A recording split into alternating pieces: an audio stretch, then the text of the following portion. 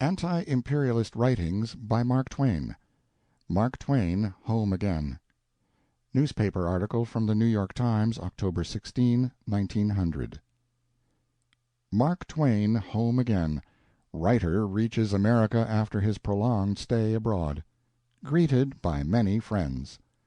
Talks freely of his travels, his experiences, and his triumphs, in the best of health. Mark Twain returned to America yesterday on the Atlantic Transport Line steamship Minnehaha. As is well known, Mark Twain registers at hotels and signs checks under the name of Samuel M. Clemens, but it was the writer and lecturer Mark Twain who attracted to the pier so many friends and associates of former days. Mr. Clemens never looked better, was in a splendid humor, and greeted his friends with the most affectionate cordiality. As soon as the author had finished with the salutations of his friends, he was surrounded by a large number of newspaper men, and asked for a story of what he had been doing during all the 9 years of his absence from his native land. "Now, that's a long story, but I suppose I must give you something, even if it is in a condensed form," he said.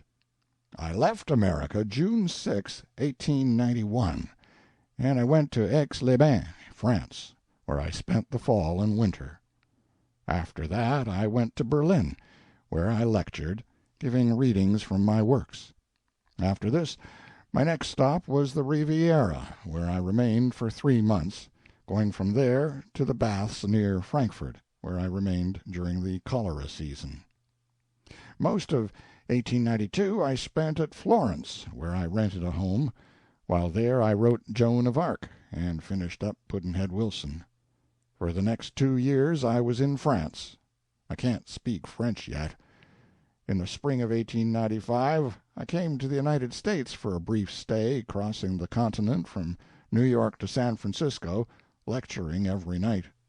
In October of that year I sailed from Vancouver for Sydney, where I lectured, or, more properly speaking, gave readings from my works to the English-speaking people.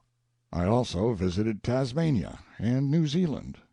This was at the time of the famous Venezuelan message of President Cleveland, and it did my heart good to see that the animosities engendered by that message did not affect the affection of a people in a strange land for me. I then proceeded to India, lecturing in Ceylon, Bombay, and Calcutta.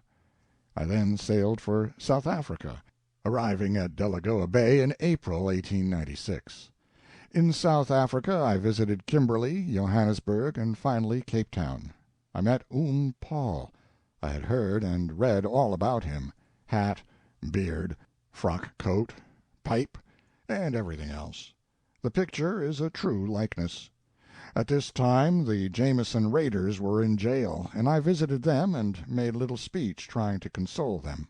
I told them of the advantages of being in jail. "This jail is as good as any other," I said, "and besides, being in jail has its advantages. A lot of great men have been in jail. If Bunyan had not been put in jail, he would never have written Pilgrim's Progress. Then the jail is responsible for Don Quixote. So you see, being in jail is not so bad, after all." Finally I told them that they ought to remember that many great men had been compelled to go through life without ever having been in jail. Some of the prisoners didn't seem to take much to the joke, while others seemed much amused. All this time my family was with me, and after a short stay at Cape Town we took a steamer for Southampton. On arriving in England we went to Guildford, where I took a furnished house, remaining 2 months, after which for 10 months our home was in London. All this time I was lecturing, reading, or working hard in other ways, writing magazine stories and doing other literary work. After London came Vienna, to which city we went in September 1898, remaining until May of the following year, in order to allow one of my daughters to take music lessons from a man who spelled his name Leschetizky. He had plenty of identification, you see, and withal seemed to be a pretty smart fellow. After Vienna, where, by the way, I had a lot of fun watching the Reichsstadt, we returned to London. in which city and Sweden we have been until our departure for home some days ago, and now I am home again, and you have got the history of a considerable part of my life. Well, everybody's glad you are back, which you know, of course. They gave you the courtesy of the port, didn't they? An intensely interested listener remarked. Yes, I wrote to Secretary Gage telling him that my baggage was on a 16,000-ton ship, which was quite large enough to accommodate all I had, which, while it consisted of a good many things, was not good enough to pay duty on, yet too good to throw away. I accordingly suggested that he write the customs people to let it in, as I thought they would be more likely to take his word than mine. How about your plans? He was asked. I am absolutely unable to speak of my plans, he replied, inasmuch as I have none, and I do not expect to lecture. At this point the question of anti-imperialism was broached, someone asking, "How are you on expansion? Are you for the President, or are you with those that style themselves anti-imperialists?" Yes, as near as I can find out, I think that I am an anti-imperialist. I was not, though, until some time ago, for when I first heard of the acquisition of the present Pacific possessions, I thought it a good thing for a country like America to release those people from a bondage of suffering and oppression that had lasted 300 years. But when I read the Paris Treaty I changed my mind. "You are going to vote for Mr. Bryan, then, are you?" was the query put to him by another bystander. No, I'm a mugwump. I don't know who I'm going to vote for. I must look over the field. Then, you know, I've been out of the country a long time. I might not be allowed to register. "You are still a citizen of the United States, are you not?" interposed a member of the party. Well, I guess I am. I've been paying taxes on this side for the last 9 years. I believe, though, a man can run for president, laughingly inquired Mr. Clemens, without a vote, can't he? If this is so, why, then I am a candidate for president. Dropping anti-imperialism, Mr. Clemens made the plea that he had been away so long that he really knew very little on the subject, as all of his information had practically been gleaned from foreign papers. Someone in the crowd asked him about his autobiography that is to be published 100 years hence. "It is true I am writing it," he said. "That's not a joke, is it?" "No, I said it seriously. That's why they take it as a joke. You know, I never told the truth in my life that someone didn't say I was lying, while, on the other hand, I never told a lie that somebody didn't take it as a fact." "Well, it's not wrong, anyway, to tell a lie sometimes, is it?" was a question someone asked in a very conciliatory way. "That's right, exactly right. If you can disseminate facts by telling the truth, why, that's the way to do it. And if you can't except by doing a little lying, well, that's all right, too, isn't it? I do it." Mr. Clemens had become very restless by this time, and the many friends surrounding him on the pier managed to rescue him from the clutches of the newspaper men, who had been firing questions at him since he first appeared on the pier. "I'll see you again. I'll be at the Earlington all the winter. I am not going to Hartford till next year." And with a pleasant nod of the head, the famous writer, accompanied by his friends, began a search for his baggage. End of Mark Twain Home Again. Recording by John Greenman.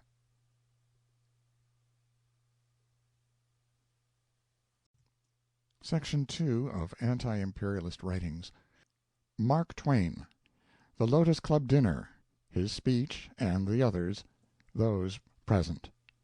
A royal welcome home was extended to Samuel Langhorne Clemens, Mark Twain, last Saturday night at the Lotus Club.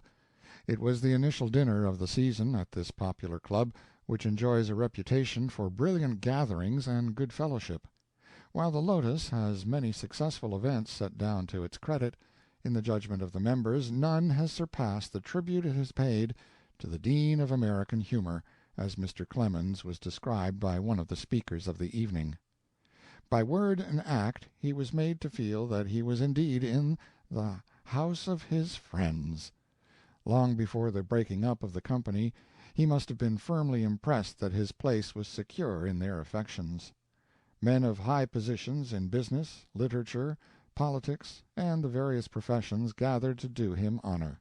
The dinner was somewhat delayed by the guest himself, who had forgotten that it was Saturday and the night of the feast. To the messenger who was sent to inquire the reason for his absence, and who found him at his hotel, he said, "I am so sorry, but I had forgotten this was Saturday. I thought it was Friday. I'll go right upstairs and dress. It won't take me 15 minutes."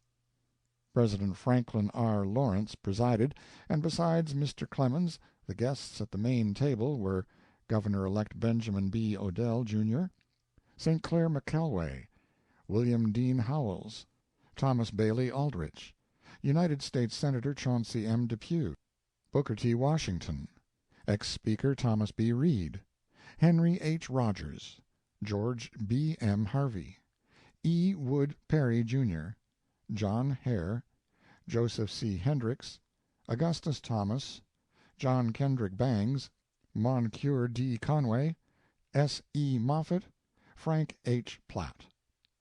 Mr. Lawrence. About 10 o'clock President Lawrence rapped for order and began the speeches of the evening in the following words: "Our Lotus Club season opens very happily, for we have just voted ourselves some years of prosperity, and Mark Twain has come home." Applause. "When in this fortunate country we want good times, we get them by popular vote. But for the presence of Mark Twain we depend upon a more uncertain caprice. 7 years ago he returned from abroad, and was entertained at dinner by this club, with the result that he went straight back to Europe, and has remained out of the United States ever since." Laughter. "It has been suggested that the club assemble in his honor regularly at similar intervals, but it is felt that after a time this would become a steady habit, and steady habits could never be made popular here. We welcome him home as one of the staunchest and truest members of the club, and we remember that he was one of those who, with the Reed and Brougham, and Florence and Bromley, and a score of kindred spirits, made the club sparkling and attractive in its early days, and laid broad and deep the foundation of all its later years of merriment and good fellowship. Our guest became a member of the club when it was only 3 years old, and now that it has seen more than 10 times that number of years, he remains faithful to its principles, or at least he would be faithful to its principles if it had any, and that amounts to the same thing." Applause and laughter. "Well, he has been away, and he has been gone a long time, and I believe he has been around the world, and what he has been doing we only know in part. He says that he has been following the equator. What a fortunate thing it is that he did not, as the climax to a somewhat revolutionary career, induce the equator to follow him. Had that occurred, the equator would probably have passed the remainder of its days in Hartford, Connecticut, or some weird or literary portion of the globe, and its reputation for constancy would have been forever blasted. Some things about him we do know. We know that while away from us he has kept up a steady stream of work, furnishing to the world an abundance both of instruction and of amusement, and increasing his old reputation as one who, while he writes in fun, yet ever thinks in earnest. We hail him, as we have done before, as a master of letters, as the pioneer in a new and original field, as the possessor of a quaint and peculiar genius which has discovered unsuspected possibilities of language and of thought, and whose works, from the earliest to the latest, from the lightest to the most serious, have always commanded the widest audience and been received the world over with unbounded applause. We hail him, too, as one who has borne great burdens with manliness and courage, who has emerged from great struggles victorious, and, in welcoming him back tonight to his old place, first taken at the Lotus board nearly 27 years ago, we greet him with all friendship and in all kindliness, and hope that his life may be happy and prosperous, whether here or abroad, through all future time." Applause. Mark Twain. When Mr. Clemens rose to speak he was cheered long and heartily. It was nearly 3 minutes before he was permitted to proceed.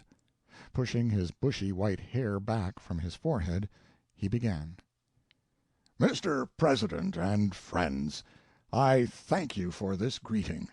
I thank you all out of my heart, for this is a fraternal welcome, a welcome too magnificent for a humble Missourian, far from his native state, but I feel at home here, as there are other Missourians seated at this table, and I am glad to see Tom Reed here too.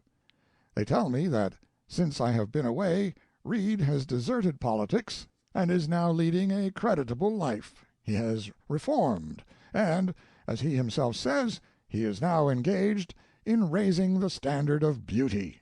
Laughter.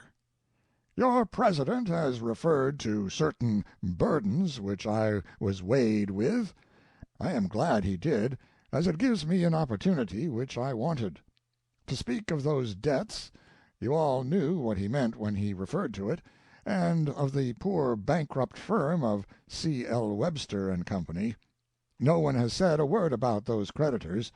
There were 96 creditors in all, and not by my finger's weight did 95 out of the 96 add to the burden of that time. They treated me well. They treated me handsomely. I never knew I owed them anything. Not a sign came from them. "Don't you worry and don't you hurry," was what they said. How I wish I could have creditors of that kind always. Laughter. Really, I recognize it as a personal loss to myself to be out of debt. I wasn't personally acquainted with 10 of them, you know. Don't you worry and don't you hurry, that phrase is written on my heart. You are always very kind in saying things about me, but you have forgotten those creditors. They were the handsomest people I ever knew. They were handsomer than I was, handsomer than Tom Reed. Cheers and laughter. How many things have happened in the 7 years I have been away from home. We have fought a righteous war, and a righteous war is a rare thing in history. We have turned aside from our own comfort and seen to it that freedom should exist not only within our own gates, but in our own neighborhood.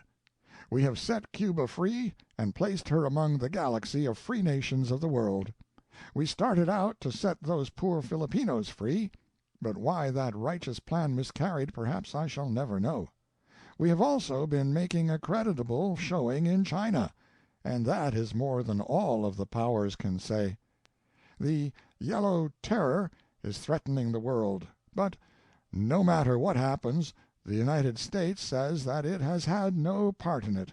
Applause. Since I have been away, we have been nursing free silver. Laughter.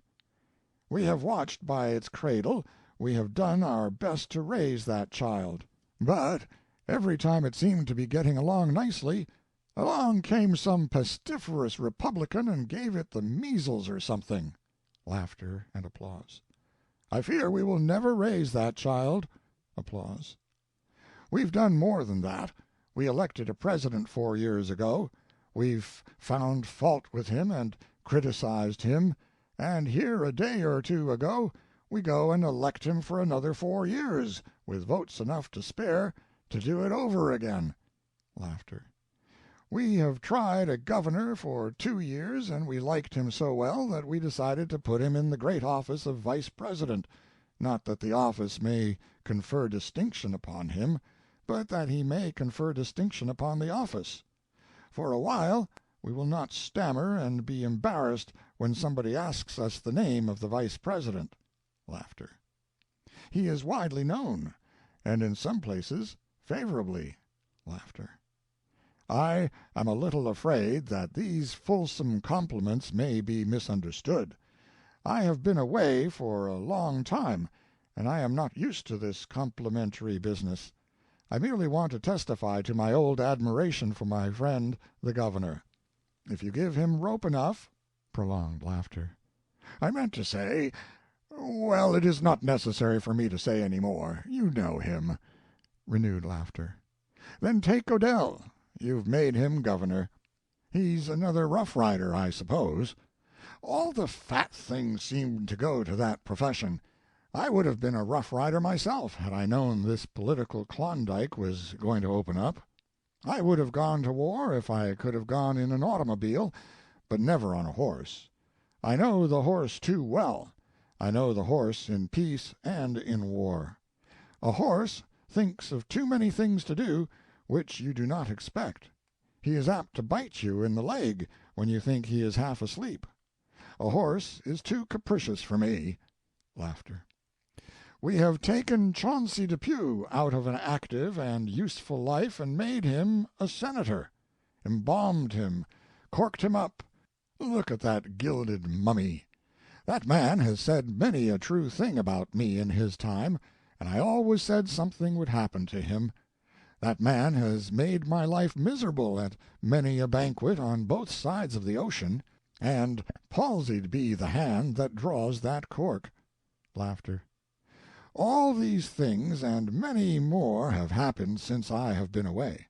It only goes to show how little a mugwump, perhaps the last of his race, is missed in this unfeeling world. I come back and find myself a party by myself. 7 years ago, when I was old and worn and down, you gave me the grip and the word which lifts a man up and makes him glad to be alive. I come back from my exile fresh and young and alive, ready to begin anew. Applause. Your welcome warms me. It makes me feel that it is a reality and not a glorious dream to vanish with the morning. Governor-elect Odell. Mr. Clemens was loudly cheered as he took his seat, and then President Lawrence called upon Governor-elect Odell, who received a hearty welcome. I was up in my home in Newburgh prepared to take a rest. Usually when I get up there I take the telephone receiver off the hook so that no one can reach me, but I neglected to do so tonight, and Riggs and Lord managed to raise me and tell me I was wanted down here at the Lotus Club. I consulted with Mrs. Odell, and she told me that while I could go to political dinners at any time, there was but one Mark Twain. So I put on my coat and caught the first train to New York, and here I am. I have known Mr. Clemens for a long time. The last time I met him was at a dinner given in London by the American Society to celebrate the anniversary of American independence, and I am glad to meet him here tonight at the Lotus board.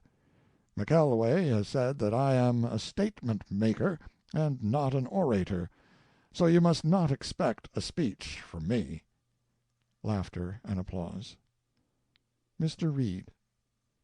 Ex-Speaker Reed was presented by President Lawrence as one who had become a New Yorker and who as yet has shown no sign of being sorry for it. The former Czar of the House of Representatives met with a warm welcome, and spoke with the drawl which is familiar to those who have heard him. I want it to be understood that I fully appreciate that this is a hopeless situation. The hopelessness of trying to meet our guest's ideas of what we ought to say about him. We can say nothing that will not seem to him absolutely inadequate. He will go home tonight and think over his invaluable services to mankind, and think how utterly inadequate the words of his friends here have been.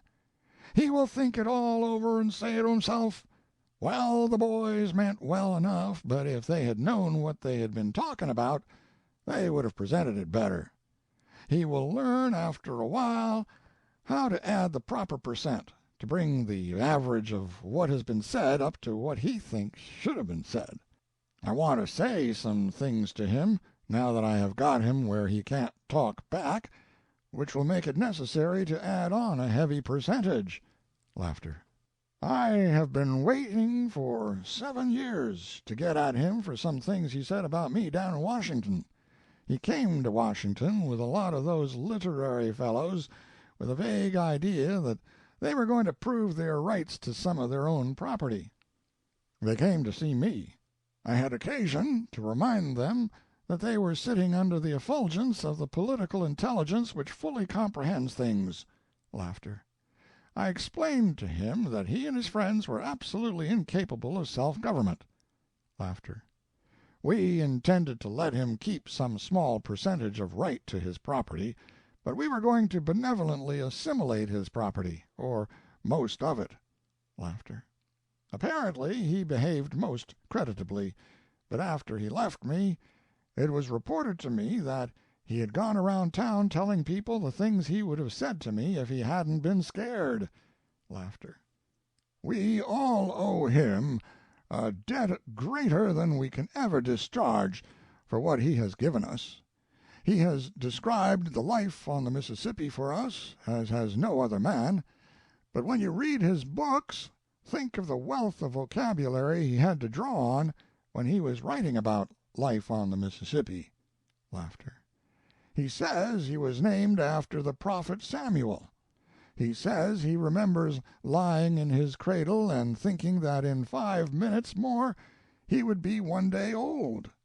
He says that he remembers his father and mother talking over a name for him. They spoke of Zerubbabel, Ebebuah, I think that would have fitted him, and Samuel. At that name he says that he arose, climbed over the edge of the cradle, and left home. As he was leaving the door, he said, "Father, I can't be named Samuel." "Why not?" asked his father. "Because Samuel had to be called by the Lord twice before he'd come." In 24 hours his father overtook him and gave him Samuel and a sound thrashing. Now I can believe that he left his cradle and left home, but I do not believe him when he says the old gentleman overtook him and gave him a thrashing. No one ever overtook him. Great laughter and applause. Mr. Howells. Mr. Lawrence then introduced William Dean Howells in these words: "It is many a long day since we had the pleasure of seeing in this club the distinguished author and friend of our guest upon whom I am now about to call. I remember that when Mr. Howells was with us last, he began by saying that he could not speak at all, and he ended by making most of the speeches of the evening. I ought perhaps to say, in explanation of that statement, that it happened that our guest that night was a distinguished Italian dramatist who spoke no English, and Mr. Howells found himself in a position of translating all the speeches as he went along.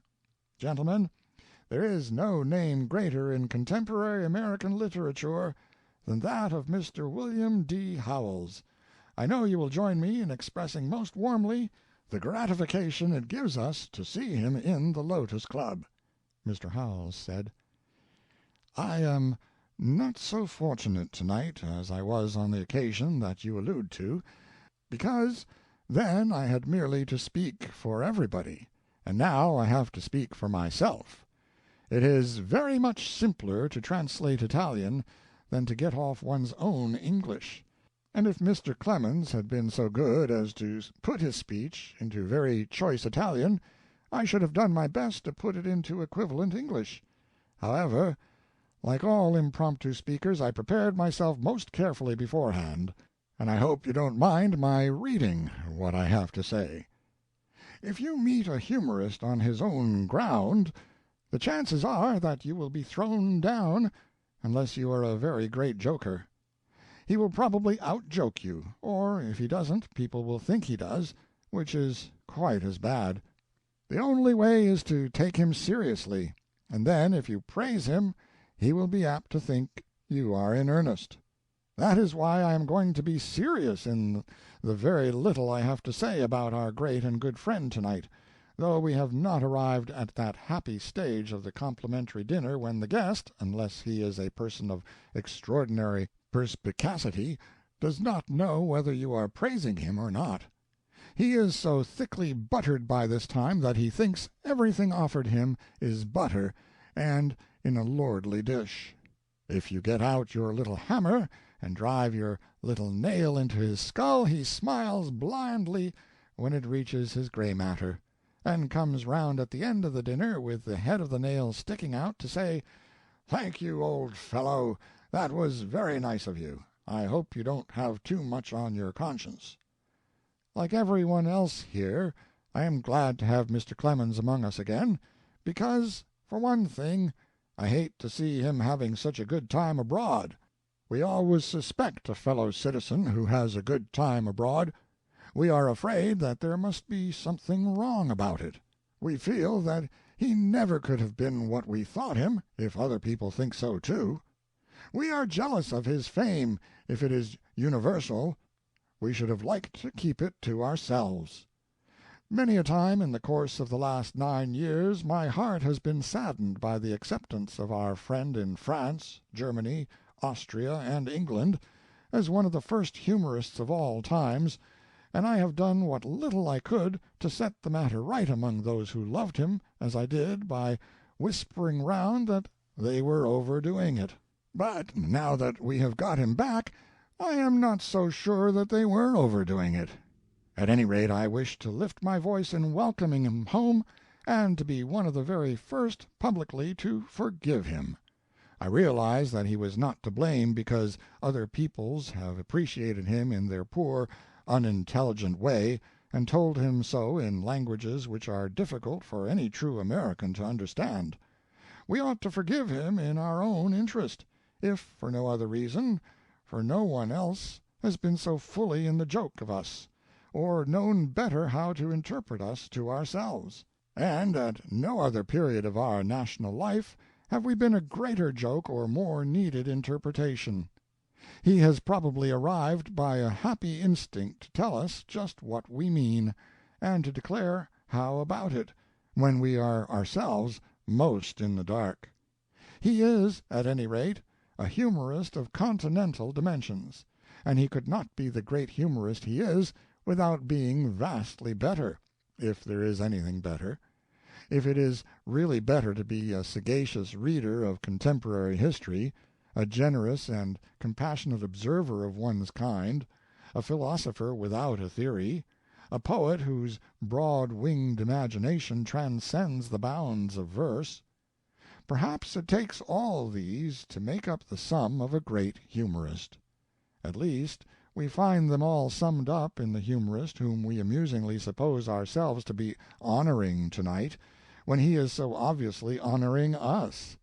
Why, in a manner, he has invented us, and has more than any other man made us the component parts of the great American joke which we all realize ourselves to be when we are serious. More than others he has discovered us to ourselves. He has determined our modern mental attitude, fixed our point of view, and he could not have done this without being vitally of the material he worked in. He has invented us. But then, we invented him, to begin with, and that is where I think we have a reason to be proud. Before us no people had a humorist with nothing cruel but everything kindly in his smile, who never laughed with the strong against the weak, or found anything droll in suffering or deformity. When we look back over our literature, and see what savage and stupid and pitiless things have passed for humor, and then open his page, we seem not only to have invented the only true humorist, but to have invented humor itself. We do not know by what mystery his talent sprang up from our soil and flowered in our air, but we know that no such talent has been known to any other, and if we set any bounds to our joy in him, it must be from the innate American modesty, not always perceptible to the alien eye, which forbids us to keep throwing bouquets at ourselves. St. Clair McKelway. St. Clair McKelway was the next speaker. He said, "Years ago we here sought to hold up Mark Twain's hands. Now we all feel like holding up our own in congratulation of him and of ourselves. Of him because his warfare is accomplished. Of ourselves because he has returned to our company. If it was a pleasure to know him then, it is a privilege and an honor to know him now.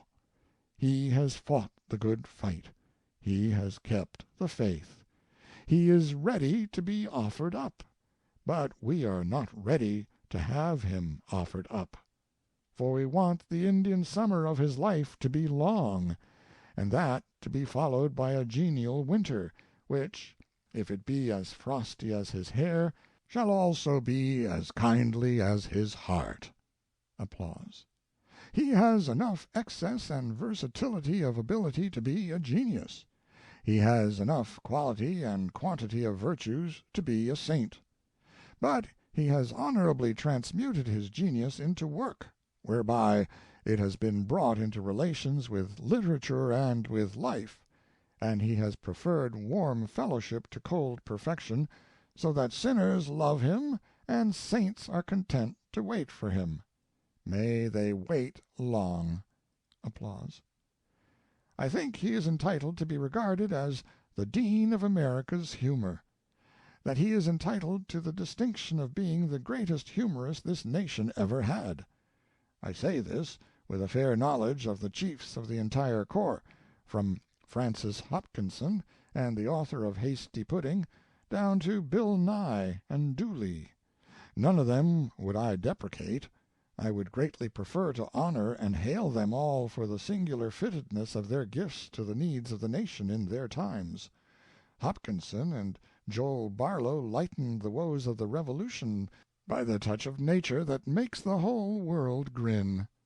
See how Smith relieved the Yankee sense of tension under the impact of Jacksonian roughness by tickling its ribs with a quill.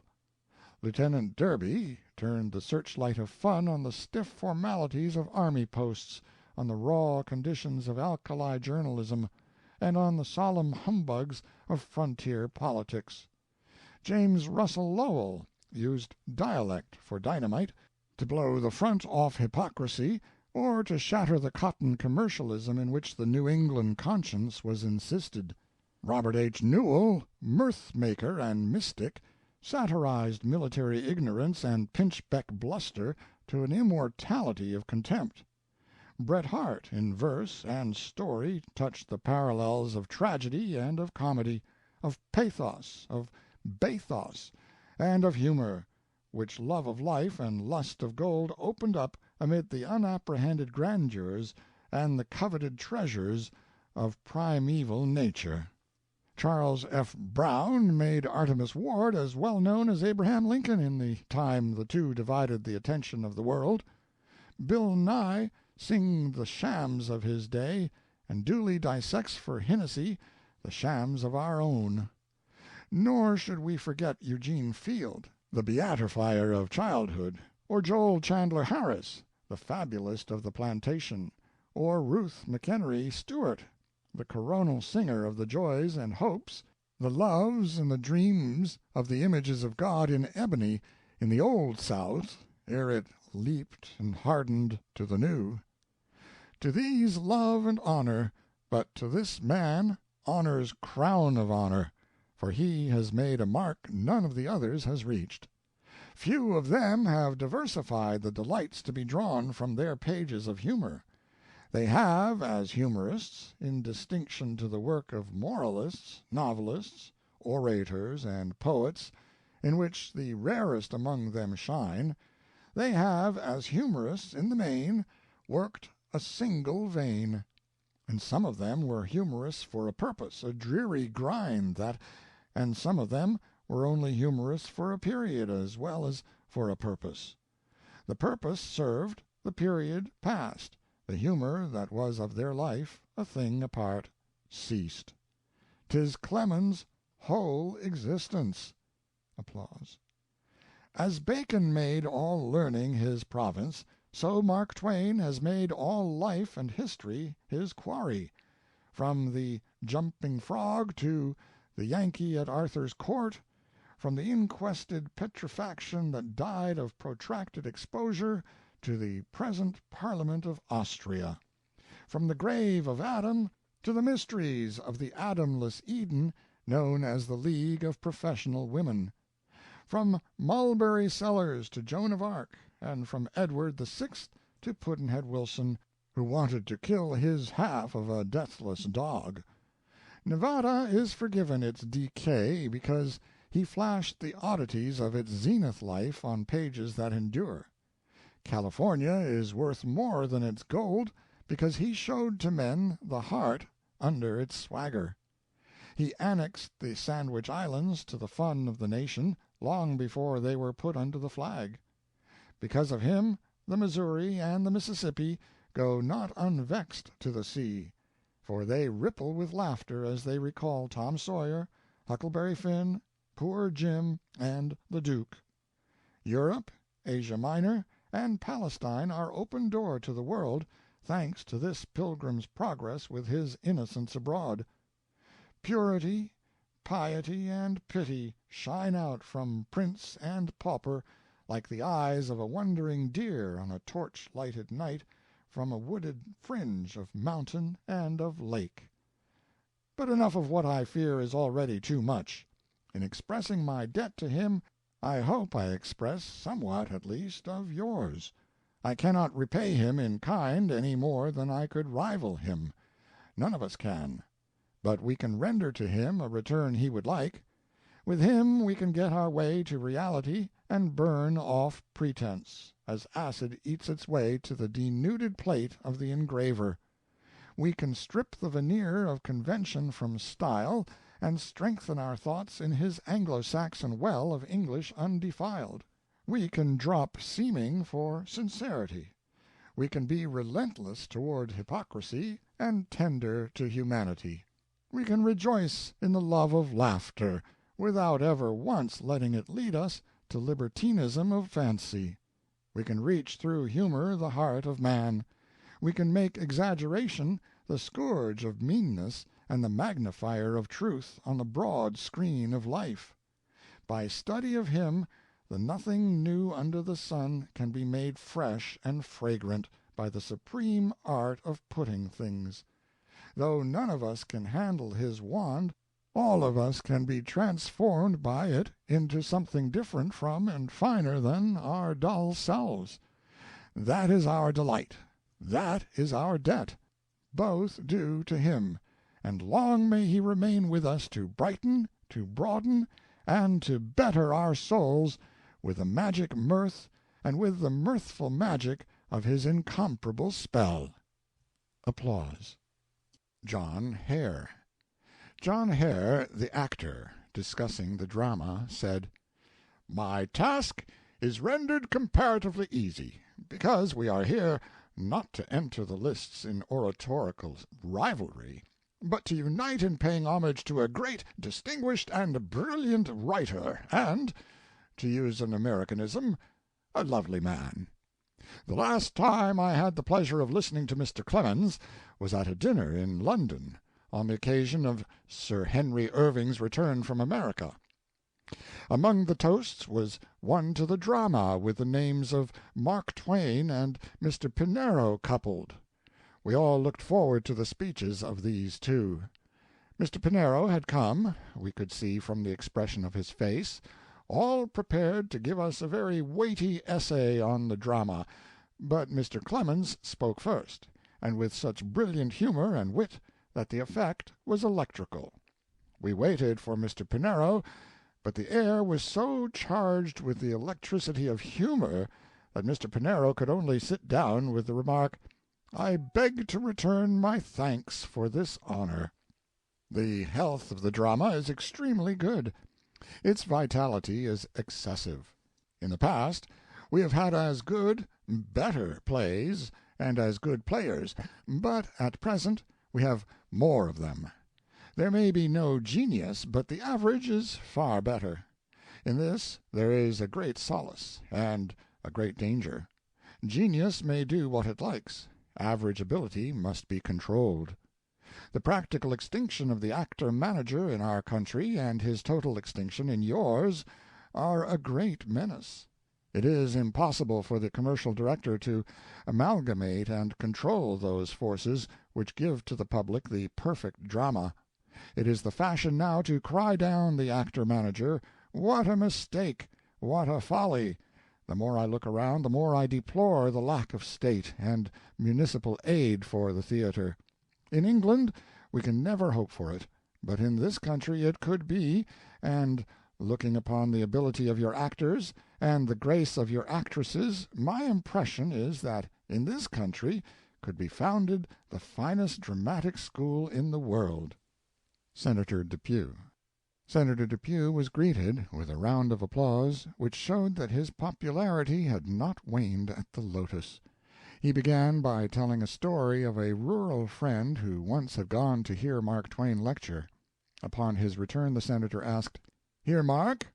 "Yes." "Was he funny?" "Yes, funny, but not damn funny." Mr. Depew then said, "I learned later that my friend had listened to a lecture by the Reverend Joseph Cook. Our friend Mark owes his distinction to that faculty so much abused in politics and business, humor. Every man who has made a success in politics has been handicapped by being a joker. I never yet met a man who had made a fortune who could tell a story or get off a joke. I never yet saw a man worth $1,000,000 at any function who didn't want to get back to the office in 5 minutes. No man can make $1,000,000 if he is funny. That's nothing against the man with the $1,000,000 or the man who makes a joke. It simply shows that there are two avenues, and some of us take one and some the other. Tonight's Evening Post had a leading article on two distinguished citizens, one of whom had recently died. The paper said, Mr. Bryan and myself. Of the late lamented Mr. Bryan, the Post said that he had lost the opportunity of being President by lowering himself in his speeches to the level of the common people, and as for Depew, no one who jokes can be President. Having followed Bryan through the canvass, I never expected to be bracketed with him, but I'm willing to have my chances of being President classed with him.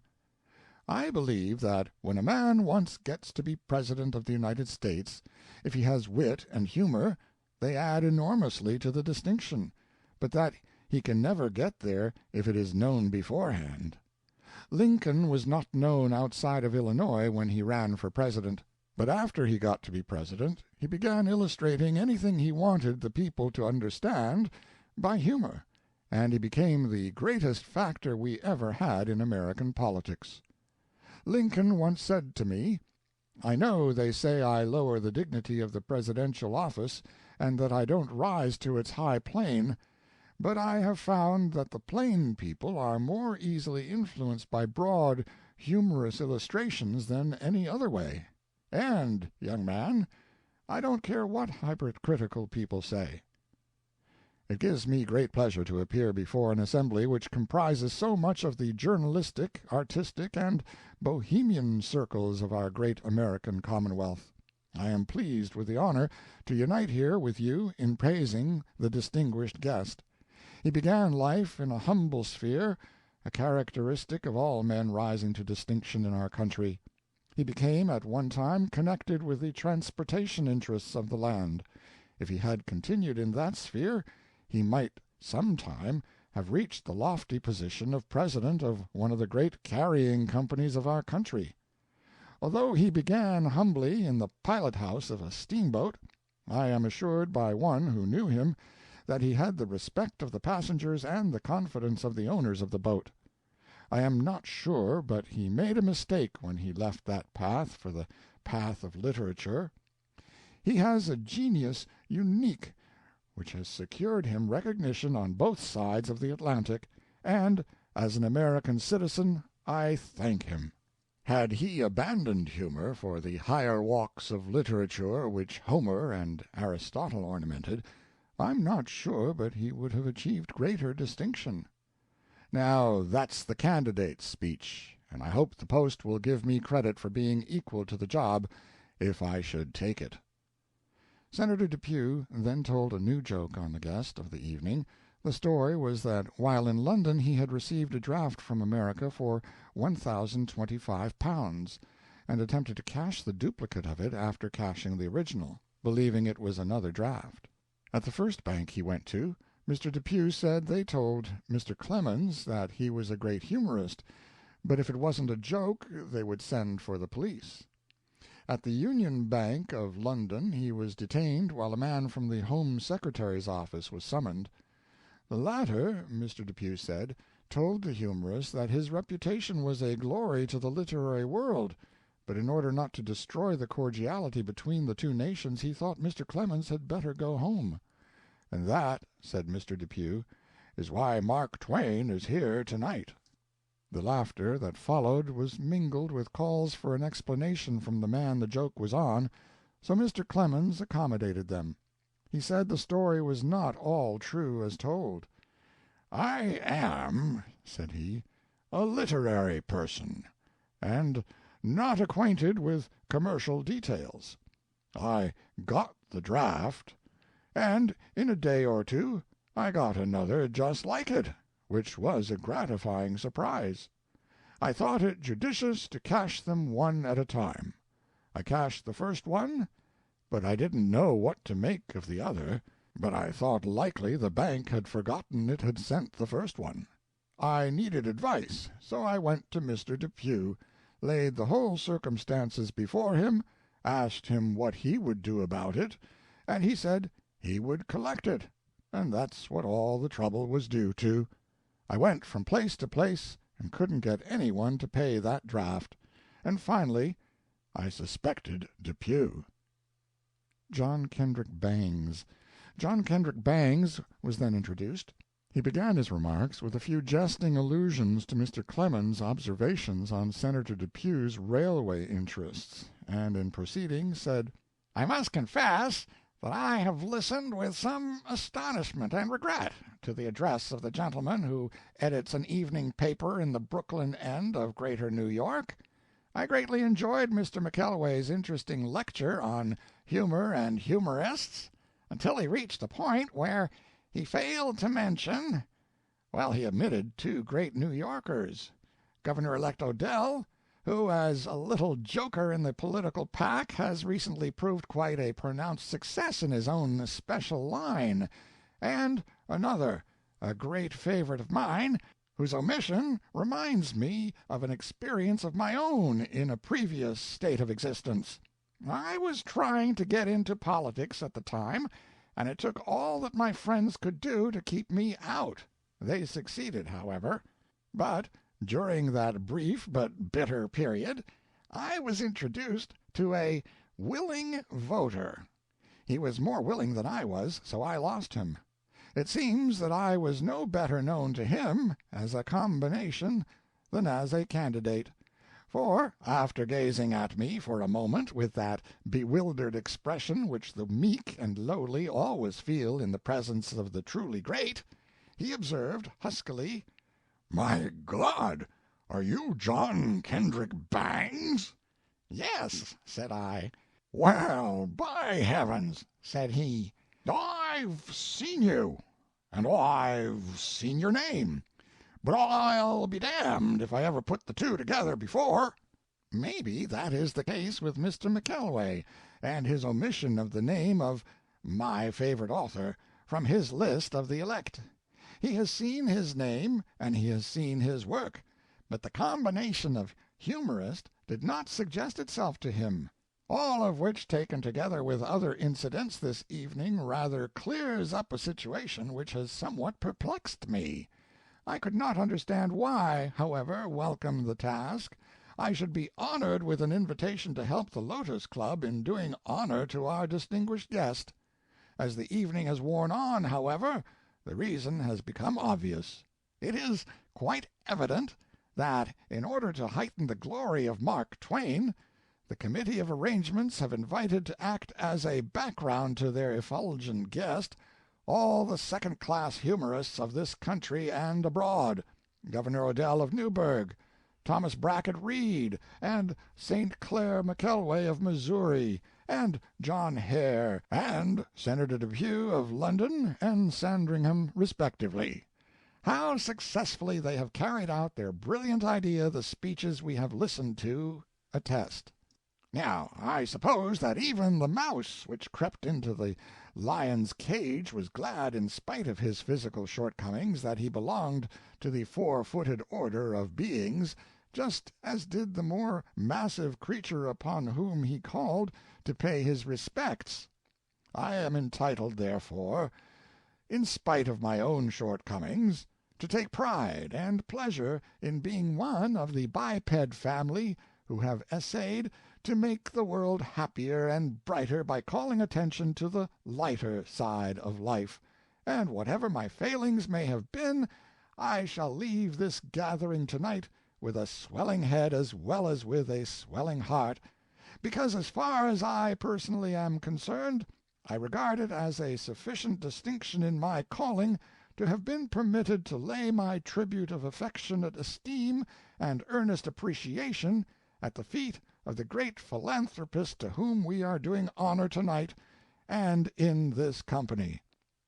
The speeches at the Lotus Club are as a rule so numerous and so long that it rarely happens that the majority of the speakers get a chance to say anything until the next morning, so I shall not detain you with any remarks of mine tonight, further than to say that the milestones along the footpath of Mark Twain, from the insignificant beginnings along the brilliant way to success which he has so persistently followed for so many years, and which has led him into and found for him there a home in the hearts of the English-speaking people everywhere, are not unlike the little guide-posts on the footpath to peace, which have been so beautifully and eloquently described by Dr. Henry Van Dyke, himself a humorist of no mean order, in his charming prose poem of that name. Dr. Van Dyke's poem is copyrighted, but I know he will forgive me if I read it in part to you in my ardent wish to do honor to the man we pay homage to tonight. It reads as follows: To be glad of life because it gives you the chance to love and to work and to play and to look up at the stars, to be satisfied with your possessions but not contented with yourself until you have made the best of them, to despise nothing in the world except falsehood and meanness, and to fear nothing except cowardice, to be governed by your admirations rather than by your disgusts, to covet nothing that is your neighbor's except his kindness of heart and gentleness of manners, to think seldom of your enemies and often of your friends, and to spend as much time as you can, with body and with spirit, in God's out-of-doors. These are little guideposts on the footpath to peace. It seems to me, Mr. President, that it is because that in and between every line he has written, the sweet underlying principles of the creed of peace, as set forth by Dr. Van Dyke, have shone conspicuously forth. Mark Twain is regarded by most of us as a gift of a divine providence. His work is full of the gladness of life. It is full of incentive to love and to work. It is full of play.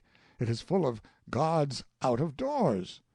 The humorist has been satisfied with his possessions, but it is apparent that he has not been contented with himself until he has made the best of them.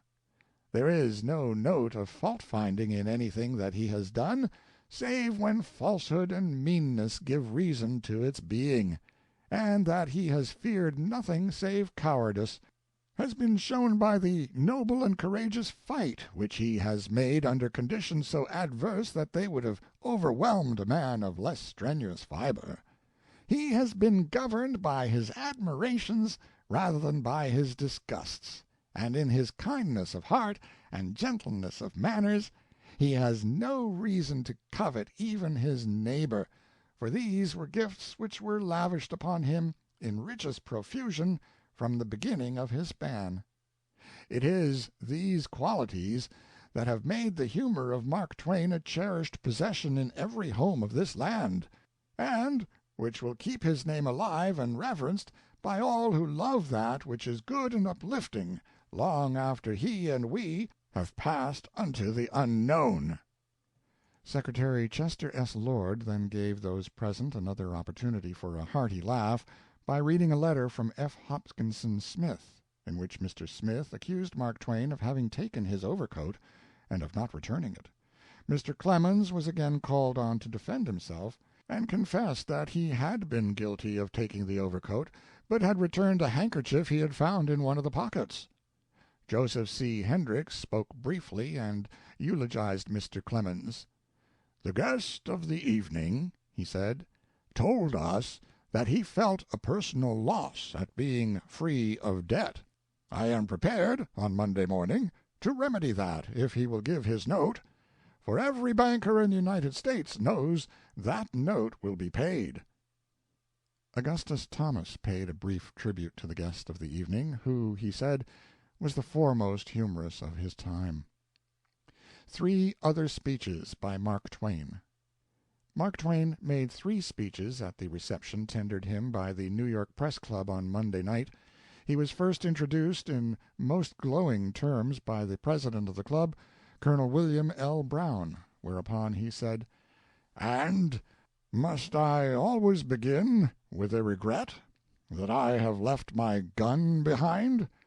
I've said so many times that if a gentleman introduced me with compliments and then sat down, I'd use a gun. But as I haven't the gun, I am going to give this chairman of yours a dose of his own medicine. Gentlemen, you behold before you an old man. His features would deceive one. Apparently he is hardened, a person dead to all honest impulses. On these features are the marks of an unimaginable crime. And yet the features belie themselves. Instead of having led a life of crime, as his face indicates, he began in a Sunday school, and will end there. He has always led an exemplary life, one of those lives that make you think of all the long words in the vocabulary that suggest virtue which he appears to have, but has not. His public history has been merely a deception, milestoned every now and then by misdemeanors, but these misdemeanors were only the effervescences of a great nature, the accidents of a great career. He really has all the virtues known, and he practices them secretly. Gentlemen, you know him too well for me to further prolong this introduction." Mr. Clemens sat down, and the victim of his joke said a few words to turn the tables on him, in which, needless to say, the victim was unsuccessful. Then Joseph I. C. Clark took the floor and told how Mr. Twain had discovered that the foundation of all humor in life was seriousness. He found that all fun comes from tears, and so he has been making fun of the American people for the last 150 years, maybe longer. Why, this Mark Twain once made a Scotchman laugh. Mr. Clark closed his talk with a story of how the humorist drew, just after the Franco-Prussian War, a map of Paris, showing the position that the German army had occupied by the picture of a depleted brewery. Then Mr. Twain got up again and said, "I rise this time without invitation, in order to defend myself." "You need it, interrupted Colonel Brown. "Yes," Mr. Twain went on, "and there are others here older than I that need it more. What I was going to say was this: I don't mind slanders and that sort of thing. The facts are what I object to. I don't want anybody to know my true history, and I appeal to you journalists to keep it from getting abroad. When you live as long as I have, you'll find out that the world knows you much more favorably than you know yourself. I tell you, when you wake up in the morning feeling bad and thinking yourself a pretty low-down kind of a creature, it is not on account of what the world thinks of the slanders of other people, but on account of some infamous deed you have committed, and which nobody but yourself knows anything about. Now, the things that those Westerners said about me were all slanders. There was no truth in them. The true things that I did in that region they didn't know, so they couldn't tell them. If they could, they would have put me in a hole. I have not been an alleged humorist. I have been a wise man, a Solomon. I have kept secret the things I have done. But it is no wonder that those people told slanderous tales about me. I would have done the same thing for another man. Mr. Clark is right in saying that the foundation of humor is seriousness, gravity. Contrast is what brings out humor.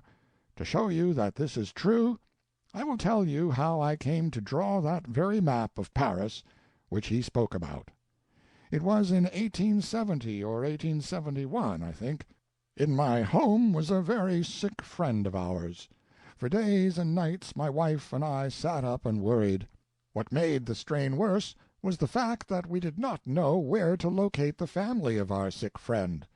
In vain we made inquiries to discover what was their post office, so that we might reach them by wire. It was no use, and the strain continued for 3 long weeks. At the end of that time I was completely worn out, exhausted, miserable. Then came the reaction.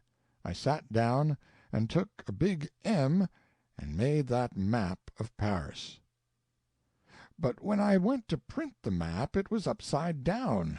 I had forgotten that the cut of a map had to be made reversely in order to have the map look right on paper. The thing that I printed didn't look any more like Paris than like New York. It was a sight to behold. But it was published, nevertheless, and some people said it was very humorous.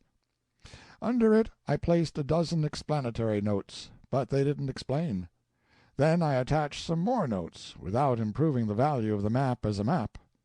But folks said it was funny.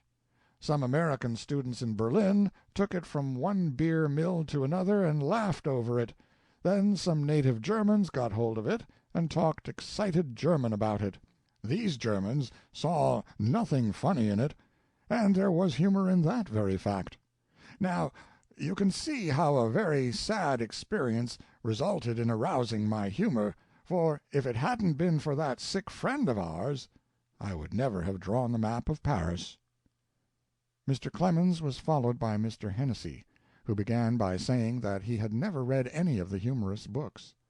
Then John W. Keller said he had read all those books and declared that newspaper men had no greater source of inspiration than the writings of Mark Twain. Mr. Clemens followed with his good-night talk. He said, "I want to say good night. Times have changed, you know.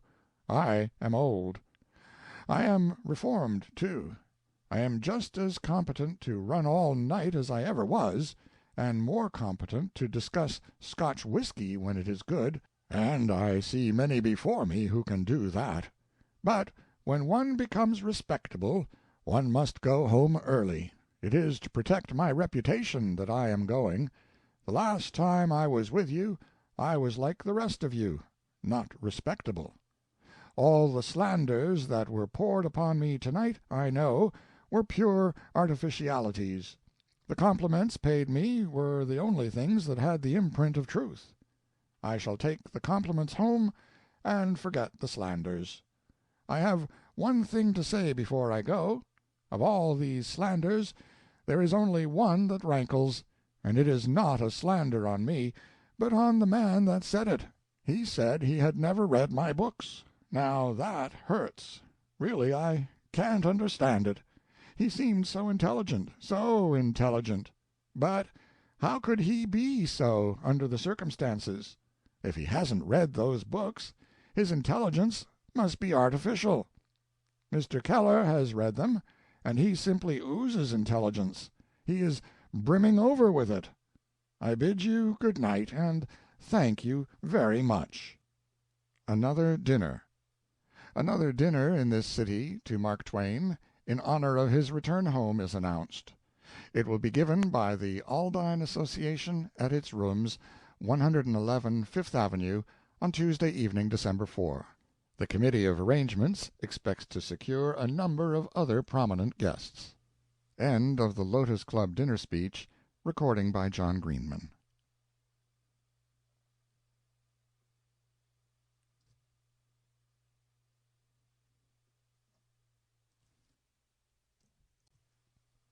Section 03 of Anti-imperialist Writings.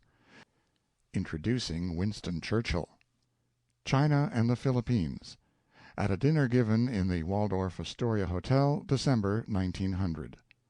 Winston Spencer Churchill was introduced by Mr. Clemens. For years I've been a self-appointed missionary to bring about the union of America and the motherland.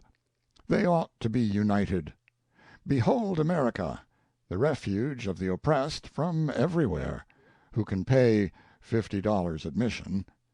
Anyone except a Chinaman, standing up for human rights everywhere, even helping China let people in free when she wants to collect $50 upon them. And how unselfishly England has wrought for the open door for all, and how piously America has wrought for that open door in all cases where it was not her own. Yes, as a missionary I've sung my songs of praise, and yet I think that England sinned when she got herself into a war in South Africa which she could not have avoided, just as we sinned in getting into a similar war in the Philippines. Mr. Churchill, by his father, is an Englishman. By his mother he is an American. No doubt a blend that makes the perfect man. England and America. Yes, we are kin. And now that we are also kin in sin, there is nothing more to be desired. The harmony is complete, the blend is perfect. End of Introducing Winston Churchill. Recording by John Greenman.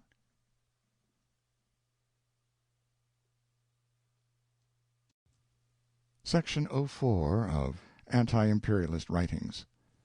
A Salutation Speech from the 19th Century to the 20th. Taken down in shorthand by Mark Twain. A greeting from the 19th to the 20th century. I bring you the stately matron named Christendom, returning, bedraggled, besmirched, and dishonored from pirate raids in Kiautschou, Manchuria, South Africa, and the Philippines, with her soul full of meanness, her pocket full of boodle, and her mouth full of pious hypocrisies.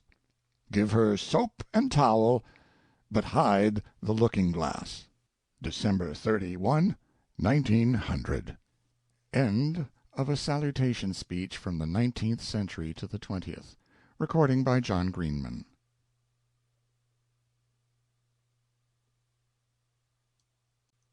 Section 05 of Anti-imperialist Writings. Letter to Reverend Joseph H. Twitchell, dated 29 January, 1901. The letter which follows is a fair sample of Mark Twain's private violence on a subject which, in public print, he could only treat effectively by preserving his good humor. When he found it necessary to boil over, as he did now and then, for relief he always found a willing audience in Twitchell. The mention of his private philosophy refers to What is Man?, privately published in 1906, reissued by his publishers in 1916. To Reverend J. H. Twitchell, in Hartford, 14 West 10th, January 29, '01. Dear Joe, I'm not expecting anything but kicks for scoffing, and am expecting a diminution of my bread and butter by it, but if Livy will let me I will have my say. This nation is like all the others that have been spewed upon the earth, ready to shout for any cause that will tickle its vanity or fill its pocket. What a hell of a heaven it will be when they get all these hypocrites assembled there! I can't understand it. You are a public guide and teacher, Joe, and are under a heavy responsibility to men, young and old. If you teach your people, as you teach me, to hide their opinions when they believe the flag is being abused and dishonored, lest the utterance do them and a publisher a damage, how do you answer for it to your conscience? You are sorry for me. In the fair way of give and take, I am willing to be a little sorry for you. However, I seem to be going counter to my own private philosophy, which Livy won't allow me to publish, because it would destroy me.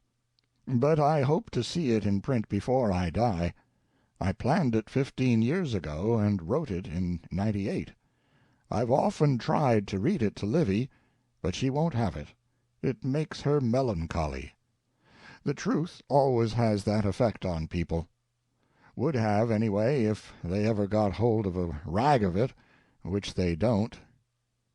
You are supposing that I am supposing that I am moved by a large patriotism, and that I am distressed because our President has blundered up to his neck in the Philippine mess, and that I am grieved because this great ignorant nation, which doesn't know even the ABC facts of the Philippine episode, is in disgrace before the sarcastic world. Drop that idea. I care nothing for the rest. I am only distressed and troubled because I am befouled by these things. That is all. When I search myself away down deep, I find this out. Whatever a man feels or thinks or does, there is never any but one reason for it, and that is a selfish one. At great inconvenience and expense of precious time, I went to the chief synagogue the other night, and talked in the interest of a charity school of poor Jew girls. I know, to the finest shades, the selfish ends that moved me, but no one else suspects. I could give you the details if I had time. You would perceive how true they are. I've written another article. You better hurry down and help Livy squelch it.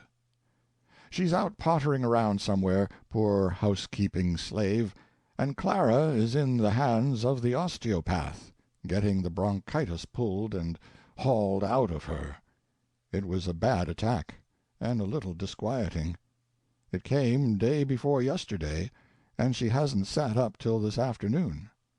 She is getting along satisfactorily now. Lots of love to you all, Mark. End of letter to Reverend Joseph H. Twitchell, dated 29 January, 1901. Recording by John Greenman.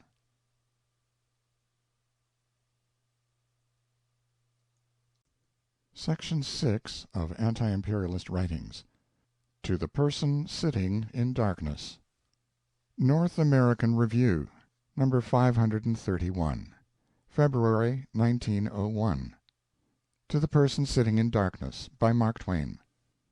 Christmas will dawn in the United States over a people full of hope and aspiration and good cheer.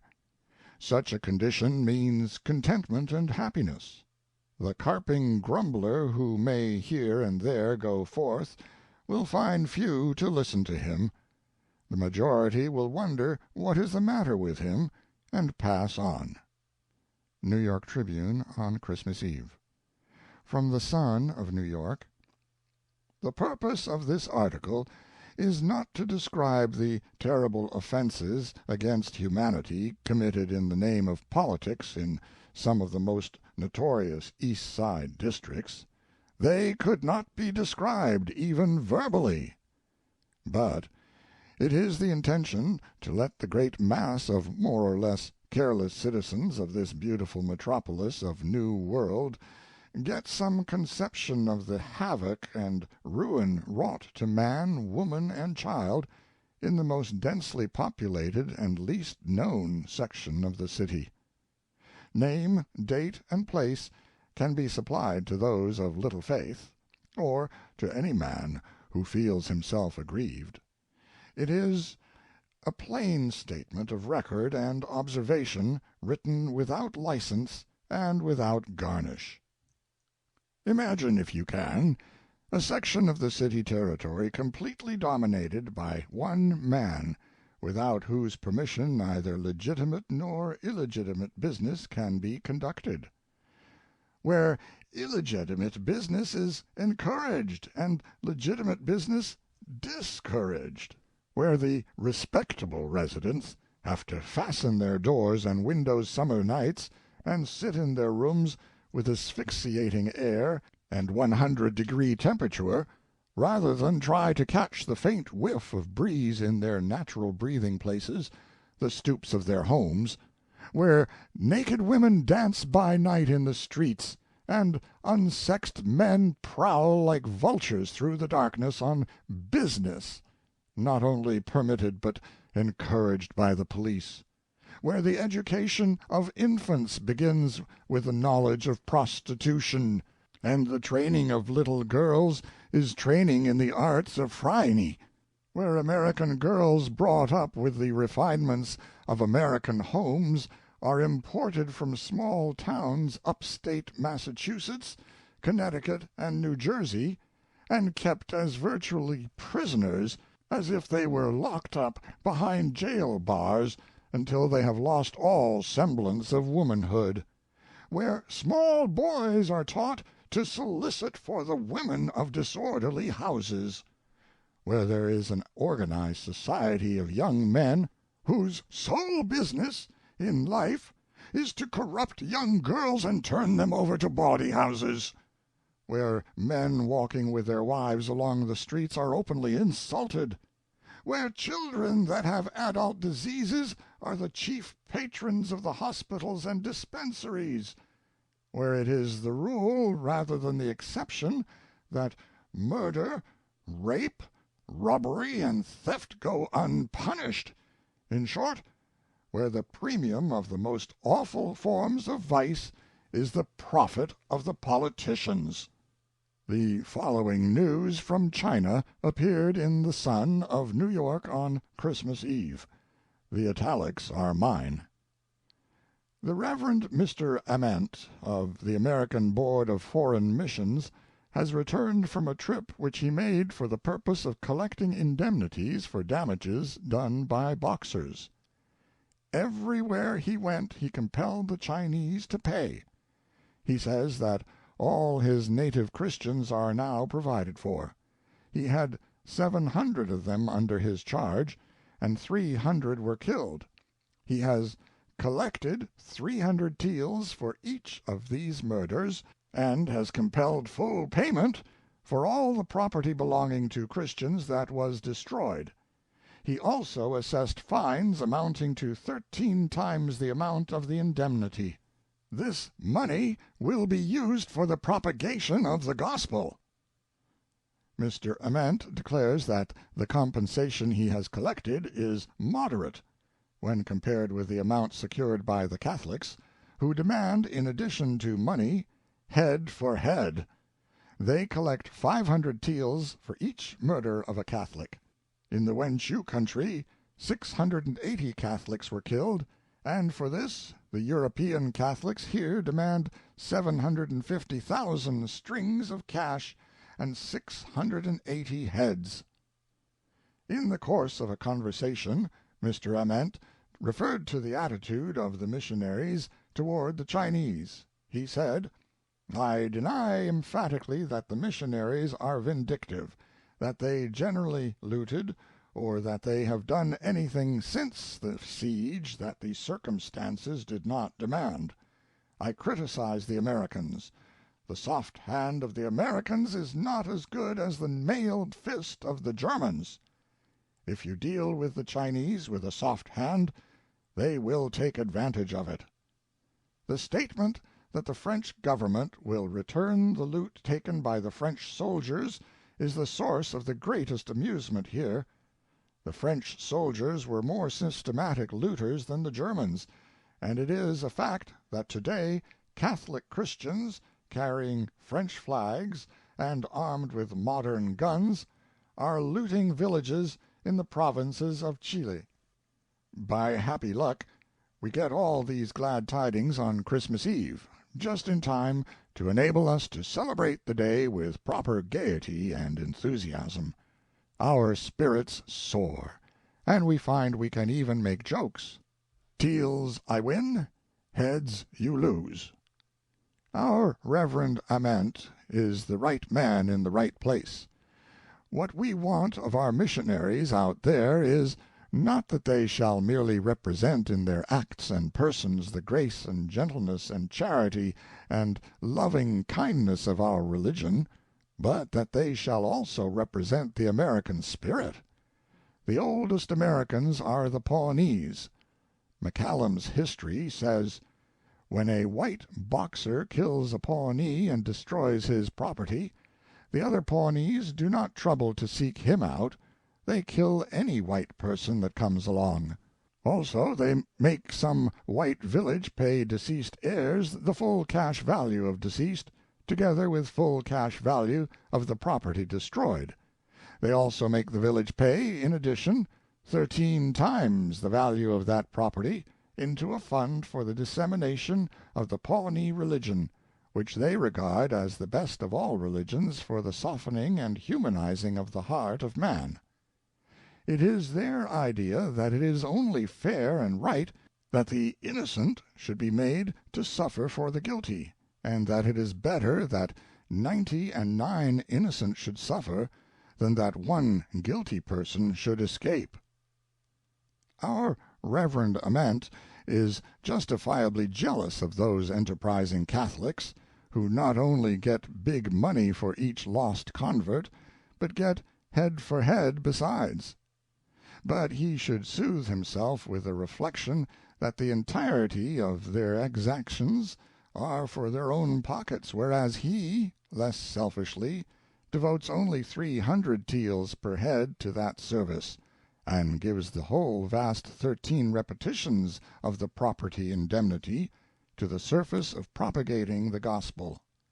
His magnanimity has won him the approval of his nation, and will get him a monument. Let him be content with these rewards. We all hold him dear for manfully defending his fellow missionaries from exaggerated charges which were beginning to distress us, but which his testimony has so considerably modified that we can now contemplate them without noticeable pain. For now we know that, even before the siege, the missionaries were not generally out looting, and that since the siege they have acted quite handsomely, except when circumstances crowded them. I am arranging for the monument. Subscriptions for it can be sent to the American Board. Designs for it can be sent to me. Designs must allegorically set forth the 13 reduplications of the indemnity, and the object for which they were exacted. As ornaments, the designs must exhibit 680 heads, so disposed as to give a pleasing and pretty effect. For the Catholics have done nicely, and are entitled to notice in the monument. Mottos may be suggested, if any shall be discovered that will satisfactorily cover the ground. Mr. Ament's financial feat of squeezing a 13-fold indemnity out of the pauper peasants to square other people's offenses, thus condemning them and their women and innocent little children to inevitable starvation and lingering death, in order that the blood money so acquired might be used for the propagation of the gospel, does not flutter my serenity. Although the act and the words, taken together, concrete a blasphemy so hideous and so colossal that, without doubt, its mate is not findable in the history of this or of any other age. Yet if a layman had done that thing and justified it with those words, I should have shuddered, I know. Or if I had done the thing and said the words myself. However, the thought is unthinkable, irreverent as some imperfectly informed people think me. Sometimes an ordained minister sets out to be blasphemous. When this happens, the layman is out of the running. He stands no chance. We have Mr. Ament's impassioned assurance that the missionaries are not vindictive. Let us hope and pray that they will never become so, but will remain in the almost morbidly fair and just and gentle temper which is affording so much satisfaction to their brother and champion today. The following is from the New York Tribune of Christmas Eve. It comes from that journal's Tokyo correspondent. It has a strange and impudent sound, but the Japanese are but partially civilized as yet. When they become wholly civilized, they will not talk so. The missionary question, of course, occupies a foremost place in the discussion. It is now felt as essential that the Western powers take cognizance of the sentiment here that religious invasions of Oriental countries by powerful Western organizations are tantamount to filibustering expeditions, and should not only be discountenanced, but that stern measures should be adopted for their suppression. The feeling here is that the missionary organizations constitute a constant menace to peaceful international relations. Shall we?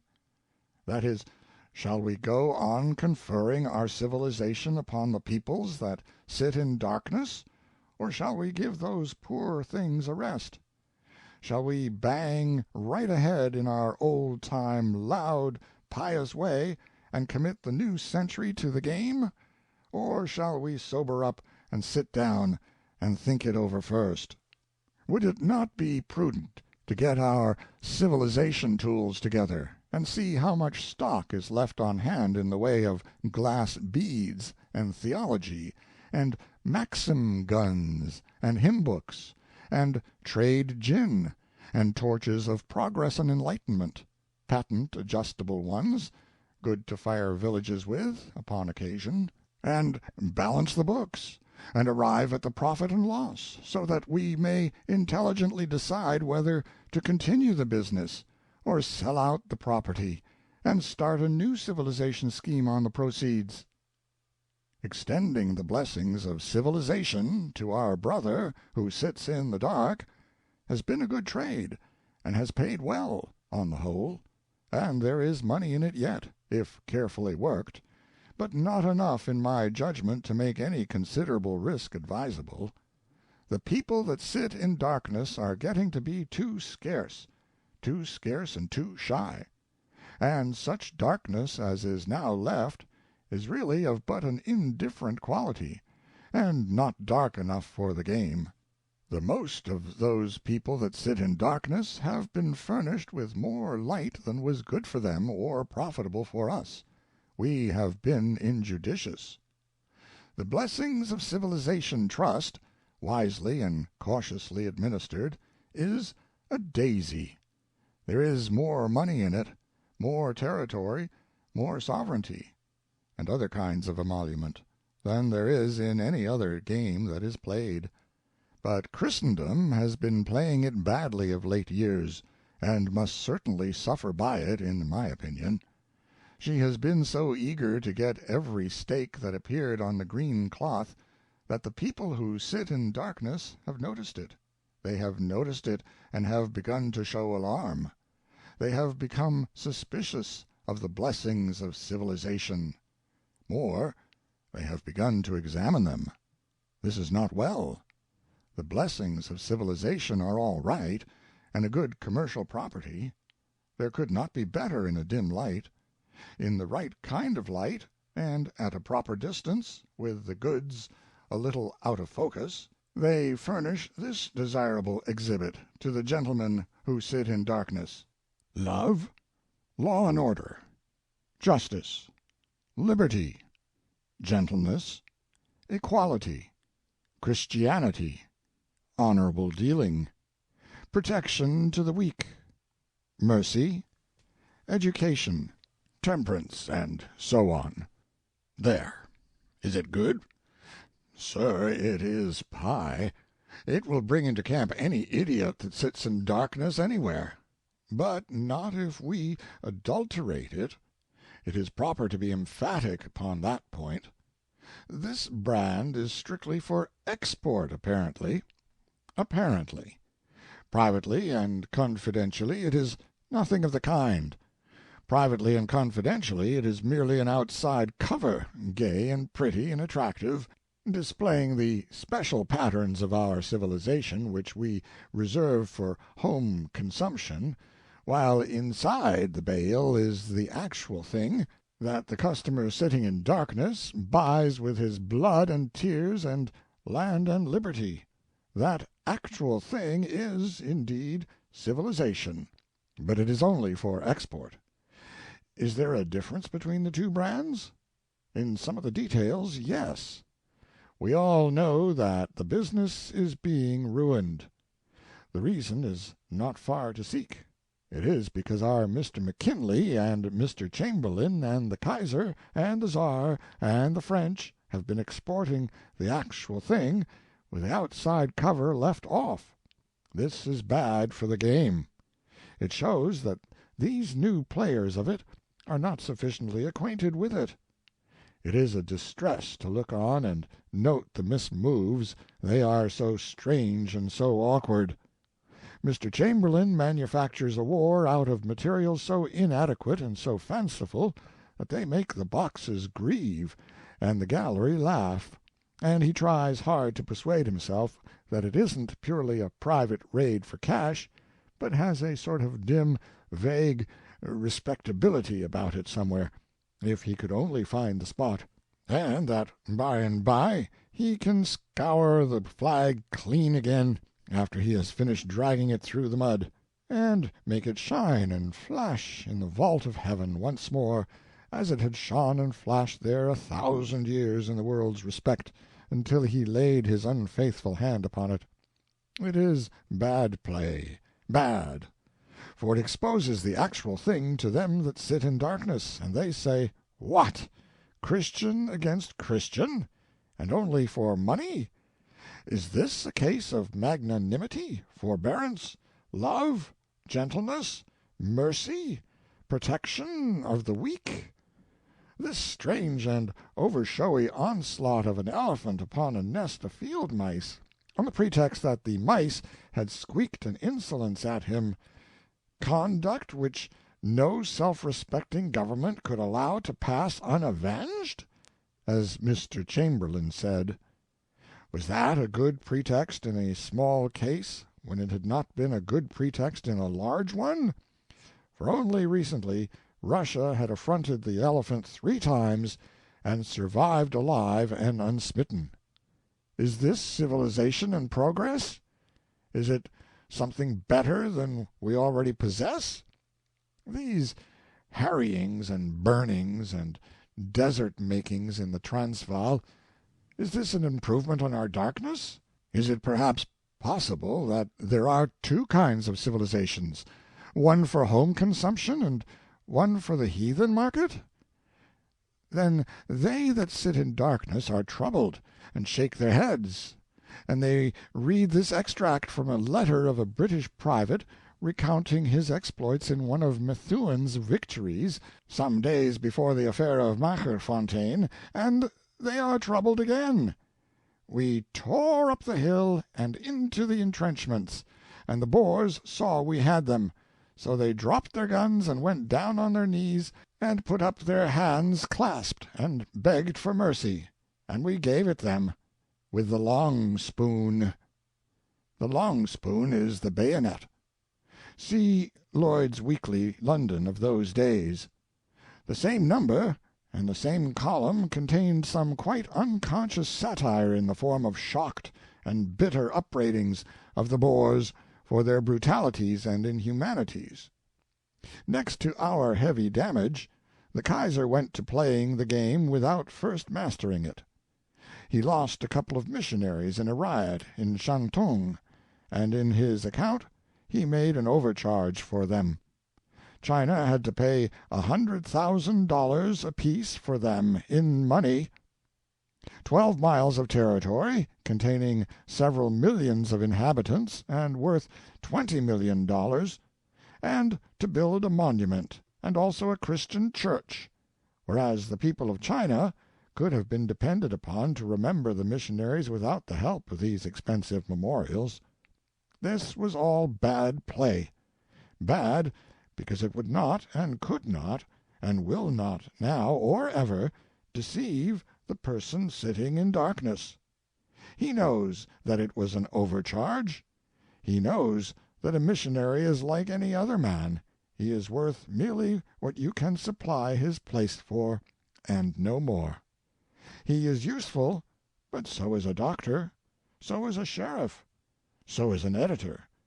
But a just emperor does not charge war prices for such. A diligent, intelligent, but obscure missionary and a diligent, intelligent country editor are worth much, and we know it, but they are not worth the earth. We esteem such an editor, and we are sorry to see him go. But when he goes, we should consider 12 miles of territory and a church and a fortune overcompensation for his loss. I mean, if he was a Chinese editor, and we had to settle for him. It is no proper figure for an editor or a missionary. One can get shop-worn kings for less. It was bad play on the Kaiser's part. It got this property, true, but it produced the Chinese revolt, the indignant uprising of China's traduced patriots, the Boxers. The results have been expensive to Germany and to the other disseminators of progress and the blessings of civilization. The Kaiser's claim was paid, yet it was bad play, for it could not fail to have an evil effect upon persons sitting in darkness in China. They would muse upon the event, and be likely to say, "Civilization is gracious and beautiful, for such is its reputation, but can we afford it? There are rich Chinamen, perhaps they could afford it. But this tax is not laid upon them, it is laid upon the peasants of Shantung. It is they that must pay this mighty sum, and their wages are but 4 cents a day. Is this a better civilization than ours, and holier, and higher, and nobler? Is not this rapacity?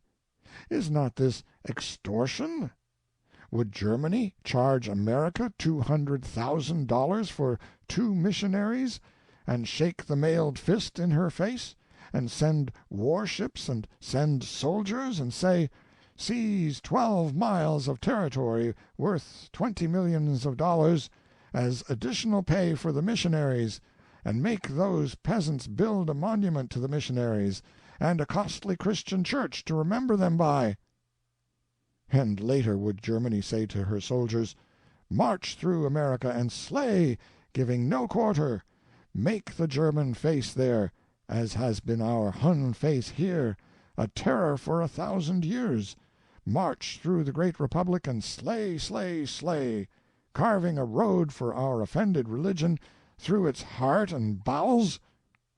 Would Germany do like this to America, to England, to France, to Russia?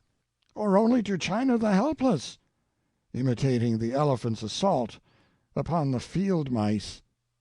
Had we better invest in this civilization which called Napoleon a buccaneer for carrying off Venice's bronze horses, but which steals our ancient astronomical instruments from our walls and goes looting like common bandits, that is, all the alien soldiers except America's, and, Americans again excepted, storms frightened villages, and cables the result to glad journals at home every day?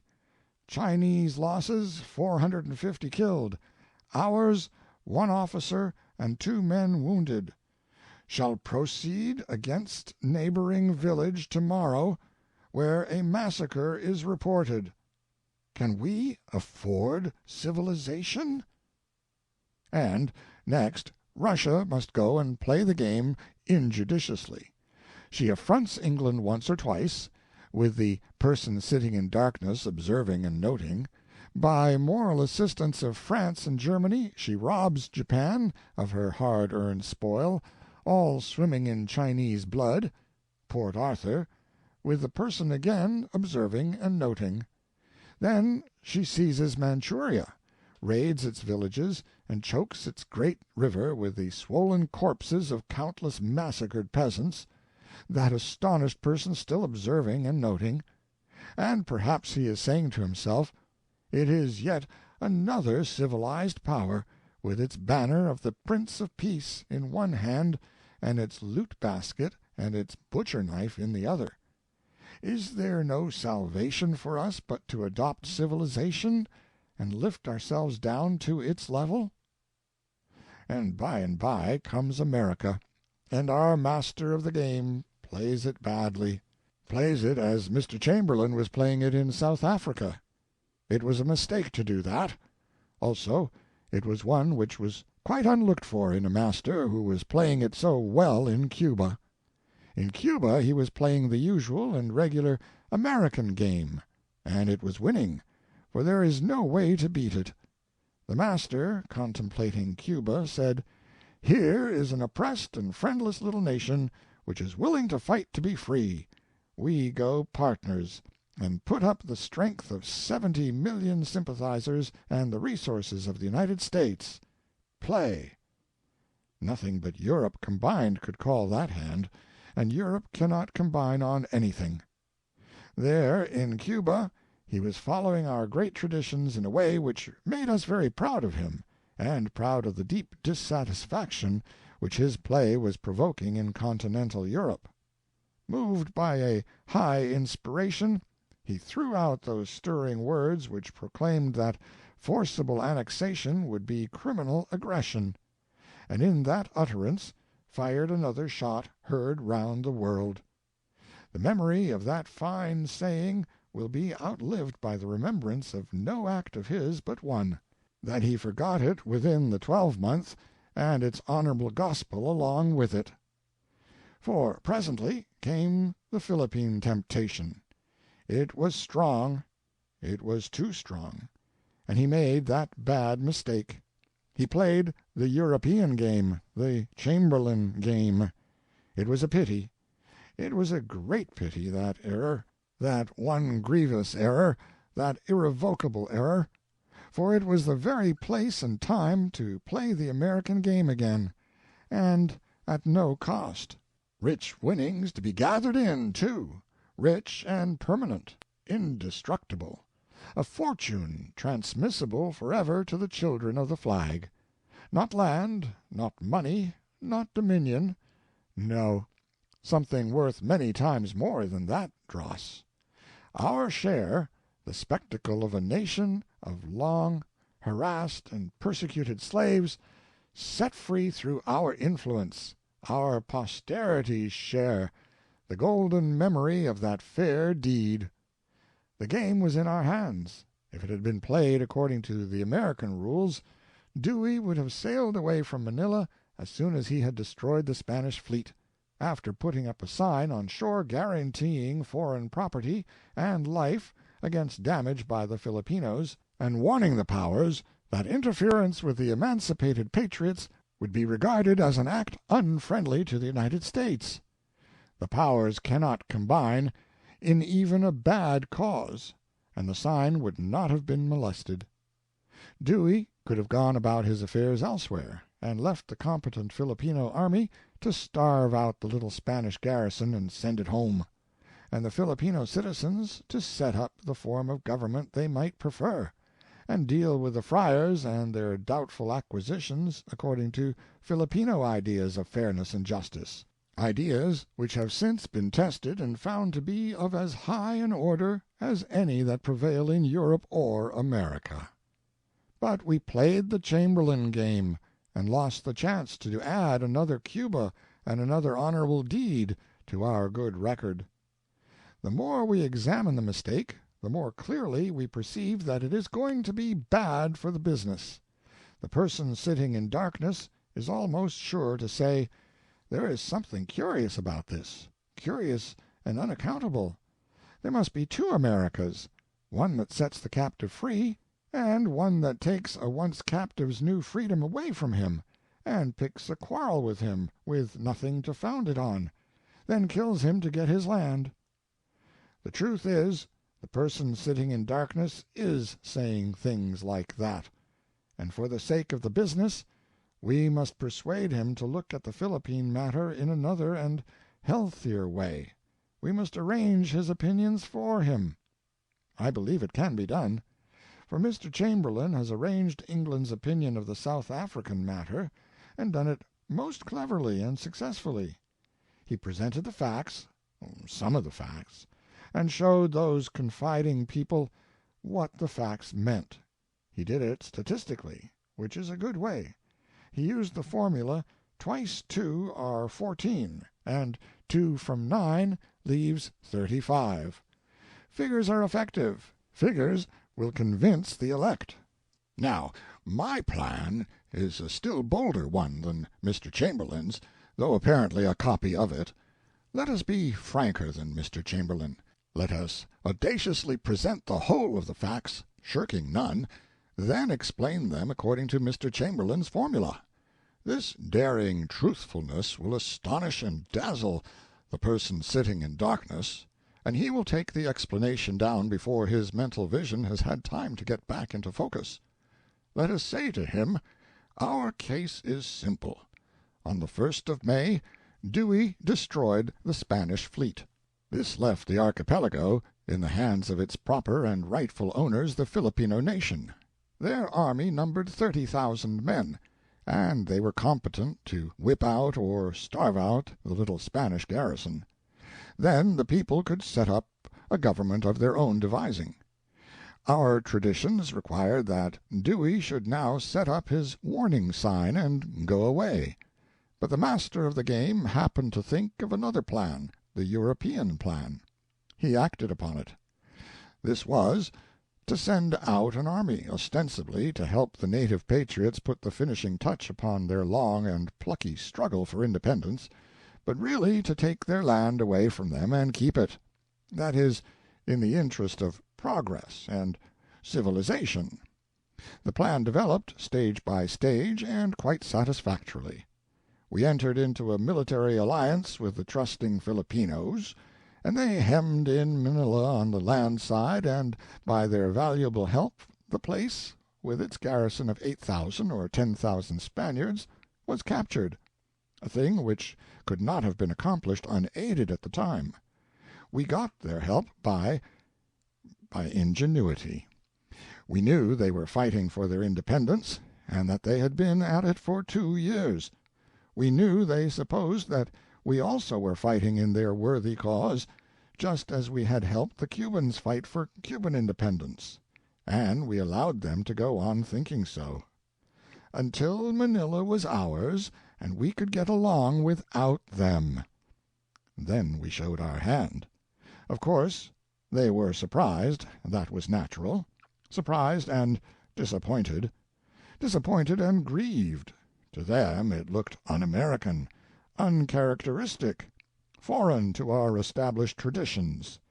And this was natural, too, for we were only playing the American game in public. In private, it was the European. It was neatly done, very neatly, and it bewildered them. They could not understand it, for we had been so friendly, so affectionate even, with those simple-minded patriots. We our own selves had brought back out of exile their leader, their hero, their hope, their Washington, Aguinaldo, brought him in a warship, in high honor, under the sacred shelter and hospitality of the flag, brought him back and restored him to his people, and got their moving and eloquent gratitude for it. Yes, we had been so friendly to them, and had heartened them up in so many ways.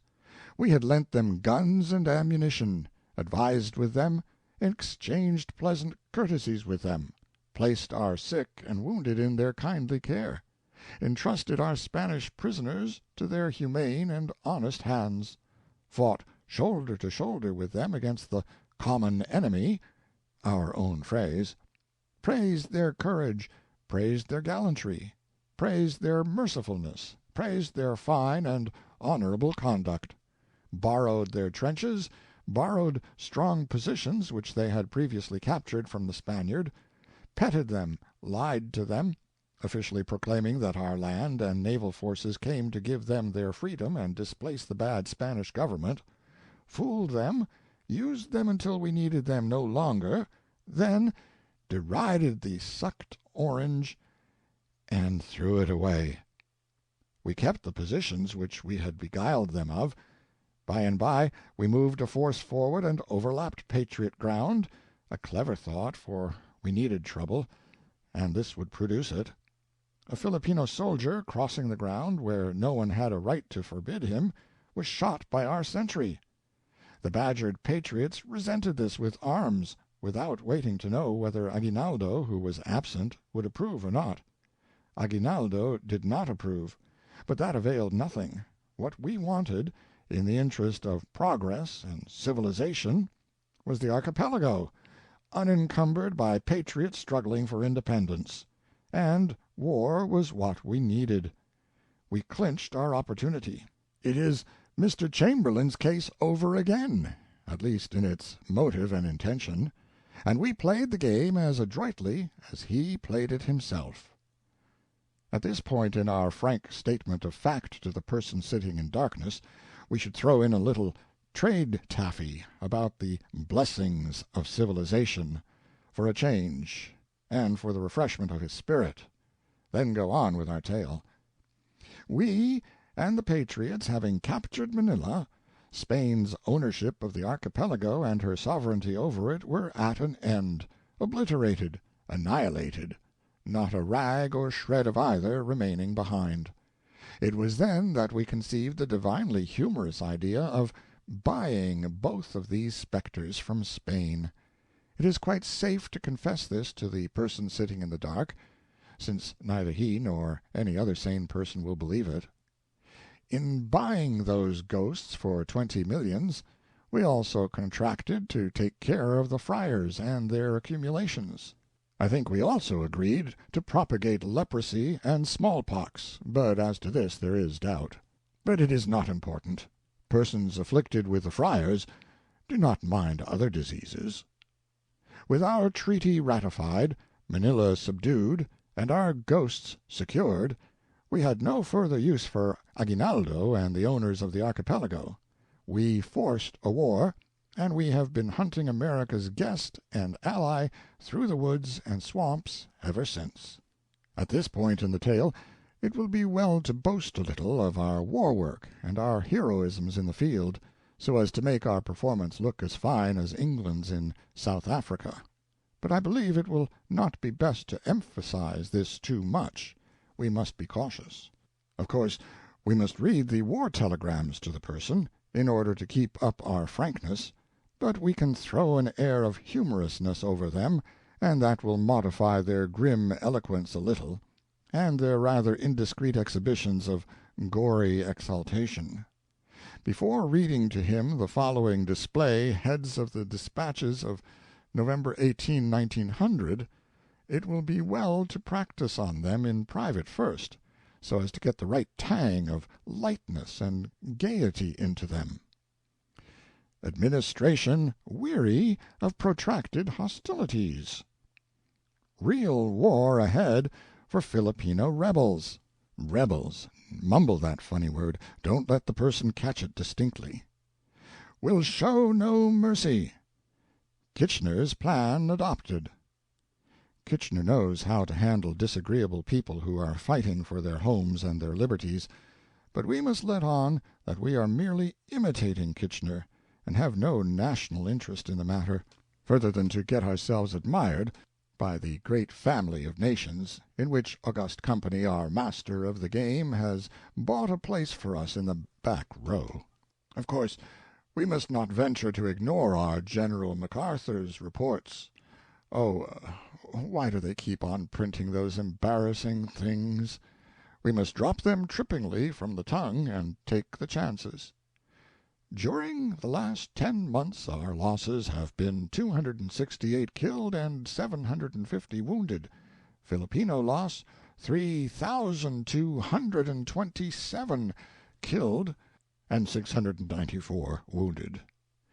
We must stand ready to grab the person sitting in darkness, for he will swoon away at this confession, saying, "Good God, those niggers spare their wounded, and the Americans massacre theirs."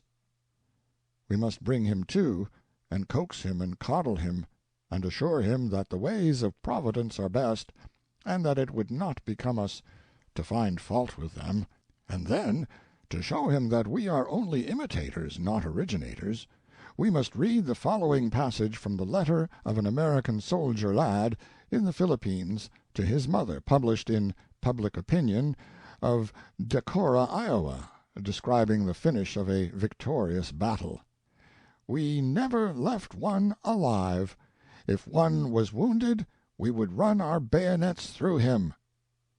Having now laid all the historical facts before the person sitting in darkness, we should bring him to again and explain them to him. We should say to him, "They look doubtful, but in reality they are not. There have been lies, yes, but they were told in a good cause. We have been treacherous, but that was only in order that real good might come out of apparent evil. True, we have crushed a deceived and confiding people. We have turned against the weak and the friendless who trusted us. We have stamped out a just and intelligent and well-ordered republic. We have stabbed an ally in the back and slapped the face of a guest. We have bought a shadow from an enemy that hadn't it to sell. We have robbed a trusting friend of his land and his liberty. We have invited our clean young men to shoulder a discredited musket and do bandits' work under a flag which bandits have been accustomed to fear, not to follow. We have debauched America's honor and blackened her face before the world. But each detail was for the best. We know this.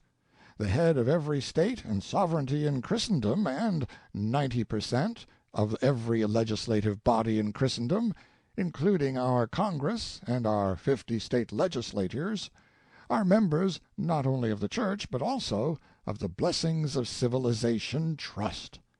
This world-girdling accumulation of trained morals, high principles, and justice cannot do an unright thing, an unfair thing, an ungenerous thing, an unclean thing. It knows what it is about. Give yourself no uneasiness. It is all right. Now then, that will convince the person. You will see. It will restore the business. Also, it will elect the master of the game to the vacant place in the trinity of our national gods. And there, on their high thrones, the three will sit, age after age, in the people's sight, each bearing the emblem of his service: Washington, the sword of the liberator; Lincoln, the slave's broken chains; the master, the chains repaired. It will give the business a splendid new start, you will see. Everything is prosperous now. Everything is just as we should wish it. We have got the archipelago, and we shall never give it up. Also, we have every reason to hope that we shall have an opportunity before very long to slip out of our congressional contract with Cuba and give her something better in the place of it. It is a rich country, and many of us are already beginning to see that the contract was a sentimental mistake. But now, right now, is the best time to do some profitable rehabilitating work that will set us up and make us comfortable and discourage gossip. We cannot conceal from ourselves that, privately, we are a little troubled about our uniform. It is one of our prides. It is acquainted with honor. It is familiar with great deeds and noble. We love it. We revere it. And so this errand it is on makes us uneasy. Our flag, another pride of ours, our chiefest, we have worshipped it so, and when we have seen it in far lands, glimpsing it unexpectedly in that strange sky, waving its welcome and benediction to us, we have caught our breath and uncovered our heads, and couldn't speak for a moment for the thought of what it was to us and the great ideals it stood for. Indeed, we must do something about these things. We must not have the flag out there and the uniform. They are not needed there. We can manage in some other way. England manages, as regards the uniform, and so can we. We have to send soldiers, we can't get out of that, but we can disguise them. It is the way England does in South Africa. Even Mr. Chamberlain himself takes pride in England's honorable uniform, and makes the army down there wear an ugly and odious and appropriate disguise of yellow stuff such as quarantine flags are made of, and which are hoisted to warn the healthy away from unclean disease and repulsive death. This cloth is called khaki. We could adopt it. It is light, comfortable, grotesque, and deceives the enemy, for he cannot conceive of a soldier being concealed in it. And as for a flag for the Philippine province, it is easily managed. We can have a special one. Our states do it. We can have just our usual flag, with the white stripes painted black and the stars replaced by the skull and crossbones. And we do not need that civil commission out there. Having no powers, it has to invent them, and that kind of work cannot be effectively done by just anybody. An expert is required. Mr. Crocker can be spared. We do not want the United States represented there, but only the game. By help of these suggested amendments, progress and civilization in that country can have a boom, and it will take in the persons who are sitting in darkness, and we can resume business at the old stand. Mark Twain. End of To the Person Sitting in Darkness, recorded by John Greenman.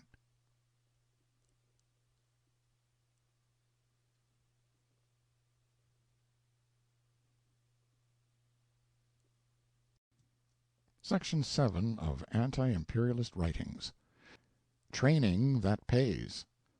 Newspaper article from the New York Times, March 17, 1901. Mark Twain, on training that pays, speaks at the supper of the Male Teachers Association.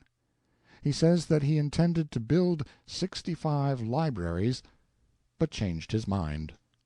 The regular monthly supper of the Male Teachers Association of the City of New York was held at the Hotel Albert, East 11th Street and University Place, last evening.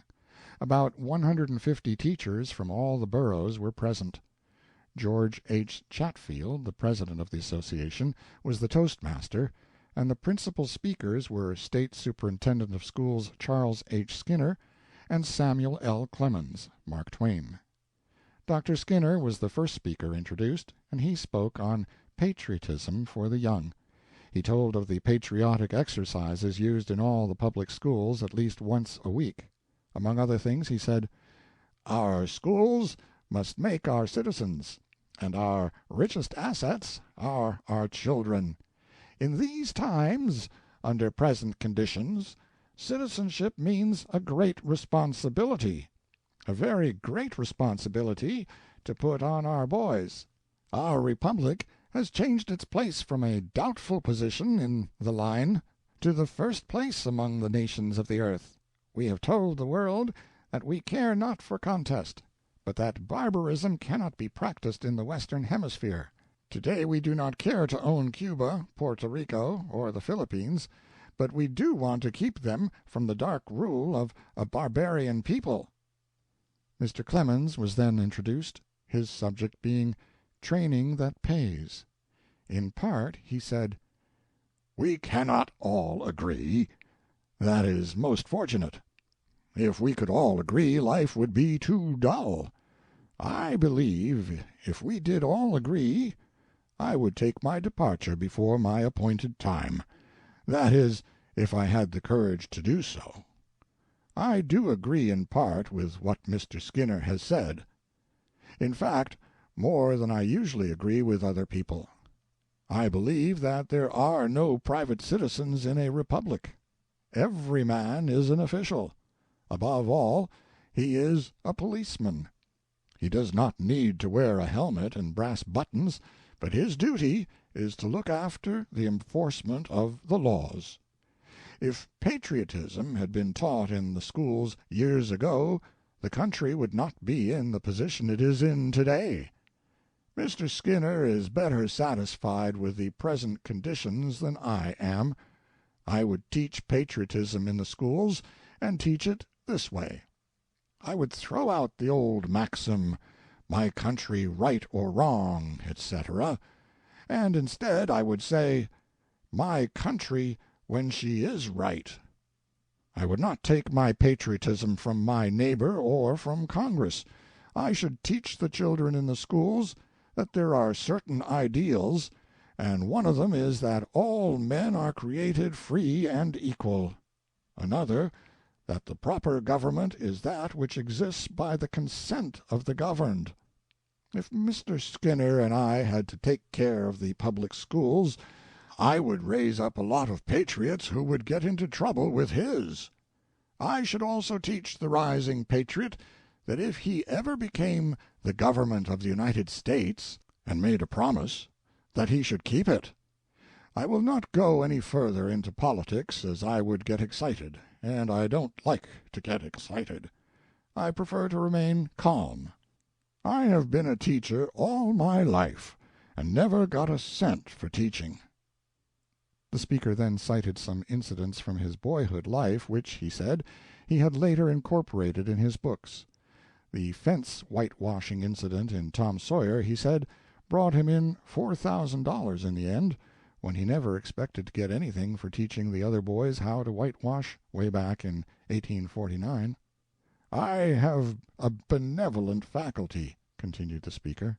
It does not always show, but it is there. We have had some millionaires who gave money to colleges. Now we have Mr. Carnegie building 65 new libraries. There is an educator for you, on a large scale. I was going to do it myself, but when I found out it would cost over $5 million, I changed my mind, as I was afraid it would bankrupt me. When I found out Mr. Carnegie was going to do it, I told him he could have my ideas gratis. I said to him, "Are the books that are going to be put into the new libraries on a high moral plane?" If they are not, I told him he had better build the libraries, and I would write the books. With the wealth I would get out of writing the books, I could build libraries, and then he could write books. I am glad that Mr. Carnegie has done this magnificent thing, and, as the newspapers have suggested, I hope that other rich men will follow his example, and continue to do so until it becomes a habit they cannot break. Among the other speakers were Sidney C. Walmsley, Dr. Myron T. Scudder, and Magnus Gross. End of Training That Pays. Recording by John Greenman.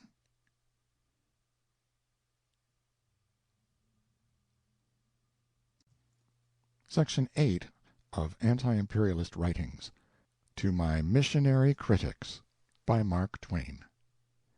I have received many newspaper cuttings, also letters from several clergymen, also a note from the Reverend Dr. Judson Smith, corresponding secretary of the American Board of Foreign Missions, all of a like tenor, all saying, substantially, what is said in the cutting here copied. An apology due from Mr. Clemens. The evidence of the past day or two should induce Mark Twain to make for the Amen corner and formulate a prompt apology for his scathing attack on the Reverend Dr. Ament, the veteran Chinese missionary. The assault was based on a Pekin dispatch to the New York Sun, which said that Dr. Ament had collected from the Chinese in various places damages 13 times in excess of actual losses. So Mark Twain charged Mr. Ament with bullyragging, extortion, and things. A Pekin dispatch to the Sun yesterday, however, explains that the amount collected was not 13 times the damage sustained, but 1/3 in excess of the indemnities, and that the blunder was due to a cable error in transmission. The 1/3 got converted into 13. Yesterday the Reverend Judson Smith, secretary of the American Board, received a dispatch from Dr. Ament calling attention to the cable blunder and declaring that all the collections which he made were approved by the Chinese officials. The fractional amount that was collected in excess of actual losses, he explains, is being used for the support of widows and orphans. So collapses completely and convulsively Mark Twain's sensational and ugly bombardment of a missionary whose character and services should have exempted him from such an assault.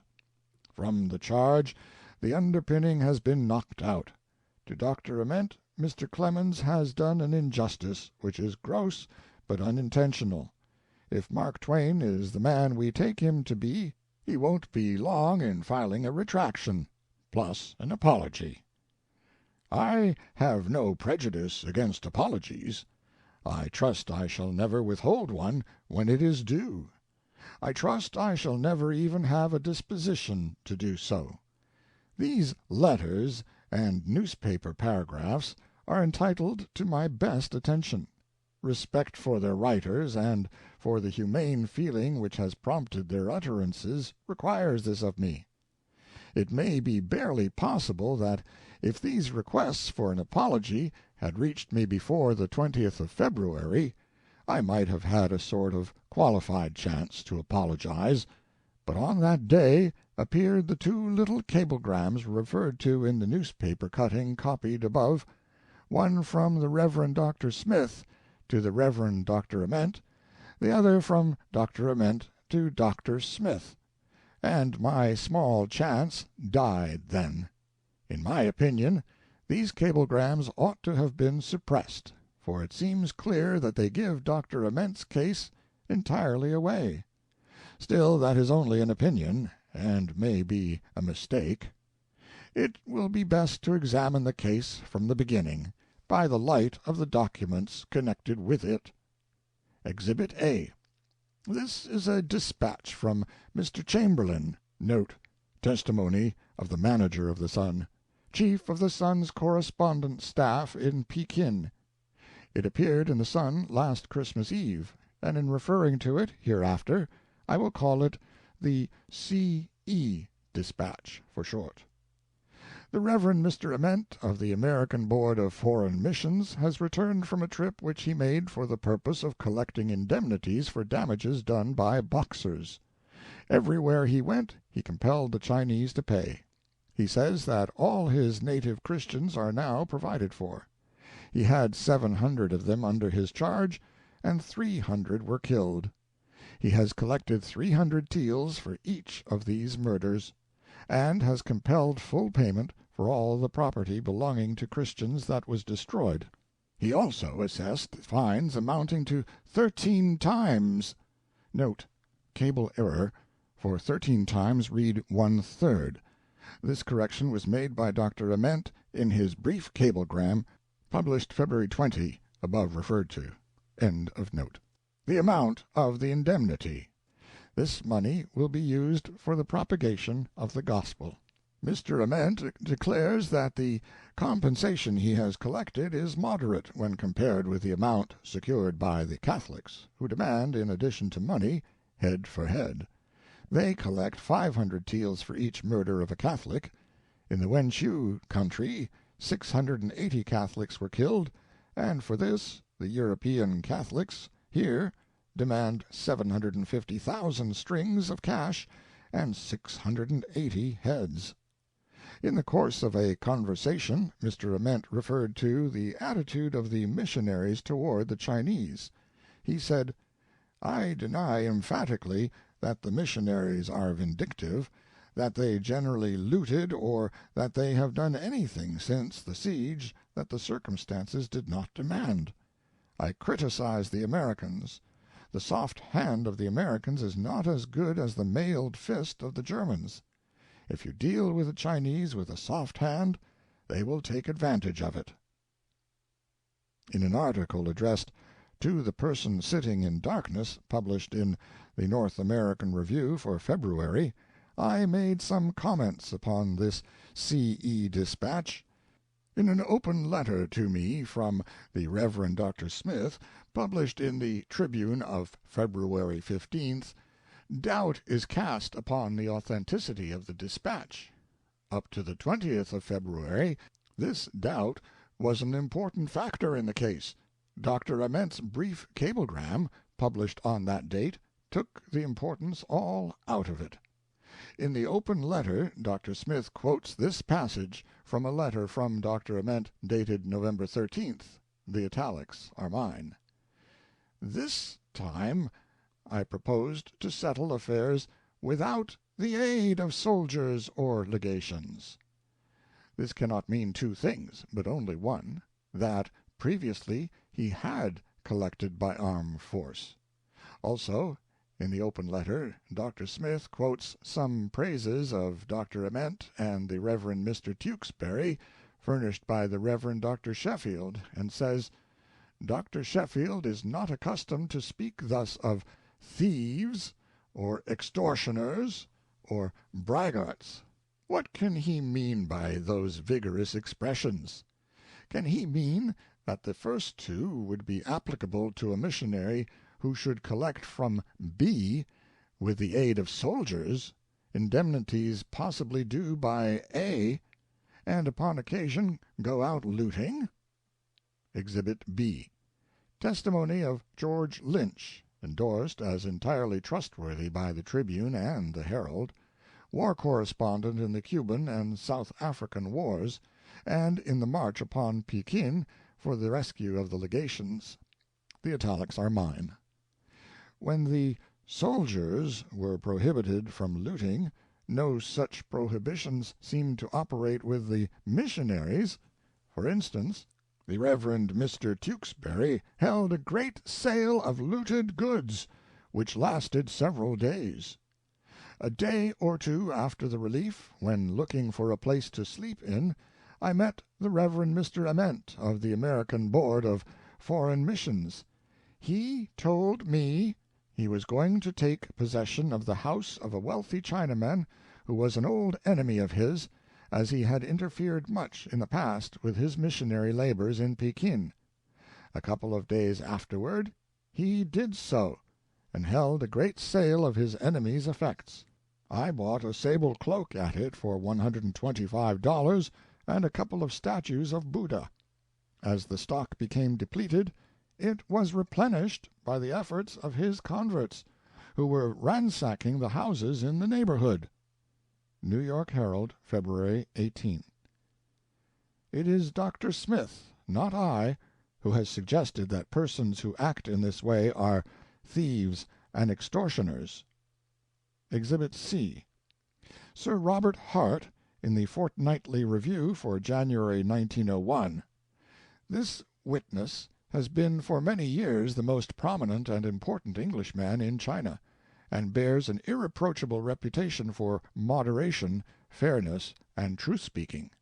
In closing a description of the revolting scenes which followed the occupation of Pekin, when the Christian armies, with the proud exception of the American soldiery, let us be thankful for that, gave themselves up to a ruthless orgy of robbery and spoliation, he says, the italics are mine, and even some missionaries took such a leading part in spoiling the Egyptians for the greater glory of God, that a bystander was heard to say, "For a century to come Chinese converts will consider looting and vengeance Christian virtues." It is Dr. Smith, not I, who has suggested that persons who act in this way are thieves and extortioners. According to Mr. Lynch and Mr. Martin, another war correspondent, Dr. Ament helped to spoil several of those Egyptians. Mr. Martin took a photograph of the scene. It was reproduced in the Herald. I have it. Exhibit D. In a brief reply to Dr. Smith's open letter to me, I said this in the Tribune. I am italicizing several words for a purpose. Whenever he, Dr. Smith, can produce from the Reverend Mr. Ament an assertion that the Sun's character-blasting dispatch was not authorized by him, and whenever Dr. Smith can buttress Mr. Ament's disclaimer with a confession from Mr. Chamberlain, the head of the Lafan News Service in China, that that dispatch was a false invention and unauthorized, the case against Mr. Ament will fall at once to the ground. Exhibit E. Brief cablegrams, referred to above, which passed between Dr. Smith and Dr. Ament, and were published on February 20th. Ament, Peking. Reported December 24 you're collecting 13 times actual losses, using for propagating the gospel. Are these statements true? Cable specific answer. Smith. Statement untrue. Collected 1-3 for church expenses. Additional actual damages. Now supporting widows and orphans. Publication 13 times blunder cable. All collections received approval Chinese officials, who are urging further settlements same line. Ament. Only 2 questions are asked. Specific answers required. No perilous wanderings among the other details of the unhappy dispatch desired. Exhibit F. Letter from Dr. Smith to me, dated March 8th. The italics are mine. They tag inaccuracies of statement. Permit me to call your attention to the marked paragraphs in the enclosed papers, and to ask you to note their relation to the 2 conditions named in your letter to the New York Times of February 15th. The first is Dr. Ament's denial of the truth of the dispatch in the New York Sun of December 24th, on which your criticisms of him in the North American Review of February were founded. The second is a correction by the Sun's special correspondent in Peking of the dispatch printed in the Sun of December 24th. Since, as you state in your letter to the Tribune, the case against Mr. Ament would fall to the ground if Mr. Ament denied the truth of the Sun's first dispatch, and if the Sun's news agency in Peking also declared that dispatch false, and these 2 conditions have thus been fulfilled, I am sure that upon having these facts brought to your attention, you will gladly withdraw the criticisms that were founded on a cable blunder. I think Dr. Smith ought to read me more carefully. Then he would not make so many mistakes. Within the narrow space of 2 paragraphs, totaling 11 lines, he has scored 9 departures from fact out of a possible 9½. Now, is that parliamentary? I do not treat him like that. Whenever I quote him, I am particular not to do him the least wrong, or make him say anything he did not say. 1. Mr. Ament doesn't deny the truth of the C.E. dispatch. He merely changes one of its phrases, without materially changing the meaning, and, immaterially, corrects a cable blunder, which correction I accept. He was asked no question about the other 4/5 of the C.E. dispatch. 2. I said nothing about special correspondence. I named the right and responsible man, Mr. Chamberlain. The correction referred to is a repetition of the one I have just accepted, which, immaterially, changes 13 times to 1/3 extra tax. 3. I did not say anything about the Sun's news agency. I said Chamberlain. I have every confidence in Mr. Chamberlain, but I am not personally acquainted with the others. 4. Once more, Mr. Ament didn't deny the truth of the C.E. dispatch, but merely made unimportant emendations of a couple of its many details. 5. I did not say, if Mr. Ament denied the truth of the C.E. dispatch. I said, if he would assert that the dispatch was not authorized by him. For example, I did not suppose that the charge that the Catholic missionaries wanted 680 Chinamen beheaded was true. But I did want to know if Dr. Ament personally authorized that statement and the others as coming from his lips. Another detail: one of my conditions was that Mr. Chamberlain must not stop with confessing that the C.E. was a false invention. He must also confess that it was unauthorized. Dr. Smith has left out that large detail. 6. The Sun's news agency did not declare the C.E. dispatch false, but confined itself to correcting one unimportant detail of its long list, the change of 13 times to 1/3 extra. 7. The 2 conditions have not been fulfilled. Far from it. 8. Those details labeled facts are only fancies. 9. Finally, my criticisms were by no means confined to that detail of the C.E. dispatch which we now accept as having been a cable blunder. Setting to one side these 9 departures from fact, I find that what is left of the 11 lines is straight and true. I am not blaming Dr. Smith for these discrepancies. It would not be right. It would not be fair. I make the proper allowances. He has not been a journalist as I have been, a trade wherein a person is brought to book by the rest of the press so often for divergencies that, by and by, he gets to be almost morbidly afraid to indulge in them. It is so with me. I always have the disposition to tell what is not so. I was born with it. We all have it. But I try not to do it now, because I have found out that it is unsafe. But with the doctor, of course, it is different. Exhibit G. I wanted to get at the whole of the facts as regards the C.E. dispatch, and so I wrote to China for them when I found that the board was not going to do it. But I am not allowed to wait.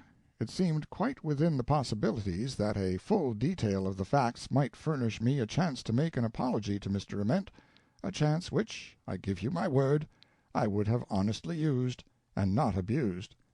But it is no matter. If the board is not troubled about the bulk of that lurid dispatch, why should I be? I answered the apology-urging letters of several clergymen with the information that I had written to China for the details, and said I thought it was the only sure way of getting into a position to do fair and full justice to all concerned. But a couple of them replied that it was not a matter that could wait. That is to say, groping your way out of a jungle in the dark with guesses and conjectures is better than a straight march out in the sunlight of fact. It seems a curious idea. However, those 2 clergymen were in a large measure right, from their point of view and the board's, which is putting it in the form of a couple of questions. 1. Did Dr. Ament collect the assessed damages and 13 times over? The answer is, he did not. He collected only a third over. 2. Did he apply the third to the propagation of the gospel? The answer is this correction. He applied it to church expenses. Part or all of the outlay, it appears, goes to supporting widows and orphans. It may be that church expenses and supporting widows and orphans are not part of the machinery for propagating the gospel. I supposed they were, but it isn't any matter. I prefer this phrasing. It is not so blunt as the other. In the opinion of the 2 clergymen and of the board, these 2 points are the only important ones in the whole C.E. dispatch. I accept that. Therefore let us throw out the rest of the dispatch as being no longer a part of Dr. Ament's case. Exhibit H. The 2 clergymen and the board are quite content with Dr. Ament's answers upon the 2 points. Upon the first point of the 2, my own viewpoint may be indicated by a question. Did Dr. Ament collect from B, whether by compulsion or simple demand, even so much as a penny in payment for murders or depredations, without knowing, beyond question, that B, and not another, committed the murders or the depredations? Or, in other words, did Dr. Ament ever, by chance or through ignorance, make the innocent pay the debts of the guilty? In the article entitled "To the Person Sitting in Darkness," I put forward that point in a paragraph taken from McCallum's (imaginary) history. Exhibit I. When a white boxer kills a Pawnee and destroys his property, the other Pawnees do not trouble to seek him out. They kill any white person that comes along. Also, they make some white village pay deceased heirs the full cash value of deceased, together with full cash value of the property destroyed. They also make the village pay, in addition, 13 times. Note: for 13 times read 1/3 M.T. End of note. the value of that property into a fund for the dissemination of the Pawnee religion, which they regard as the best of all religions for the softening and humanizing of the heart of man. It is their idea that it is only fair and right that the innocent should be made to suffer for the guilty, and that it is better that 99 innocent should suffer than that one guilty person should escape. We all know that Dr. Ament did not bring suspected persons into a duly organized court and try them by just and fair Christian and civilized methods, but proclaimed his conditions and collected damages from the innocent and the guilty alike without any court proceedings at all. Note: in civilized countries, if a mob destroy property in a town, the damage is paid out of the town treasury, and no taxpayer suffers a disproportionate share of the burden. The mayor is not privileged to distribute the burden according to his private notions, sparing himself and his friends, and fleecing persons he holds a spite against, as in the Orient, and the citizen who is too poor to be a taxpayer pays no part of the fine at all. End of note. That he himself, and not the villagers, made the conditions, we learn from his letter of November 13th, already quoted from, the one in which he remarked that, upon that occasion, he brought no soldiers with him. The italics are mine. After our conditions were known, many villagers came of their own accord and brought their money with them. Not all, but many. The Board really believes that those hunted and harried paupers out there were not only willing to strip themselves to pay Boxer damages, whether they owed them or not, but were sentimentally eager to do it. Mr. Ament says in his letter, "The villagers were extremely grateful because I brought no foreign soldiers, and were glad to settle on the terms proposed." Some of those people know more about theology than they do about human nature. I do not remember encountering even a Christian who was glad to pay money he did not owe. And as for a Chinaman doing it, why, dear me, the thing is unthinkable. We have all seen Chinamen, many Chinamen, but not that kind. It is a new kind, an invention of the Board. And soldiers. Concerning the collections. What was the 1/3 extra? Money due? No. Was it a theft, then? Putting aside the 1/3 extra, what was the remainder of the exacted indemnity, if collected from persons not known to owe it, and without Christian and civilized forms of procedure? Was it theft? Was it robbery? In America it would be that. In Christian Europe it would be that. I have great confidence in Dr. Smith's judgment concerning this detail, and he calls it theft and extortion, even in China, for he was talking about the 13 times at the time that he gave it that strong name. Note: in his open letter Dr. Smith cites Dr. Ament's letter of November 13th, which contains an account of Dr. Ament's collecting tour. Then Dr. Smith makes this comment: "Nothing is said of securing 13 times the amount of the losses." Further down, Dr. Smith quotes praises of Dr. Ament and his work from a letter of the Reverend Dr. Sheffield, and adds this comment: "Dr. Sheffield is not accustomed to speak thus in praise of thieves, or extortioners, or braggarts." The reference is to the 13 times extra tax. End of note. It is his idea that, when you make guilty and innocent villagers pay the appraised damages, and then make them pay 13 times that besides, the 13 stand for theft and extortion. Then what does 1/3 extra stand for? Will he give that 1/3 a name? Is it modified theft and extortion? Is that it? The girl who was rebuked for having borne an illegitimate child excused herself by saying, "But it is such a little one." When the 13 times extra was alleged, it stood for theft and extortion, in Dr. Smith's eyes, and he was shocked. But when Dr. Ament showed that he had taken only a third extra instead of 13-fold, Dr. Smith was relieved, content, happy. I declare I cannot imagine why. That editor, quoted at the head of this article, was happy about it, too. I cannot think why. He thought I ought to make for the Amen corner and formulate a prompt apology. To whom and for what? It is too deep for me. To Dr. Smith, the 13-fold extra clearly stood for theft and extortion, and he was right, distinctly right, indisputably right. He manifestly thinks that when it got scaled away down to a mere 1/3, a little thing like that was something other than theft and extortion. Why? Only the Board knows. I will try to explain this difficult problem so that the Board can get an idea of it. If a pauper owes me $1, and I catch him unprotected and make him pay me $14, 13 of it is theft and extortion.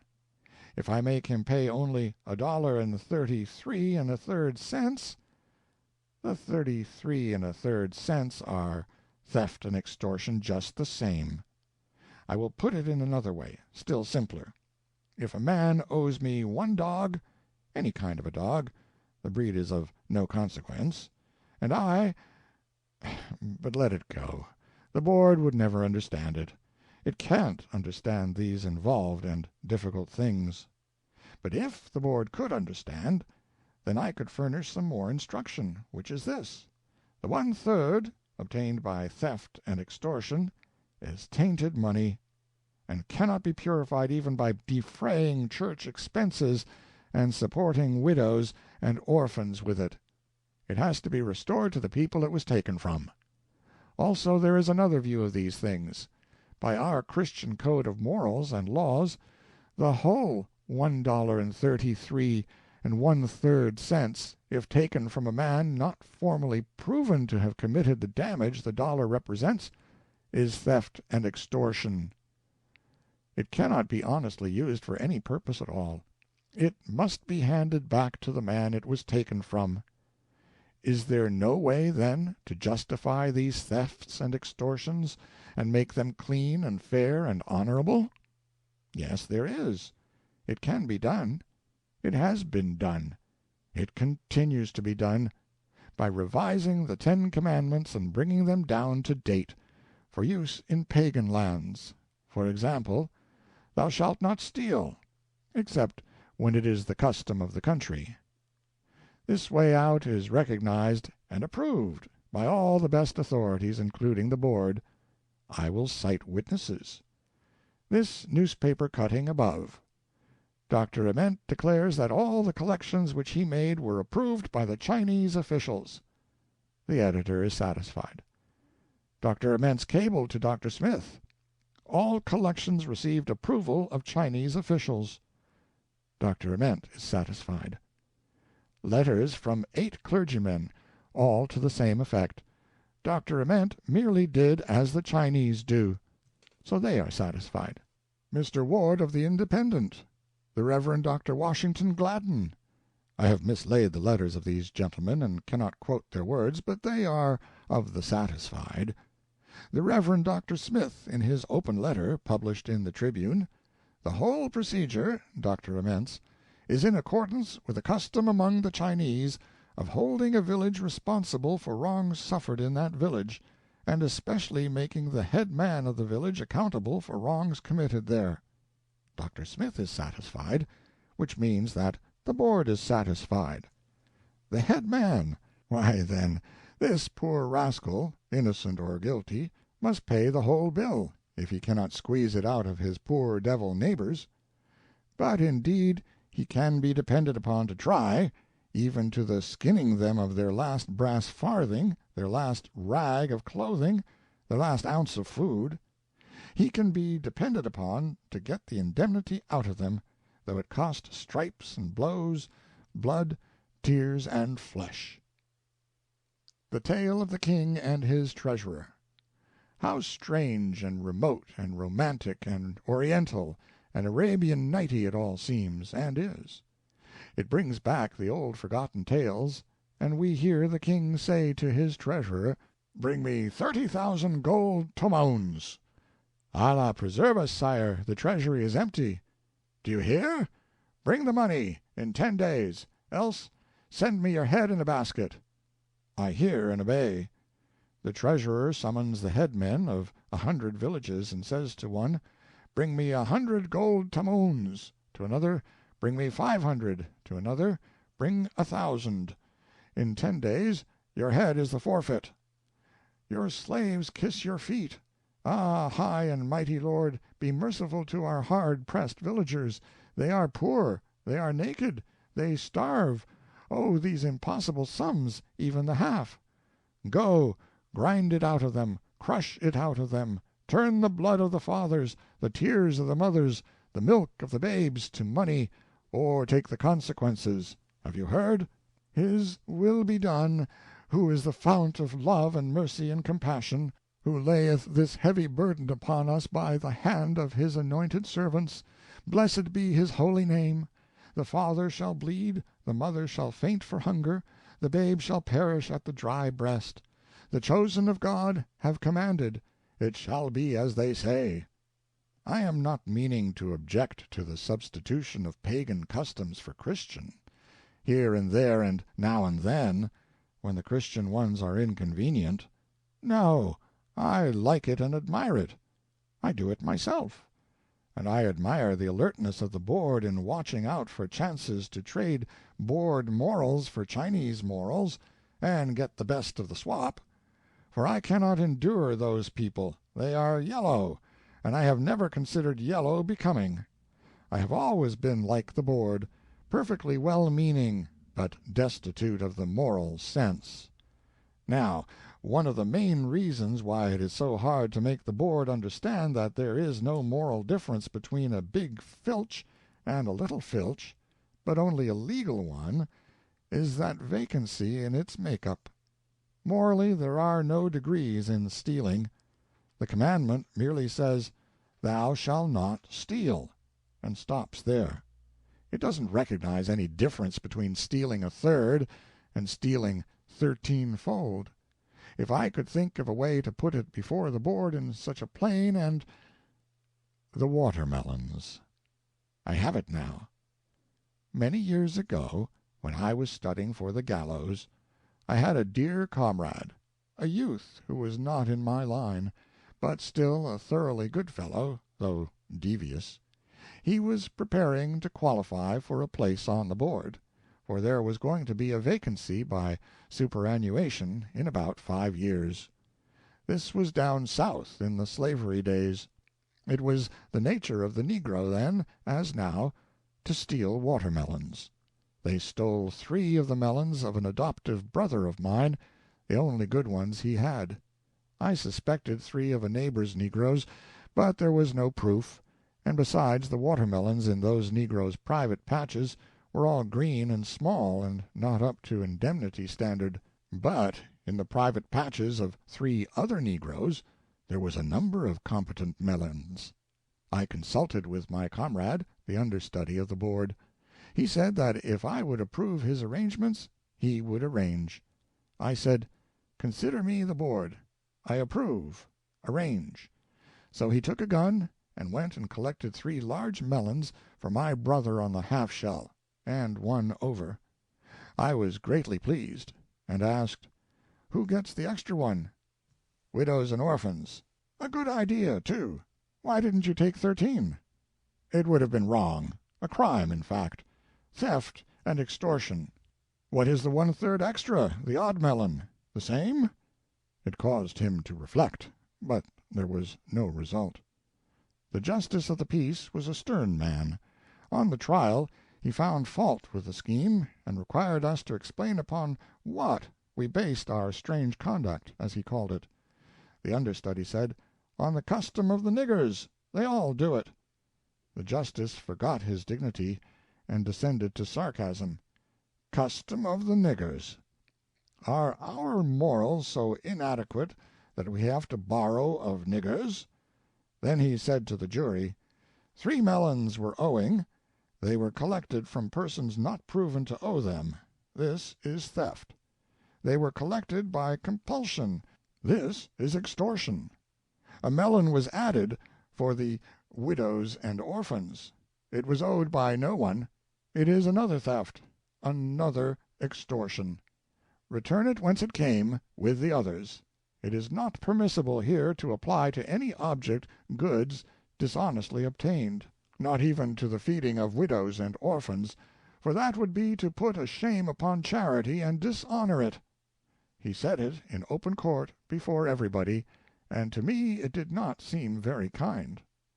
A clergyman in a letter to me reminds me with a touch of reproach that many of the missionaries are good men, kind-hearted, earnest, devoted to their work. Certainly they are. No one is disputing it. Instead of many, he could have said almost all, and still said the truth, no doubt.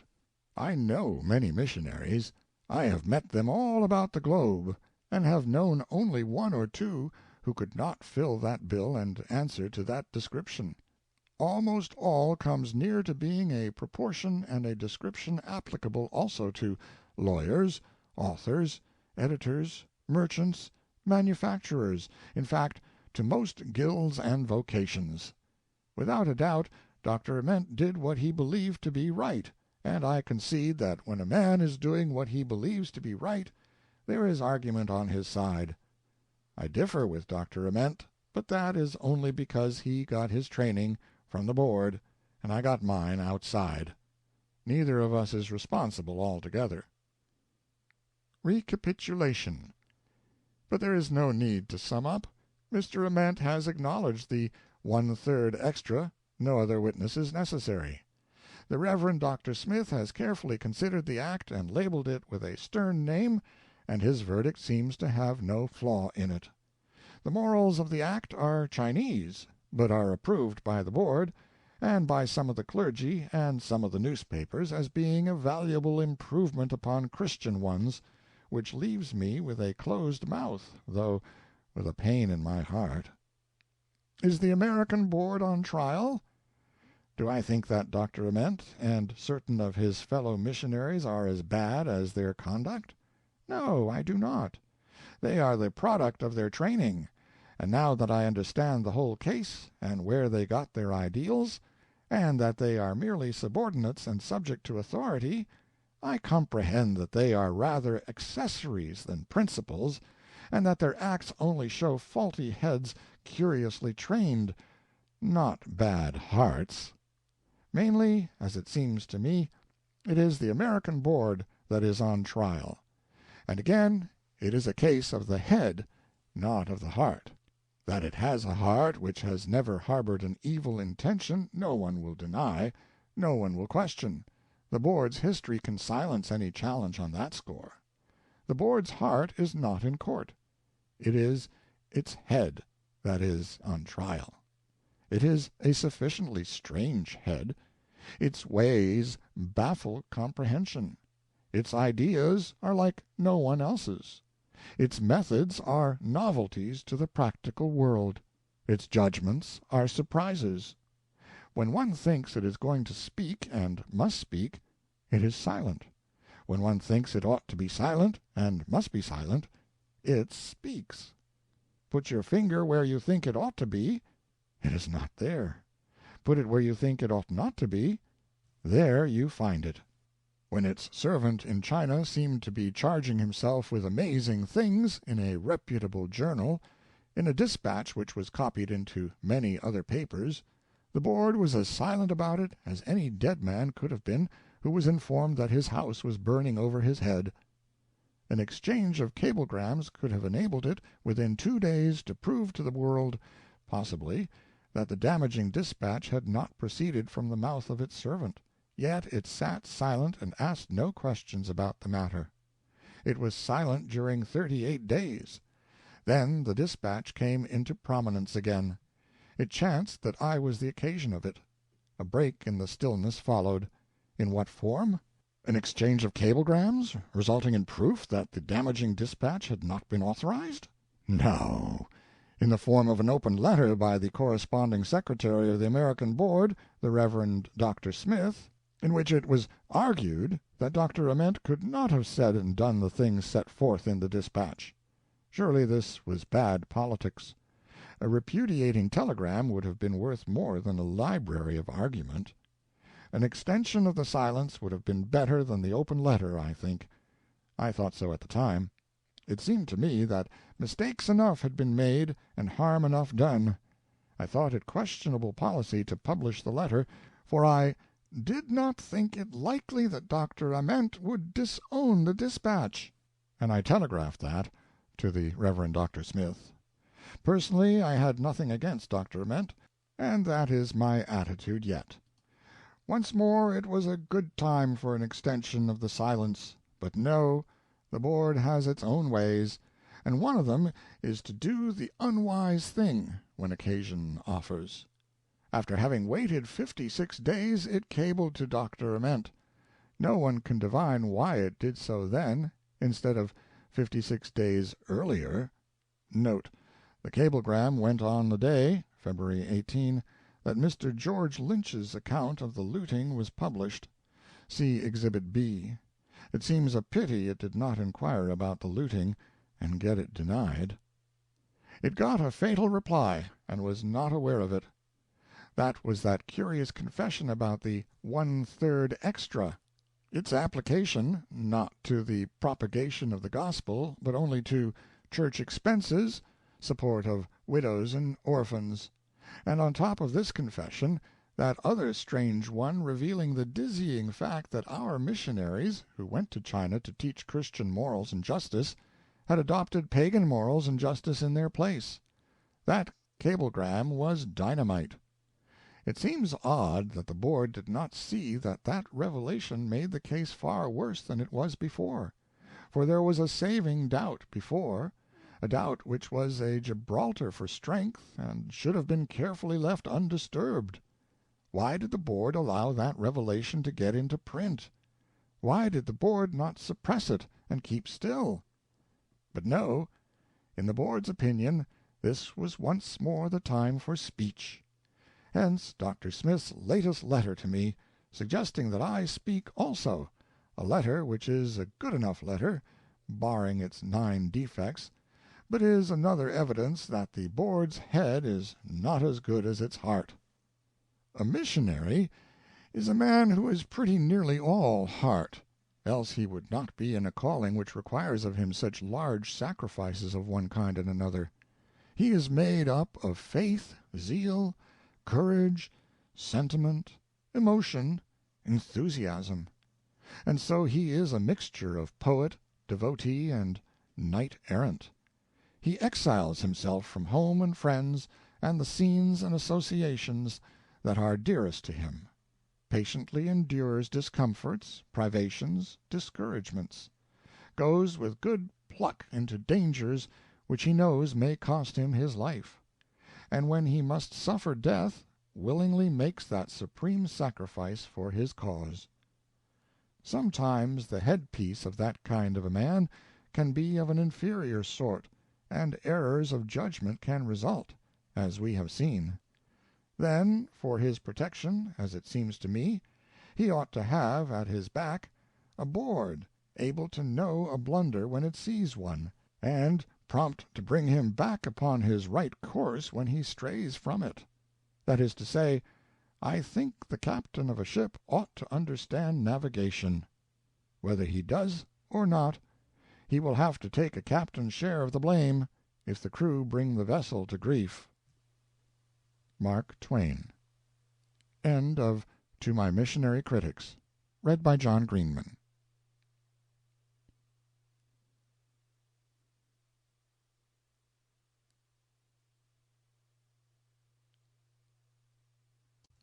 Section 9 of Anti-imperialist Writings. A Defense of General Funston by Mark Twain. February 22. Today is the great birthday, and it was observed so widely in the earth that differences in longitudinal time made curious work with some of the cabled testimonies of respect paid to the sublime name which the date calls up in our minds. For although they were all being offered at about the same hour, several of them were yesterday to us, and several were tomorrow. There was a reference in the papers to General Funston. Neither Washington nor Funston was made in a day. It took a long time to accumulate the materials. In each case, the basis or moral skeleton of the man was inborn disposition, a thing which is as permanent as rock, and never undergoes any actual and genuine change between cradle and grave.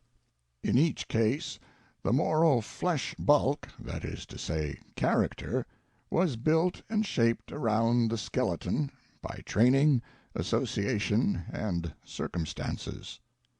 Given a crooked disposition skeleton, no power nor influence in the earth can mold a permanently shapely form around it. Training, association, and circumstances can truss it, and brace it, and prop it, and strain it, and crowd it into an artificial shapeliness that can endure till the end, deceiving not only the spectator but the man himself.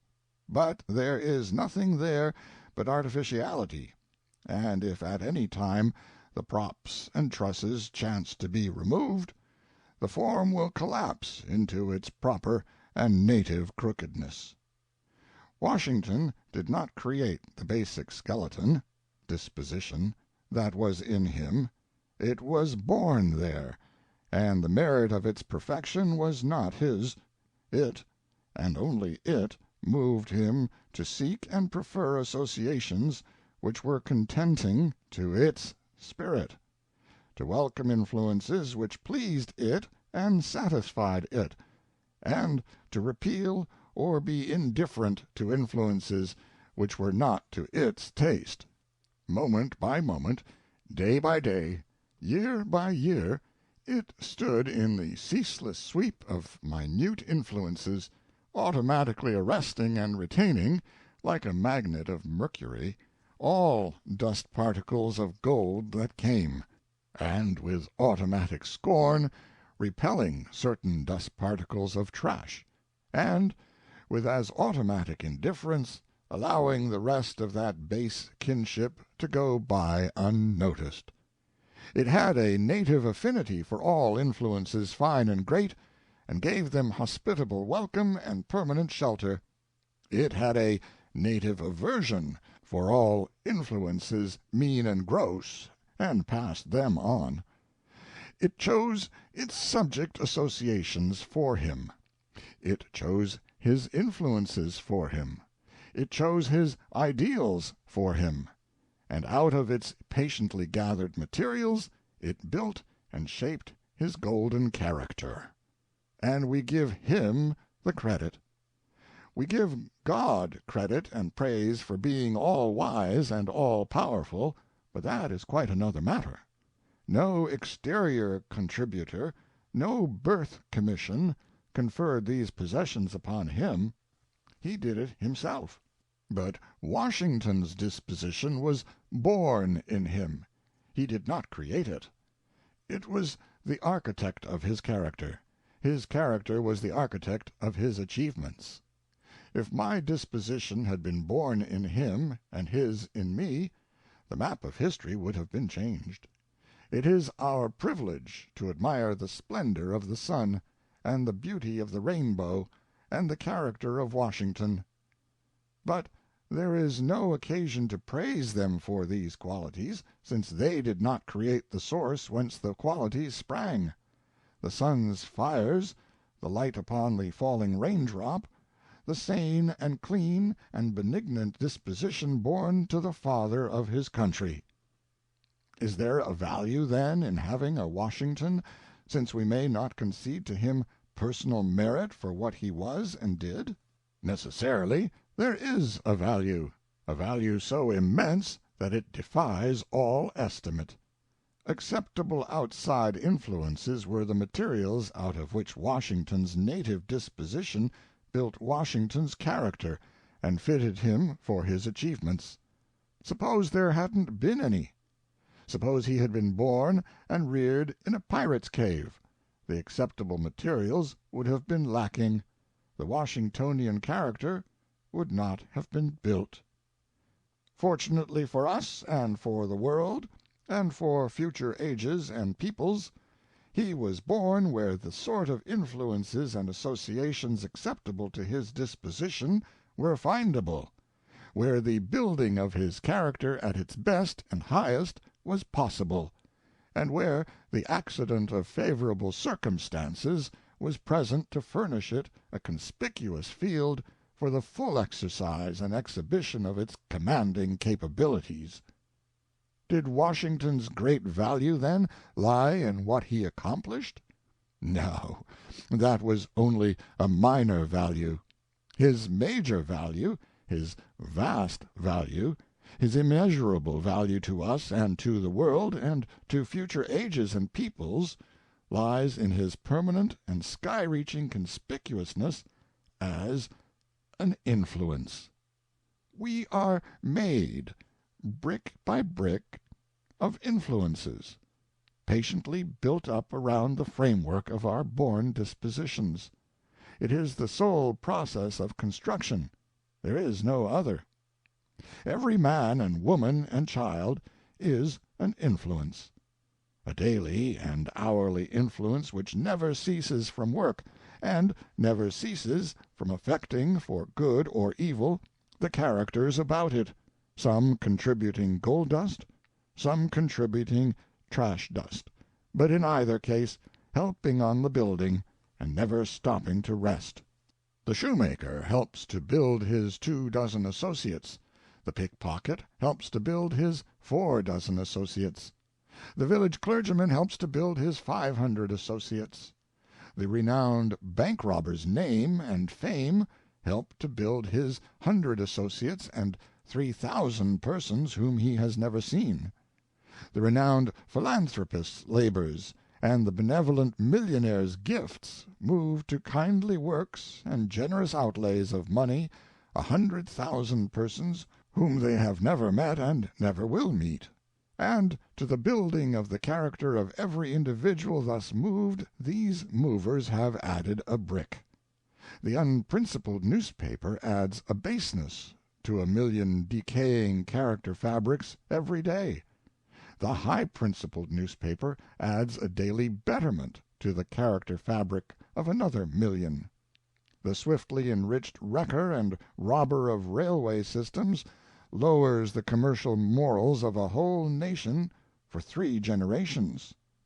A Washington, standing upon the world's utmost summit, eternally visible, eternally clothed in light, a serene, inspiring, heartening example and admonition, is an influence which raises the level of character in all receptive men and peoples, alien and domestic, and the term of its gracious work is not measurable by fleeting generations, but only by the lingering march of the centuries. Washington was more and greater than the father of a nation. He was the father of its patriotism at its loftiest and best. And so powerful was the influence which he left behind him that golden patriotism remained undimmed and unsullied for 100 years lacking one. And so fundamentally right-hearted are our people by grace of that long and ennobling teaching, that today already they are facing back for home. They are laying aside their foreign-born and foreign-bred imported patriotism, and resuming that which Washington gave to their fathers, which is American, and the only American, which lasted 99 years and is good for 1,000,000 more. Doubt that we did right by the Filipinos, is rising steadily higher and higher in the nation's breast. Conviction will follow doubt. The nation will speak. Its will is law. There is no other sovereign on this soil, and in that day we shall right such unfairness as we have done. We shall let go our obsequious hold on the rear skirts of the sceptered land thieves of Europe, and be what we were before, a real world power, and the chiefest of them all, by right of the only clean hands in Christendom, the only hands guiltless of the sordid plunder of any helpless people's stolen liberties, hands recleansed in the patriotism of Washington, and once more fit to touch the hem of the revered shade's garment and stand in its presence unashamed. It was Washington's influence that made Lincoln and all other real patriots the Republic has known. It was Washington's influence that made the soldiers who saved the Union, and that influence will save us always, and bring us back to the fold when we stray. And so, when a Washington is given us, or a Lincoln, or a Grant, what should we do? Knowing as we do that a conspicuous influence for good is worth more than 1 billion obscure ones, without doubt the logic of it is that we should highly value it, and make a vestal flame of it, and keep it briskly burning in every way we can, in the nursery, in the school, in the college, in the pulpit, in the newspaper, even in Congress, if such a thing were possible. The proper inborn disposition was required to start a Washington. The acceptable influences and circumstances and a large field were required to develop and complete him. The same with Funston. 2. The war was over. End of 1900. A month later the mountain refuge of the defeated and hunted, and now powerless but not yet hopeless, Filipino chief was discovered. His army was gone, his republic extinguished, his ablest statesmen deported, his generals all in their graves or prisoners of war. The memory of his worthy dream had entered upon a historic life, to be an inspiration to less unfortunate patriots in other centuries. The dream itself was dead beyond resurrection, though he could not believe it. Now came his capture.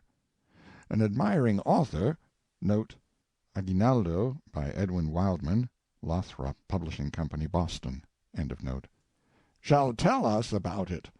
His account can be trusted, for it is correctly synopsized from General Funston's own voluntary confession made by him at the time.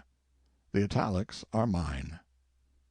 It was not until February 1901 that his actual hiding place was discovered.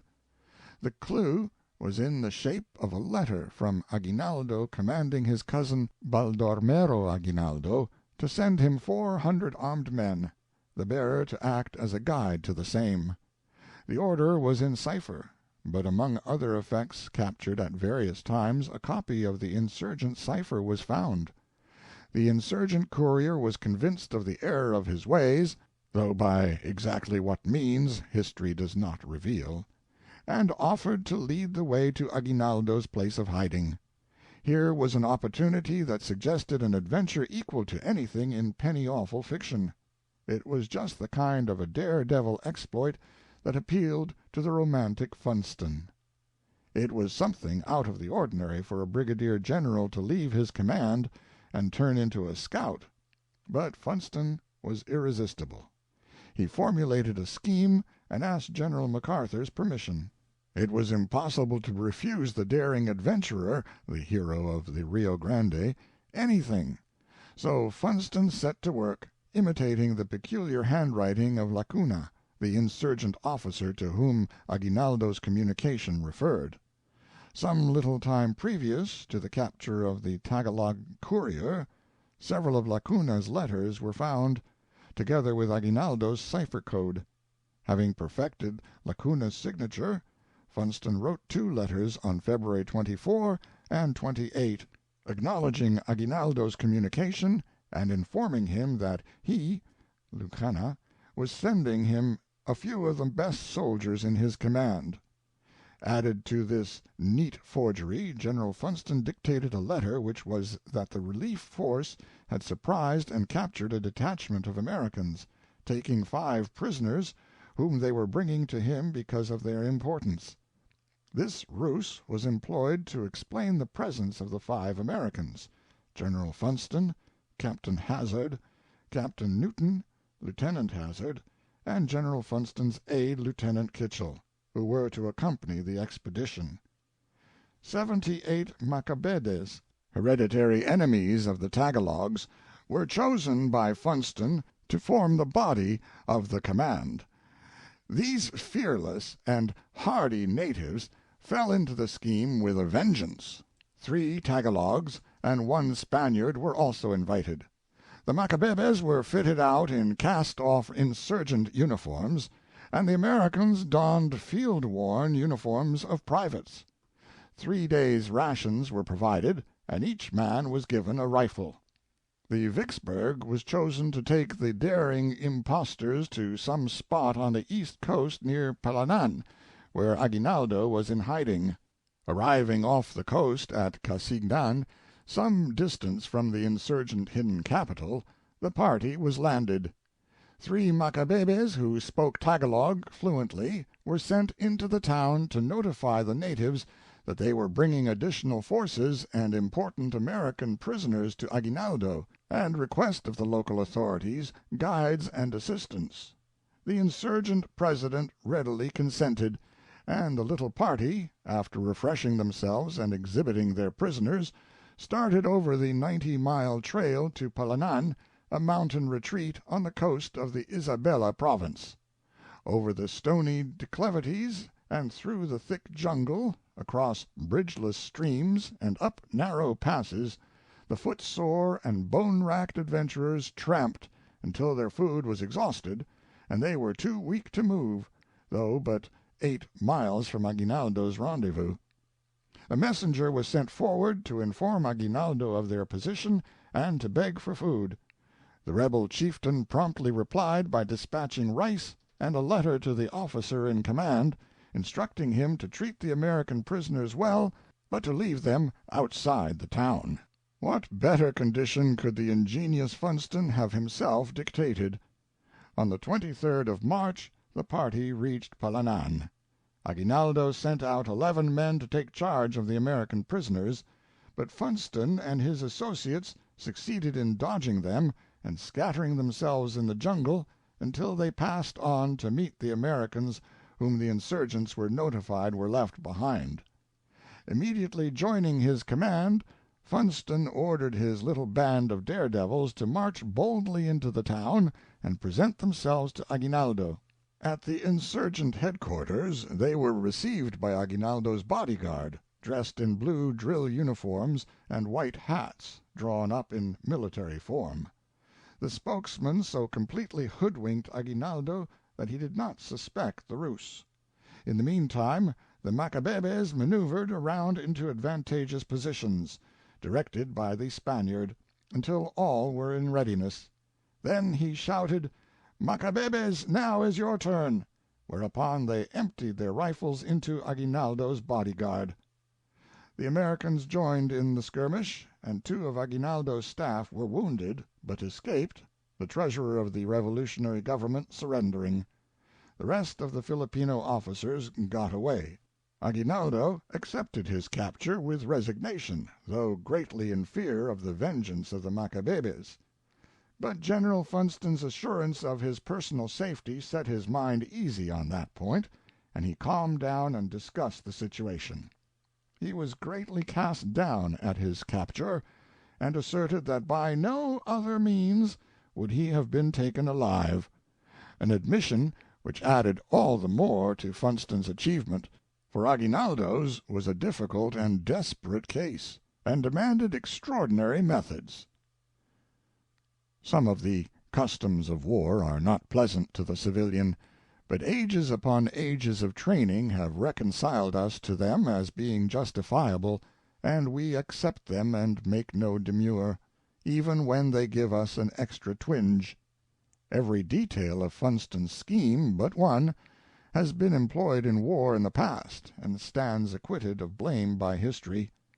By the custom of war it is permissible, in the interest of an enterprise like the one under consideration, For a brigadier general, if he be of the sort that can so choose, to persuade or bribe a courier to betray his trust, to remove the badges of his honorable rank and disguise himself, to lie, to practice treachery, to forge, to associate with himself persons properly fitted by training and instinct for the work, to accept a courteous welcome and assassinate the welcomers while their hands are still warm from the friendly handshake. By the custom of war, all these things are innocent. None of them is blameworthy. All of them are justifiable. None of them is new. All of them have been done before, although not by a brigadier general. But there is one detail which is new, absolutely new. It has never been resorted to before in any age of the world, in any country, among any people, savage or civilized. It was the one meant by Aguinaldo when he said that, by no other means, would he have been taken alive. When a man is exhausted by hunger to the point where he is too weak to move, he has a right to make supplication to his enemy to save his failing life. But if he takes so much as one taste of that food, which is holy, by the precept of all ages and all nations, he is barred from lifting his hand against that enemy for that time. It was left to a brigadier general of volunteers in the American army to put shame upon a custom which even the degraded Spanish friars had respected. We promoted him for it. Our unsuspecting president was in the act of taking his murderer by the hand when the man shot him down. The amazed world dwelt upon that damning fact, brooded over it, discussed it, blushed for it, said it put a blot and a shame upon our race. Yet, bad as it was, he had not, dying of starvation, begged food of the President to strengthen his failing forces for his treacherous work. He did not proceed against the life of a benefactor who had just saved his own. April 14. I have been absent several weeks in the West Indies. I will now resume this defense. It seems to me that General Funston's appreciation of the capture needs editing. It seems to me that in his after-dinner speeches he spreads out the heroisms of it, I say it with deference and subject to correction, with an almost too generous hand. He is a brave man. His dearest enemy will cordially grant him that credit. For his sake, it is a pity that somewhat of that quality was not needed in the episode under consideration. That he would have furnished it no one doubts, but by his own showing he ran but one danger, that of starving. He and his party were well disguised, in dishonored uniforms, American and insurgent. They greatly outnumbered Aguinaldo's guard. Note 89 to 48, Funston's Lotus Club Confessions. End of note. By his forgeries and falsehoods he had lulled suspicion to sleep. His coming was expected. His way was prepared. His course was through a solitude. Unfriendly interruption was unlikely. His party were well armed. They would catch their prey with welcoming smiles in their faces, and with hospitable hands extended for the friendly shake. Nothing would be necessary but to shoot these people down. That is what they did. It was hospitality repaid in a brand-new, up-to-date, modern civilization fashion, and would be admired by many. The spokesman so completely hoodwinked Aguinaldo that he did not suspect the ruse. In the meantime the Macabebes maneuvered around into advantageous positions, directed by the Spaniard, until all were in readiness. Then he shouted, "Macabebes, now is your turn," whereupon they emptied their rifles into Aguinaldo's bodyguard. From Wildman's book already quoted. The utter completeness of the surprise, the total absence of suspicion which had been secured by the forgeries and falsehoods, is best brought out in Funston's humorous account of the episode in one of his rollicking speeches, the one he thought the President said he wanted to see republished, though it turned out that this was only a dream of a reporter. The General says, "The Macabebes fired on those men, and 2 fell dead. The others retreated, firing as they ran, and I might say here that they retreated with such great alacrity and enthusiasm that they dropped 18 rifles and 1,000 rounds of ammunition. Sigismondo rushed back into the house, pulled his revolver, and told the insurgent officers to surrender.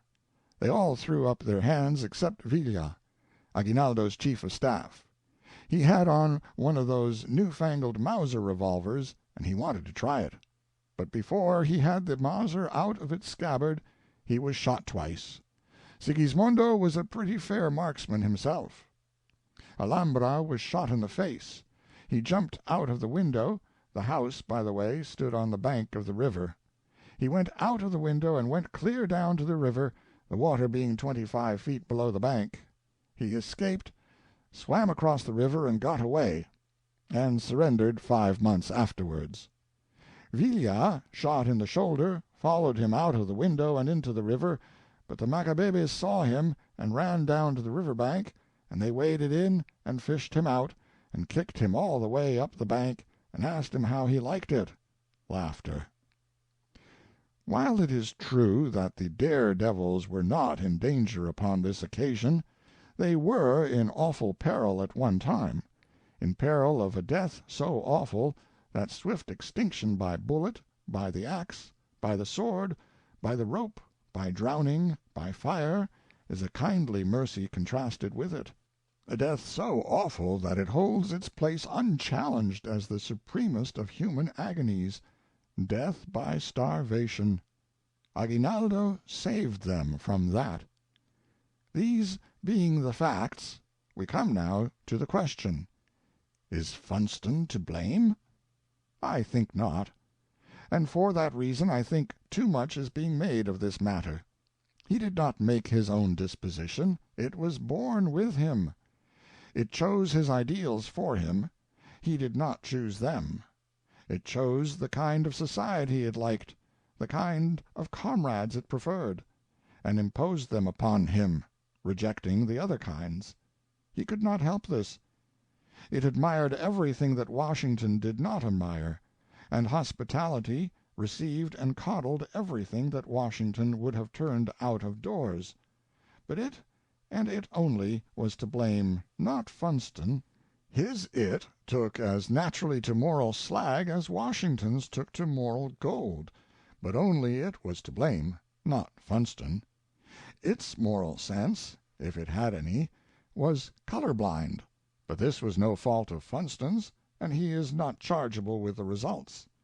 It had a native predilection for unsavory conduct, but it would be in the last degree unfair to hold Funston to blame for the outcome of his infirmity, as clearly unfair as it would be to blame him because his conscience leaked out through one of his pores when he was little, a thing which he could not help, and he couldn't have raised it anyway.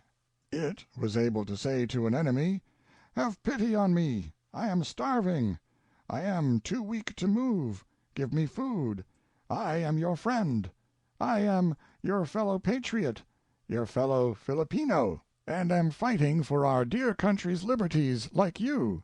Have pity, give me food, save my life, there is no other help." And it was able to refresh and restore its marionette with the food, and then shoot down the giver of it while his hand was stretched out in welcome, like the President's. Yet if blame there was, and guilt, and treachery, and baseness, they are not Funston's, but only its. It has the noble gift of humor, and can make a banquet almost die with laughter when it has a funny incident to tell about. This one will bear reading again, and over again, in fact. The Macabebes fired on those men, and 2 fell dead. The others retreated, firing as they ran, and I might say here that they retreated with such alacrity and enthusiasm that they dropped 18 rifles and 1,000 rounds of ammunition. Sigismondo rushed back into the house, pulled his revolver, and told the insurgent officers to surrender. They all threw up their hands except Villa, Aguinaldo's chief of staff. He had on one of those new-fangled Mauser revolvers, and he wanted to try it, but before he had the Mauser out of its scabbard he was shot twice. Sigismondo was a pretty fair marksman himself. Alhambra was shot in the face. He jumped out of the window. The house, by the way, stood on the bank of the river. He went out of the window and went clear down into the river, the water being 25 feet below the bank. He escaped, swam across the river and got away, and surrendered 5 months afterwards. Villa, shot in the shoulder, followed him out of the window and into the river, but the Macabebes saw him and ran down to the river bank, and they waded in and fished him out, and kicked him all the way up the bank, and asked him how he liked it. Laughter. This was a wounded man. But it is only it that is speaking, not Funston. With youthful glee it can see sink down in death the simple creatures who had answered its fainting prayer for food, and without remorse it can note the reproachful look in their dimming eyes. But in fairness we must remember that this is only it, not Funston.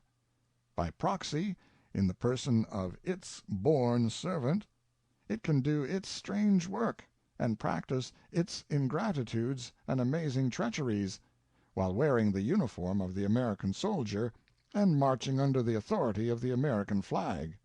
And it, not Funston, comes home now to teach us children what patriotism is.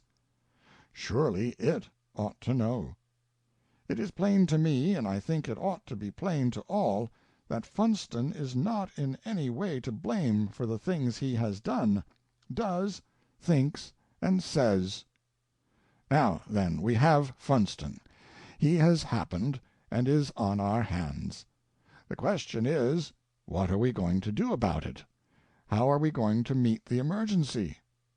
We have seen what happened in Washington's case. He became a colossal example, an example to the whole world, and for all time, because his name and deeds went everywhere, and inspired, as they still inspire and will always inspire, admiration, and compel emulation. Then the thing for the world to do in the present case is to turn the gilt front of Funston's evil notoriety to the rear, and expose the back aspect of it, the right and black aspect of it, to the youth of the land. Otherwise he will become an example and a boy admiration, and will most sorrowfully and grotesquely bring his breed of patriotism into competition with Washington's. This competition has already begun, in fact.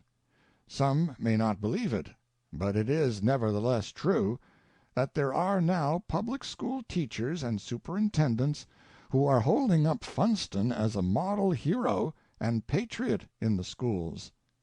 If this Funstonian boom continues, Funstonism will presently affect the army. In fact, this has already happened. There are weak-headed and weak-principled officers in all armies, and these are always ready to imitate successful notoriety-breeding methods, let them be good or bad. The fact that Funston has achieved notoriety by paralyzing the universe with a fresh and hideous idea is sufficient for this kind. They will call that hand if they can, and go at one better when the chance offers. Funston's example has bred many imitators, and many ghastly additions to our history. The torturing of Filipinos by the awful water cure, for instance, to make them confess. What, truth or lies? How can one know which it is they are telling? For under unendurable pain a man confesses anything that is required of him, true or false, and his evidence is worthless.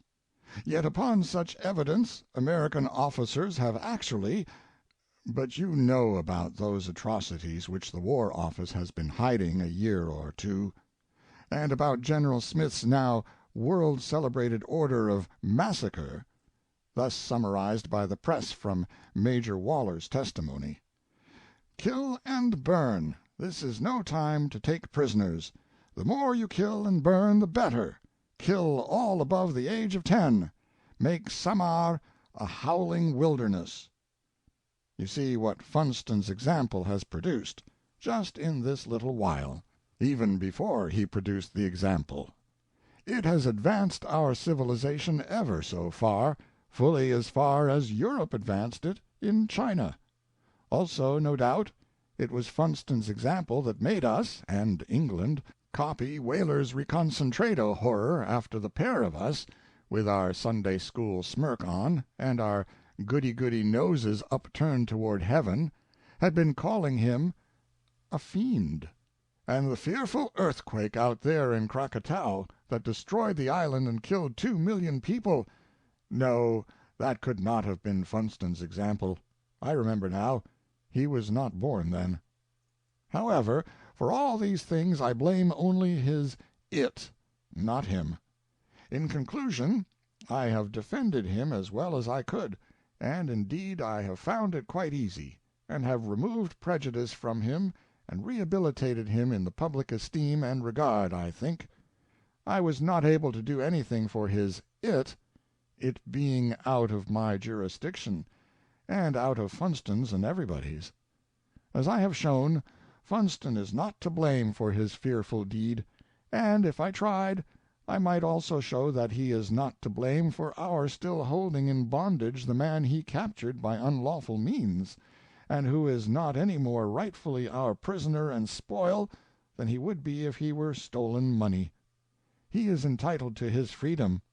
If he were a king of a great power, or an ex-president of our republic, instead of an ex-president of a destroyed and abolished little republic, civilization, with a large C, would criticize and complain until he got it. Mark Twain. P.S. April 16. The President is speaking up this morning just as this goes to the printer, and there is no uncertain sound about the note. It is the speech and spirit of a president of a people, not of a party, and we all like it, traitors and all. I think I may speak for the other traitors, for I am sure they feel as I do about it. I will explain that we get our title from the Funstonian patriots, free of charge. They are always doing us little compliments like that. They are just born flatterers, those boys. M.T. End of A Defense of General Funston, read by John Greenman.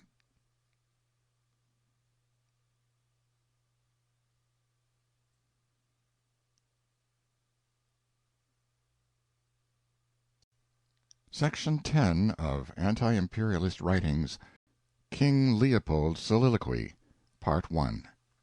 The publishers desire to state that Mr. Clemens declines to accept any pecuniary return from this booklet, as it is his wish that all proceeds of sales above the cost of publication shall be used in furthering effort for relief of the people of the Congo State. The P. R. Warren Company, Boston, Massachusetts, January 1, 1906. It is I. Leopold II is the absolute master of the whole of the internal and external activity of the independent state of the Congo. The organization of justice, the army, the industrial and commercial regimes are established freely by himself. He would say, and with greater accuracy than did Louis XIV, the state, it is I. Professor F. Cartier, Brussels University. Let us repeat, after so many others, what has become a platitude. The success of the African work is the work of a sole directing will, without being hampered by the hesitation of timorous politicians, carried out under his sole responsibility, intelligent, thoughtful, conscious of the perils and the advantages, discounting with an admirable prescience the great results of a near future. M. Alfred Poskin, in Bilan Congolais. King Leopold's Soliloquy, a defense of his Congo rule. By Mark Twain. Second edition.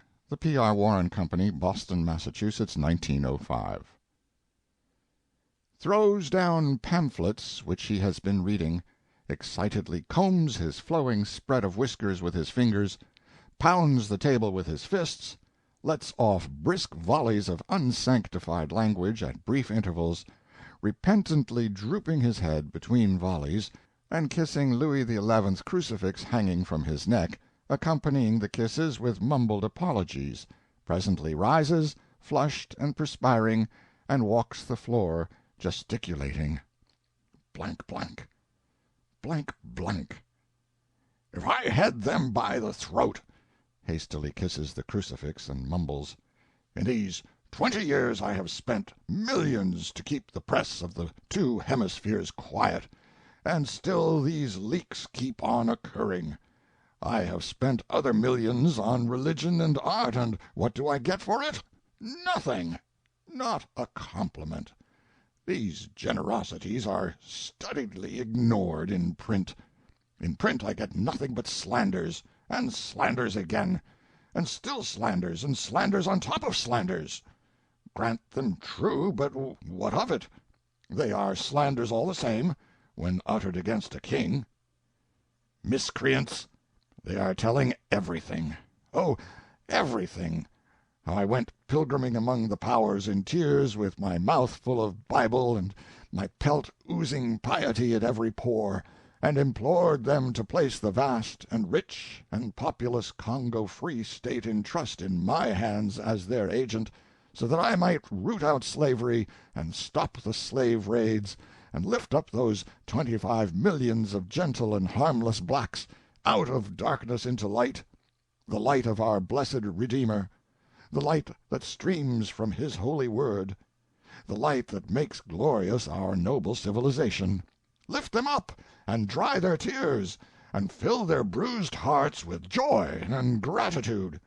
Lift them up, and make them comprehend that they were no longer outcasts and forsaken, but our very brothers in Christ. How America and 13 great European states wept in sympathy with me, and were persuaded.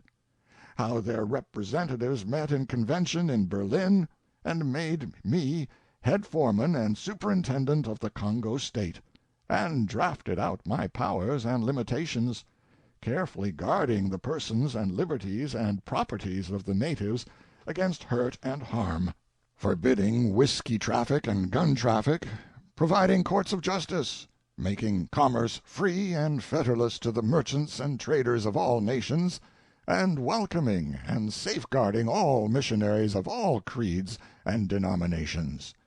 They have told how I planned and prepared my establishment and selected my horde of officials, pals and pimps of mine, unspeakable Belgians every one, and hoisted my flag, and took in a President of the United States, and got him to be the first to recognize it and salute it. Oh, well, let them blackguard me if they like. It is a deep satisfaction to me to remember that I was a shade too smart for that nation that thinks itself so smart. Yes, I certainly did bunco a Yankee, as those people phrase it. Pirate flag? Let them call it so, perhaps it is. All the same, they were the first to salute it. These meddlesome American missionaries, these frank British consuls, these blabbering Belgian-born traitor officials, those tiresome parrots are always talking, always telling.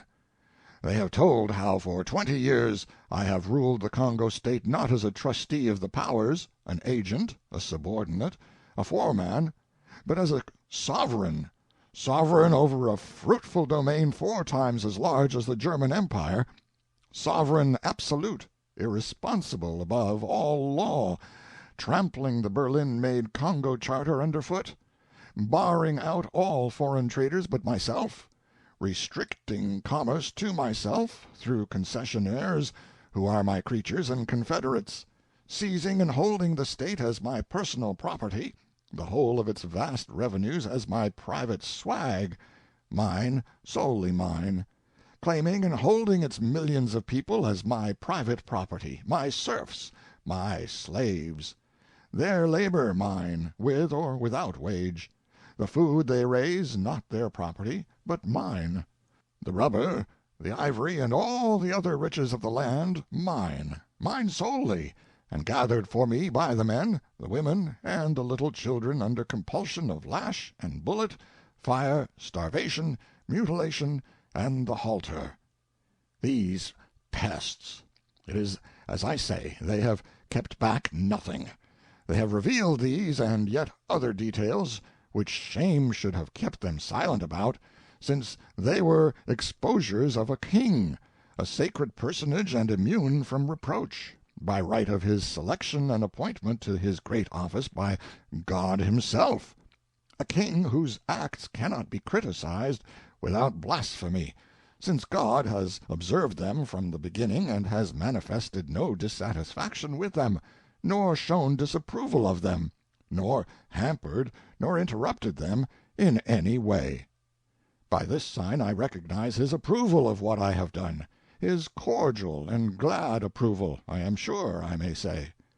Blessed, crowned, beatified with his great reward, this golden reward, this unspeakably precious reward, why should I care for men's cursings and revilings of me?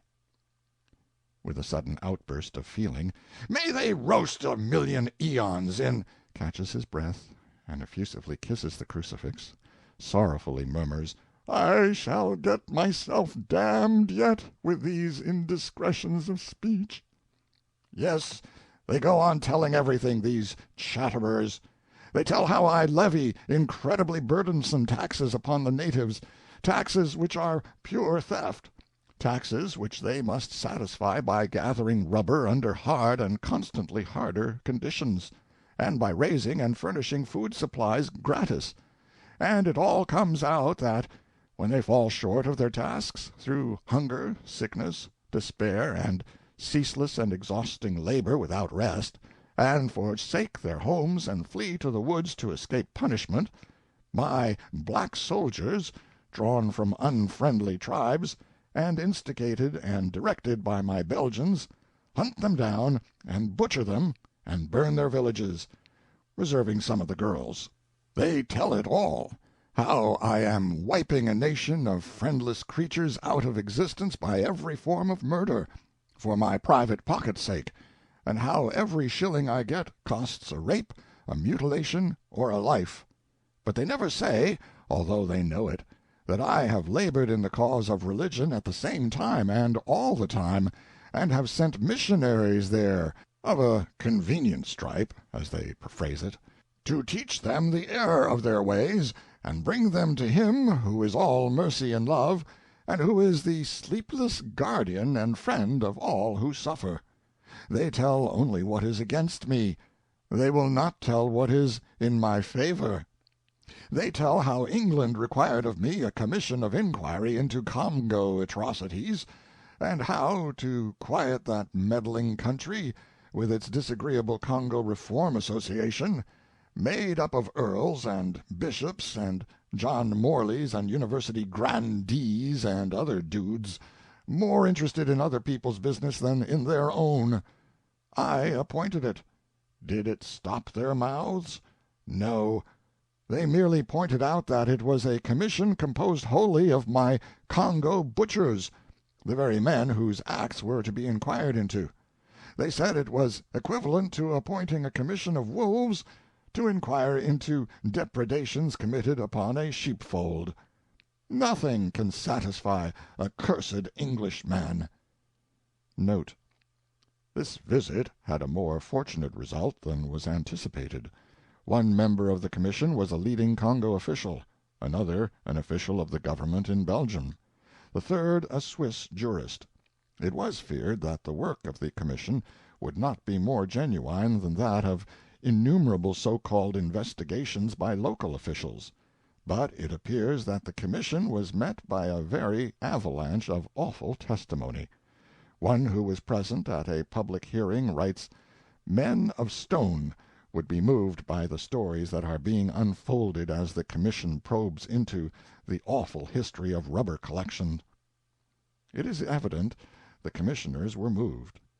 Of their report and its bearing upon the international issue presented by the conceded conditions in the Congo State, something is said on the supplementary page of this pamphlet. Certain reforms were ordered by the Commission in the one section visited, but the latest word is that after its departure conditions were soon worse than before its coming. M.T. End of note. And were the fault-finders frank with my private character? They could not be more so if I were a plebeian, a peasant, a mechanic. They remind the world that from the earliest days my house has been chapel and brothel combined, and both industries working full-time, that I practiced cruelties upon my queen and my daughters, and supplemented them with daily shame and humiliations, that when my queen lay in the happy refuge of her coffin, and a daughter implored me on her knees to let her look for the last time upon her mother's face, I refused, and that 3 years ago, not being satisfied with the stolen spoils of a whole alien nation, I robbed my own child of her property, and appeared by proxy in court, a spectacle to the civilized world, to defend the act and complete the crime. It is as I have said. They are unfair, unjust. They will resurrect and give new currency to such things as those, or to any other things that count against me, but they will not mention any act of mine that is in my favor. I have spent more money on art than any other monarch of my time, and they know it. Do they speak of it? Do they tell about it? No, they do not. They prefer to work up what they call ghastly statistics into offensive kindergarten object lessons, whose purpose is to make sentimental people shudder and prejudice them against me. The remark that if the innocent blood shed in the Congo State by King Leopold were put in buckets, and the buckets placed side by side, the line would stretch 2,000 miles. If the skeletons of his 10 millions of starved and butchered dead could rise up and march in single file, it would take them 7 months and 4 days to pass a given point. If compacted together in a body, they would occupy more ground than St. Louis covers, World Fair and all. If they should all clap their bony hands at once, the grisly crash would be heard at a distance of blank.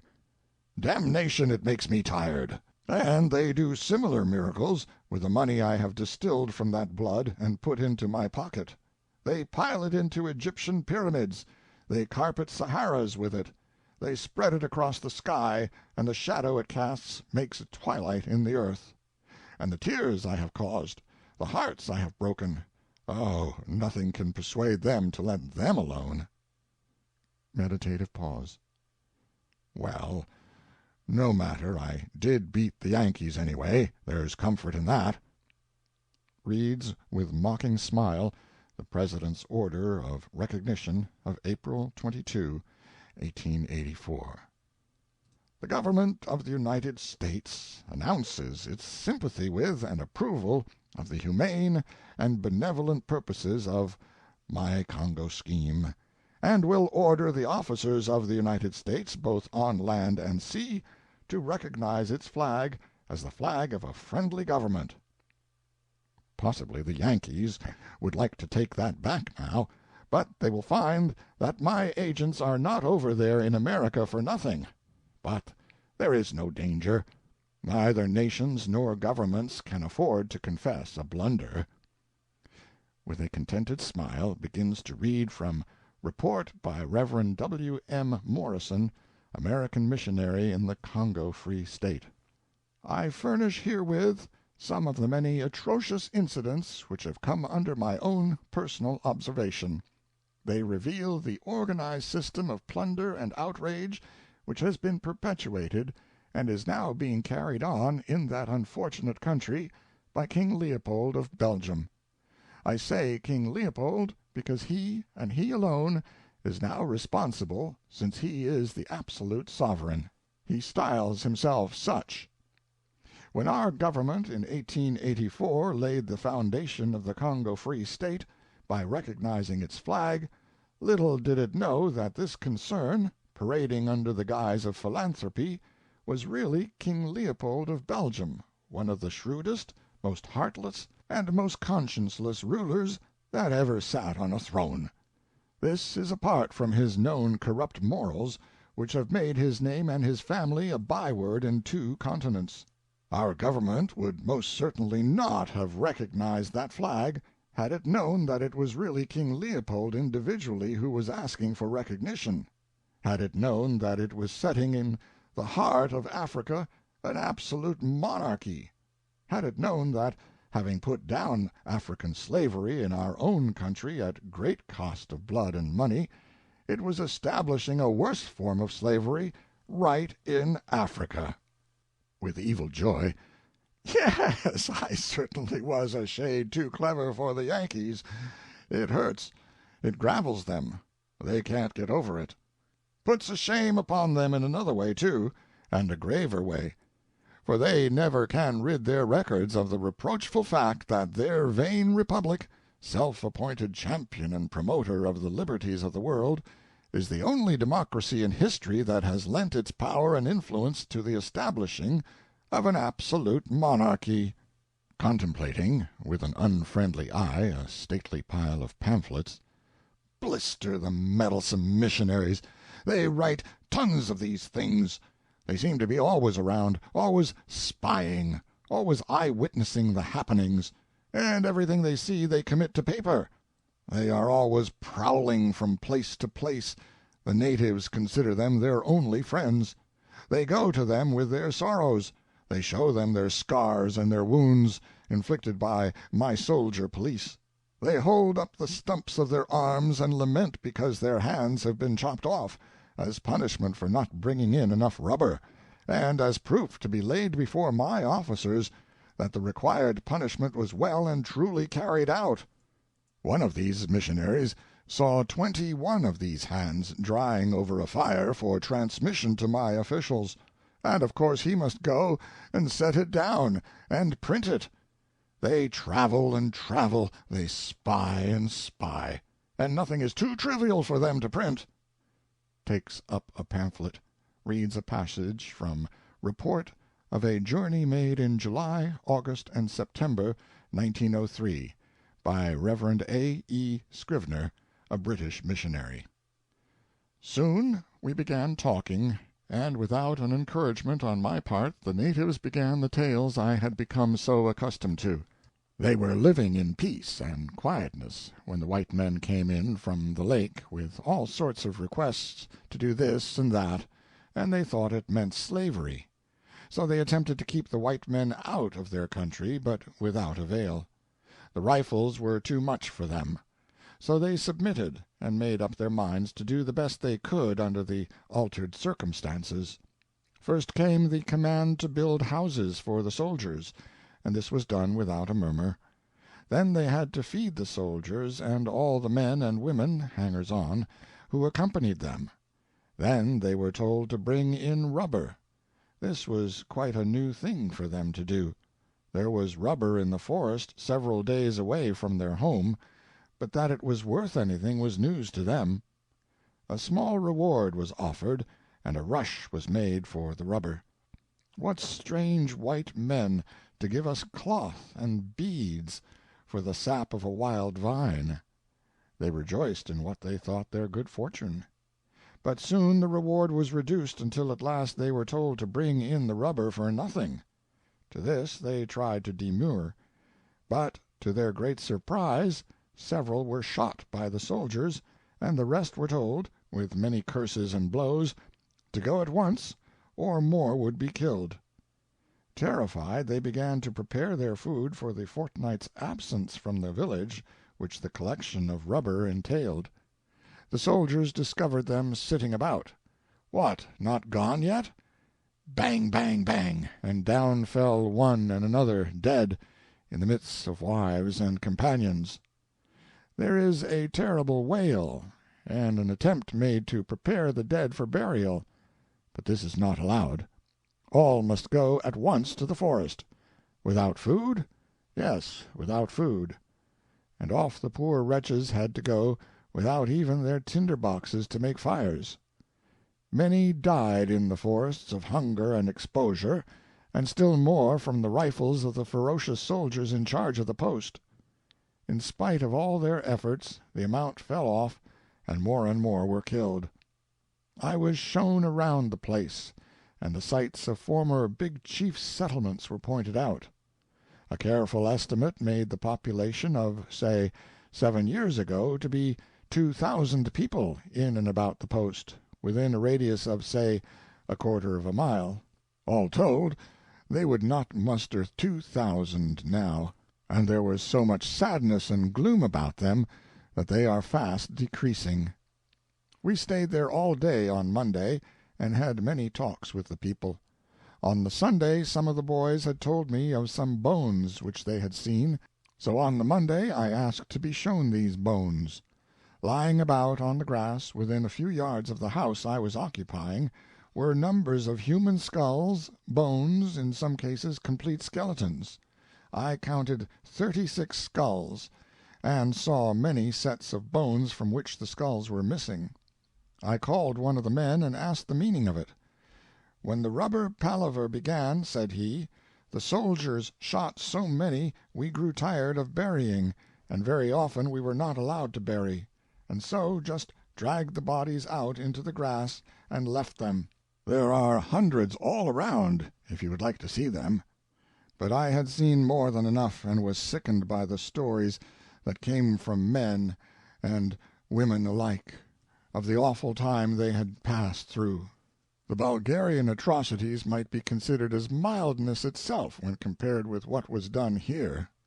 How the people submitted I don't know, and even now I wonder as I think of their patience.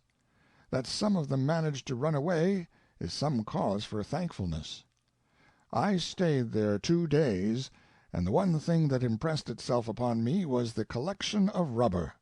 I saw long files of men come in, as at Bongo, with their little baskets under their arms, saw them paid their milk tin full of salt, and the 2 yards of calico flung to the headmen, saw their trembling timidity, and in fact a great deal that all went to prove the state of terrorism that exists and the virtual slavery in which the people are held. That is their way. They spy, and run into print with every foolish trifle. And that British consul, Mr. Casement, is just like them. He gets hold of a diary which had been kept by one of my government officers, and although it is a private diary and intended for no eye but its owner's, Mr. Casement is so lacking in delicacy and refinement as to print passages from it. Reads a passage from the diary. "Each time the corporal goes out to get rubber, cartridges are given him. He must bring back all not used, and for every one used he must bring back a right hand. M.P. told me that sometimes they shot a cartridge at an animal in hunting. They then cut off a hand from a living man. As to the extent to which this is carried on, he informed me that in 6 months the State on the Mambogo River had used 6,000 cartridges, which means that 6,000 people are killed or mutilated. It means more than 6,000, for the people have told me repeatedly that the soldiers kill the children with the butt of their guns." When the subtle consul thinks silence will be more effective than words, he employs it. Here he leaves it to be recognized that 1,000 killings and mutilations a month is a large output for so small a region as the Mambogo River concession, silently indicating the dimensions of it by accompanying his report with a map of the prodigious Congo State, in which there is not room for so small an object as that river. That silence is intended to say, if it is 1,000 a month in this little corner, imagine the output of the whole vast State. A gentleman would not descend to these furtivenesses. Now, as to the mutilations, you can't head off a Congo critic and make him stay headed off. he dodges, and straightway comes back at you from another direction. They are full of slippery arts. When the mutilations, severing hands, unsexing men, etc., began to stir Europe, we hit upon the idea of excusing them with a retort which we judged would knock them dizzy on that subject for good and all, and leave them nothing more to say. To wit, we boldly laid the custom on the natives, and said we did not invent it, but only followed it. Did it knock them dizzy? Did it shut their mouths? Not for an hour. They dodged, and came straight back at us with the remark that, if a Christian king can perceive a saving moral difference between inventing bloody barbarities and imitating them from savages, for charity's sake let him get what comfort he can out of his confession. It is most amazing, the way that that consul acts, that spy, that busybody. Takes up pamphlet, Treatment of Women and Children in the Congo State. What Mr. Casement saw in 1903. Hardly 2 years ago. Intruding that date upon the public was a piece of cold malice. It was intended to weaken the force of my press syndicate's assurances to the public that my severities in the Congo ceased, and ceased utterly, years and years ago. This man is fond of trifles, revels in them, gloats over them, pets them, fondles them, sets them all down. One doesn't need to drowse through his monotonous report to see that. The mere subheadings of its chapters prove it. Reads. 240 persons, men, women, and children, compelled to supply government with 1 ton of carefully prepared foodstuffs per week, receiving in remuneration, all told, the princely sum of 15 shilling 10 pence. Very well, it was liberal. It was not much short of a penny a week for each nigger. It suits this consul to belittle it, yet he knows very well that I could have had both the food and the labor for nothing. I can prove it by 1,000 instances. Reads. Expedition against a village behindhand in its compulsory supplies. Result, slaughter of 16 persons. Among them 3 women and a boy of 5 years. 10 carried off to be prisoners till ransomed, among them a child who died during the march. But he is careful not to explain that we are obliged to resort to ransom to collect debts where the people have nothing to pay with. Families that escape to the woods sell some of their members into slavery and thus provide the ransom. He knows that I would stop this if I could find a less objectionable way to collect their debts. Here is some more of the consul's delicacy. He reports a conversation he had with some natives. Q. How do you know it was the white men themselves who ordered these cruel things to be done to you? These things must have been done without the white man's knowledge by the black soldiers. A. The white men told their soldiers, you only kill women, you cannot kill men. You must prove that you kill men. So then the soldiers, when they killed us— Here he stopped and hesitated, and then pointing to blank, he said, then they blank, and took them to the white men, who said, it is true, you have killed men. Q. You say this is true? Were many of you so treated after being shot? All shouting out, Nkoto, Nkoto, very many, very many. There was no doubt that these people were not inventing. Their vehemence, their flashing eyes, their excitement were not simulated. Of course the critic had to divulge that. He has no self-respect. All his kind reproach me, although they know quite well that I took no pleasure in punishing the men in that particular way, but only did it as a warning to other delinquents. Ordinary punishments are no good with ignorant savages. They make no impression. Reads more subheads. Devastated region. Population reduced from 40,000 to 8,000. He does not take the trouble to say how it happened. He is fertile in concealments. He hopes his readers and his Congo reformers of the Lord Aberdeen Norbury John Morley Sir Gilbert Parker stripe will think they were all killed. They were not. The great majority of them escaped. They fled to the bush with their families because of the rubber raids, and it was there they died of hunger. Could we help that? One of my sorrowing critics observes, "Other Christian rulers tax their people, but furnish schools, courts of law, roads, light, water, and protection to life and limb in return.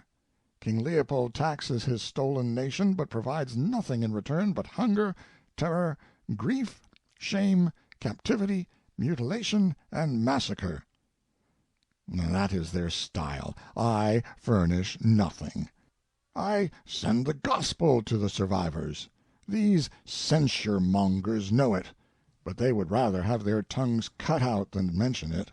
I have several times required my raiders to give the dying an opportunity to kiss the sacred emblem, and if they obeyed me, I have without doubt been the humble means of saving many souls. None of my traducers have had the fairness to mention this, but let it pass. There is one who has not overlooked it, and that is my solace. That is my consolation. Puts down the report, takes up a pamphlet, glances along the middle of it. This is where the death trap comes in.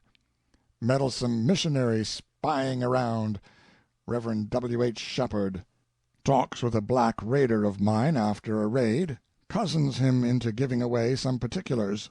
The raider remarks, "I demanded 30 slaves from this side of the stream and 30 from the other side, 2 points of ivory, 2,500 balls of rubber, 13 goats, 10 fowls, and 6 dogs, some corn, chummy, etc." "How did the fight come up?" I asked.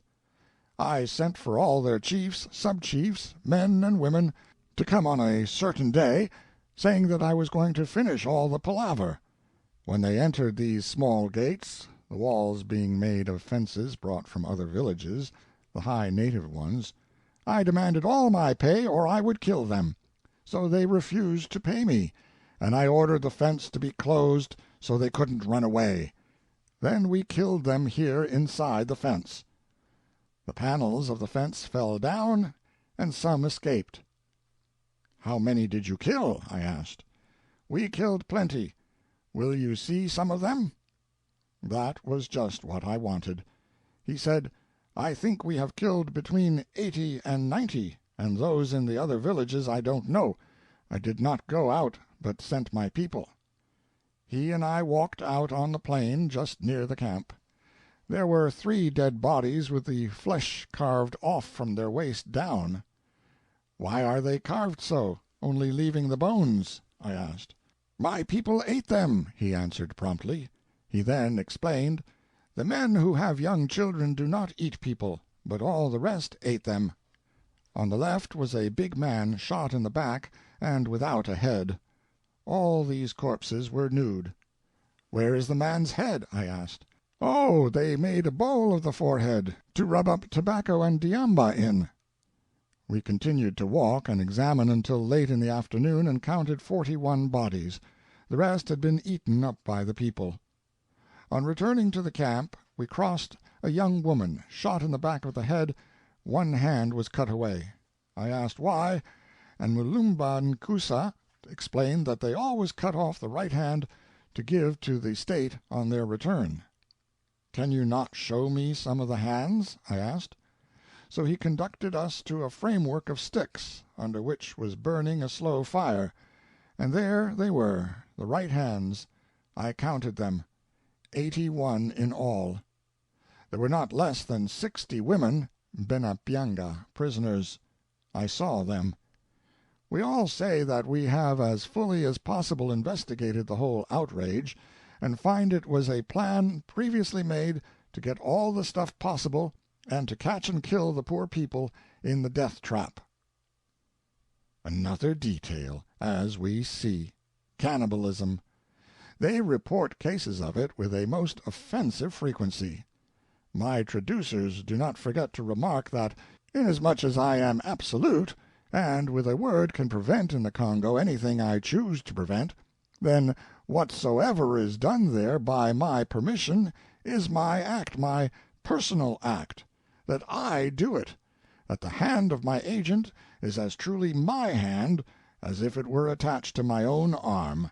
And so they picture me in my robes of state, with my crown on my head, munching human flesh, saying grace, mumbling thanks to Him from whom all good things come. Dear, dear, when the soft hearts get hold of a thing like that missionary's contribution, they quite lose their tranquillity over it. They speak out profanely, and reproach heaven for allowing such a fiend to live, meaning me. They think it irregular. They go shuddering around, brooding over the reduction of that Congo population from 25 million to 15 million in the 20 years of my administration. Then they burst out and call me the king with 10 million murders on his soul. They call me a record. The most of them do not stop with charging merely the 10 million against me. No, they reflect that but for me the population by natural increase would now be 30 million, so they charge another 5 million against me, and make my total death harvest 15 million. They remark that the man who killed the goose that laid the golden egg was responsible for the eggs she would subsequently have laid if she had been let alone. Oh, yes, they call me a record. They remark that twice in a generation, in India, the great famine destroys 2 million out of a population of 320 million, and the whole world holds up its hands in pity and horror. Then they fall to wondering where the world would find room for its emotions if I had a chance to trade places with the great famine for 20 years. The idea fires their fancy, and they go on and imagine the famine coming in state at the end of the 20 years and prostrating itself before me, saying, "Teach me, Lord, I perceive that I am but an apprentice." And next they imagine Death coming, with his scythe and hourglass, and begging me to marry his daughter and reorganize his plant and run the business. For the whole world, you see. By this time their diseased minds are under full steam, and they get down their books and expand their labors with me for text. They hunt through all biography for my match, working Attila, Torquemada, Genghis Khan, Ivan the Terrible, and the rest of that crowd for all they are worth, and evilly exulting when they cannot find it. Then they examine the historical earthquakes and cyclones and blizzards and cataclysms and volcanic eruptions. Verdict? None of them in it with me. At last they do really hit it, as they think, and they close their labors with conceding, reluctantly, that I have one match in history, but only one, the flood. This is intemperate. But they are always that when they think of me. They can no more keep quiet when my name is mentioned than can a glass of water control its feelings with a seidlitz powder in its bowels. The bizarre things they can imagine with me for an inspiration. One Englishman offers to give me the odds of 3 to 1 and bet me anything I like, up to 20,000 guineas, that for 2 million years I am going to be the most conspicuous foreigner in hell. The man is so beside himself with anger that he does not perceive that the idea is foolish and unbusinesslike. You see, there could be no winner. Both of us would be losers, on account of the loss of interest on the stakes. At 4 or 5% compounded, this would amount to, I do not know how much exactly, but by the time the term was up and the bet payable, a person could buy hell itself with the accumulation. Another madman wants to construct a memorial for the perpetuation of my name, out of my 15 million skulls and skeletons, and is full of vindictive enthusiasm over his strange project. He has it all ciphered out and drawn to scale. Out of the skulls he will build a combined monument and mausoleum to me, which shall exactly duplicate the Great Pyramid of Cheops, whose base covers 13 acres and whose apex is 451 feet above ground. He desires to stuff me and stand me up in the sky on that apex, robed and crowned, with my pirate flag in one hand and a butcher knife and pendant handcuffs in the other. He will build the pyramid in the center of a depopulated tract, a brooding solitude covered with weeds and the moldering ruins of burned villages, where the spirits of the starved and murdered dead will voice their laments forever in the whispers of the wandering winds.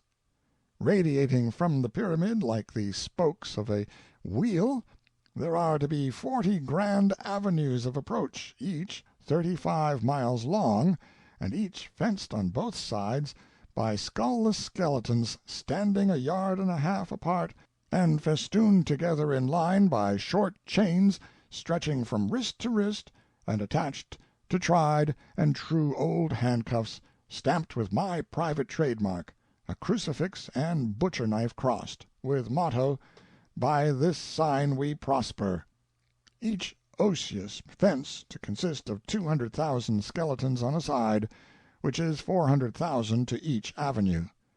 It is remarked with satisfaction that it aggregates 3,000 or 4,000 miles, single-ranked, of skeletons, 15,000,000 all told, and would stretch across America from New York to San Francisco. It is remarked further, in the hopeful tone of a railroad company forecasting showy extensions of its mileage, that my output is 500,000 corpses a year when my plant is running full time, and that therefore, if I am spared 10 years longer, there will be fresh skulls enough to add 175 feet to the pyramid, making it by a long way the loftiest architectural construction on the earth, and fresh skeletons enough to continue the transcontinental file, on piles, 1,000 miles into the Pacific. The cost of gathering the materials from my widely scattered and innumerable private graveyards, and transporting them and building the monument and the radiating grand avenues, is duly ciphered out, running into an aggregate of millions of guineas, and then, why then, blank, blank, blank, blank, this idiot asks me to furnish the money. Sudden and effusive application of the crucifix. He reminds me that my yearly income from the Congo is millions of guineas, and that only 5,000,000 would be required for his enterprise. Every day wild attempts are made upon my purse. They do not affect me, they cost me not a thought. But this one troubles me, makes me nervous, for there is no telling what an unhinged creature like this may think of next. If he should think of Carnegie—but I must banish that thought out of my mind. It worries my days. It troubles my sleep. That way lies madness. After a pause, there is no other way. I have got to buy Carnegie. Harassed and muttering, walks the floor a while, then takes to the consul's chapter headings again. Reads: Government starved a woman's children to death and killed her sons. Butchery of women and children. The native has been converted into a being without ambition because without hope. Women chained by the neck by rubber sentries. Women refuse to bear children because, with a baby to carry, they cannot well run away and hide from the soldiers. Statement of a child. I, my mother, my grandmother, and my sister, we ran away into the bush. A great number of our people were killed by the soldiers. After that they saw a little bit of my mother's head, and the soldiers ran quickly to where we were and caught my grandmother, my mother, my sister, and another little one younger than us. Each wanted my mother for a wife and argued about it, so they finally decided to kill her. They shot her through the stomach with a gun, and she fell, and when I saw that I cried very much, because they killed my grandmother and mother, and I was left alone. I saw it all done. It has a sort of pitiful sound, although they are only blacks. It carries me back and back into the past, to when my children were little, and would fly to the bush, so to speak, when they saw me coming. Resumes reading of chapter headings of the consul's report. They put a knife through a child's stomach.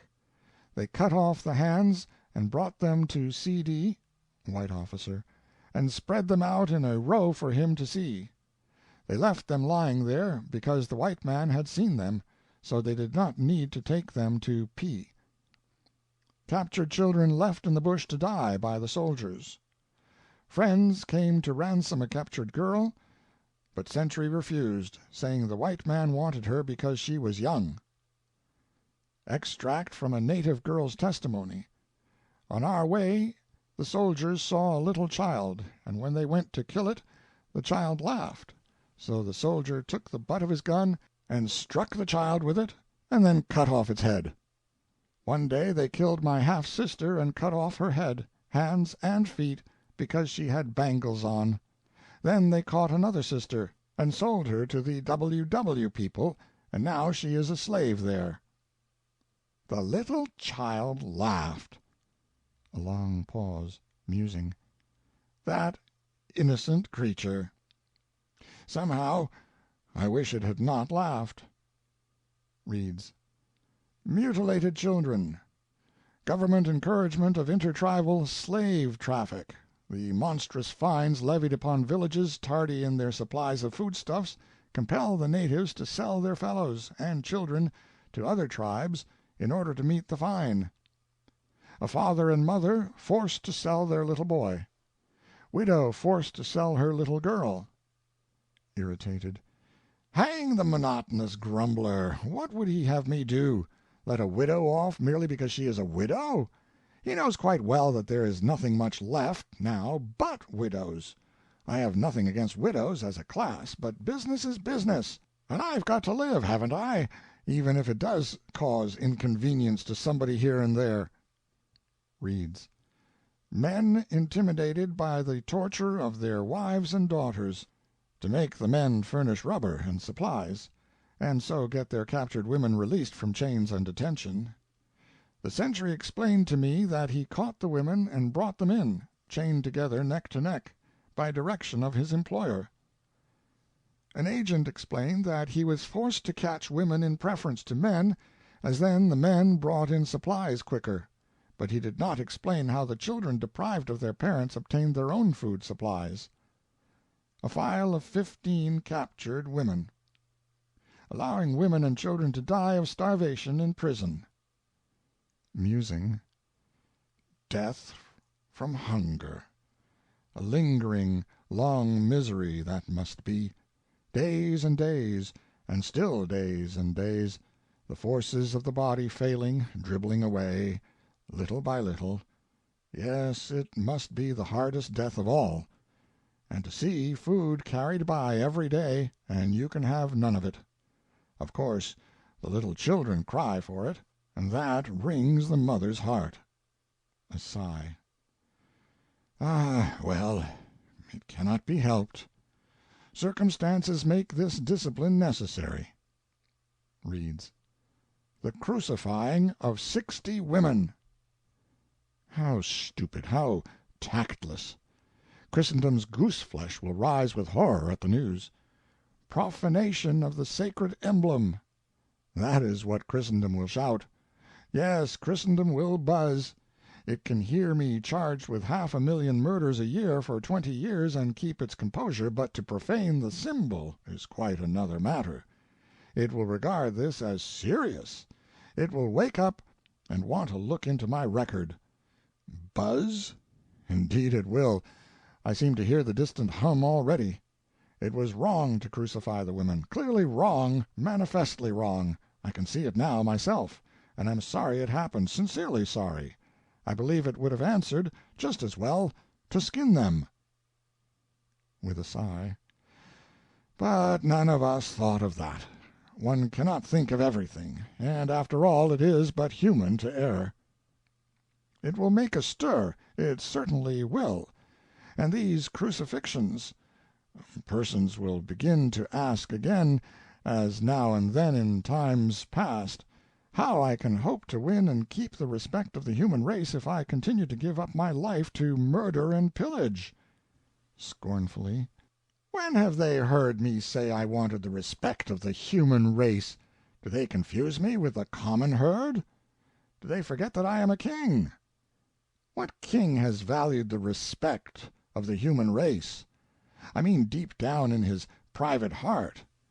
If they would reflect, they would know that it is impossible that a king should value the respect of the human race. He stands upon an eminence and looks out over the world and sees multitudes of meek human beings worshiping the persons and submitting to the oppressions and exactions of a dozen human beings who are in no way better or finer than themselves, made on just their own pattern, in fact, and out of the same quality of mud.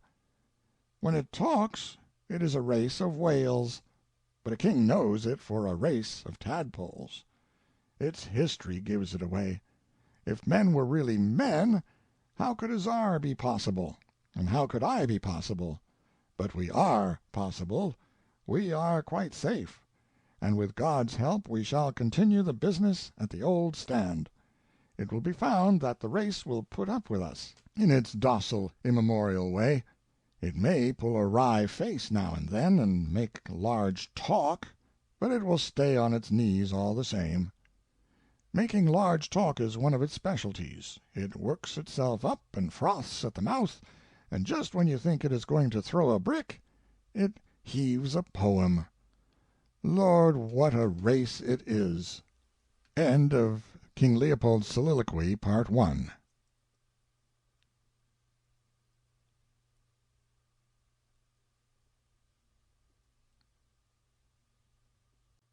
Section 11 of Anti-imperialist Writings. King Leopold's Soliloquy, Part 2. A Czar, 1905. A pasteboard autocrat, a despot out of date, a fading planet in the glare of day, a flickering candle in the bright sun's ray, burnt to the socket, fruit left too late, high on a blighted bough, ripe till it's rotten. By God forsaken and by time forgotten, watching the crumbling edges of his lands, a spineless god to whom dumb millions pray, from Finland in the west to far Cathay.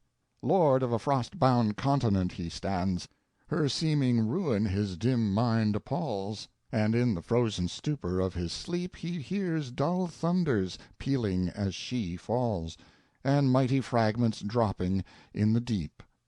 Note: B. H. Nadal in the New York Times. End of note. It is fine, one is obliged to concede it. It is a great picture, and impressive. The mongrel handles his pen well. Still, with opportunity, I would flay him. A spineless god.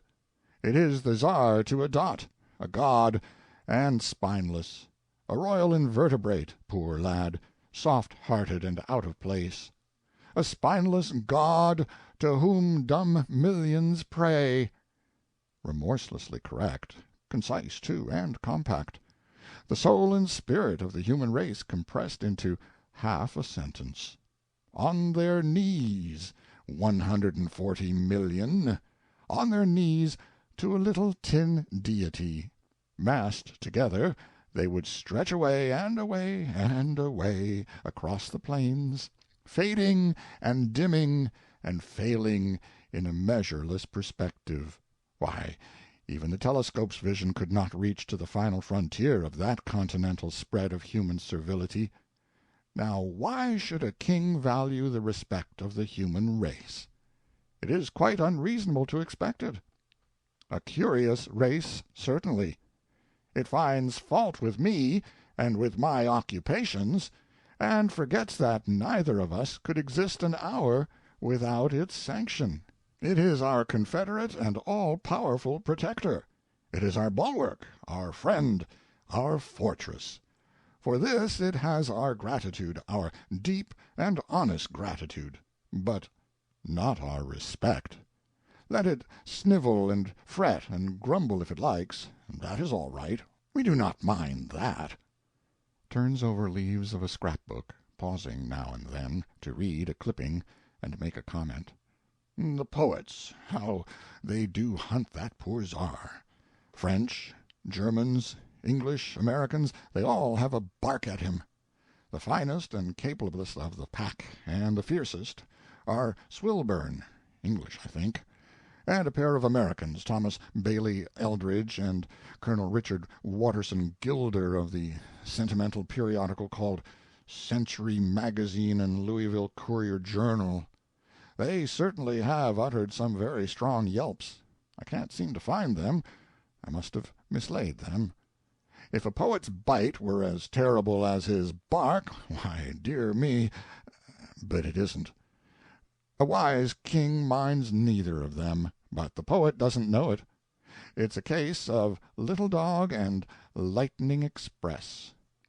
When the Czar goes thundering by, the poet skips out and rages alongside for a little distance, then returns to his kennel, wagging his head with satisfaction, and thinks he has inflicted a memorable scare, whereas nothing has really happened. The Czar didn't know he was around. They never bark at me. I wonder why that is. I suppose my corruption department buys them. That must be it, for certainly I ought to inspire a bark or two. I'm rather choice material, I should say.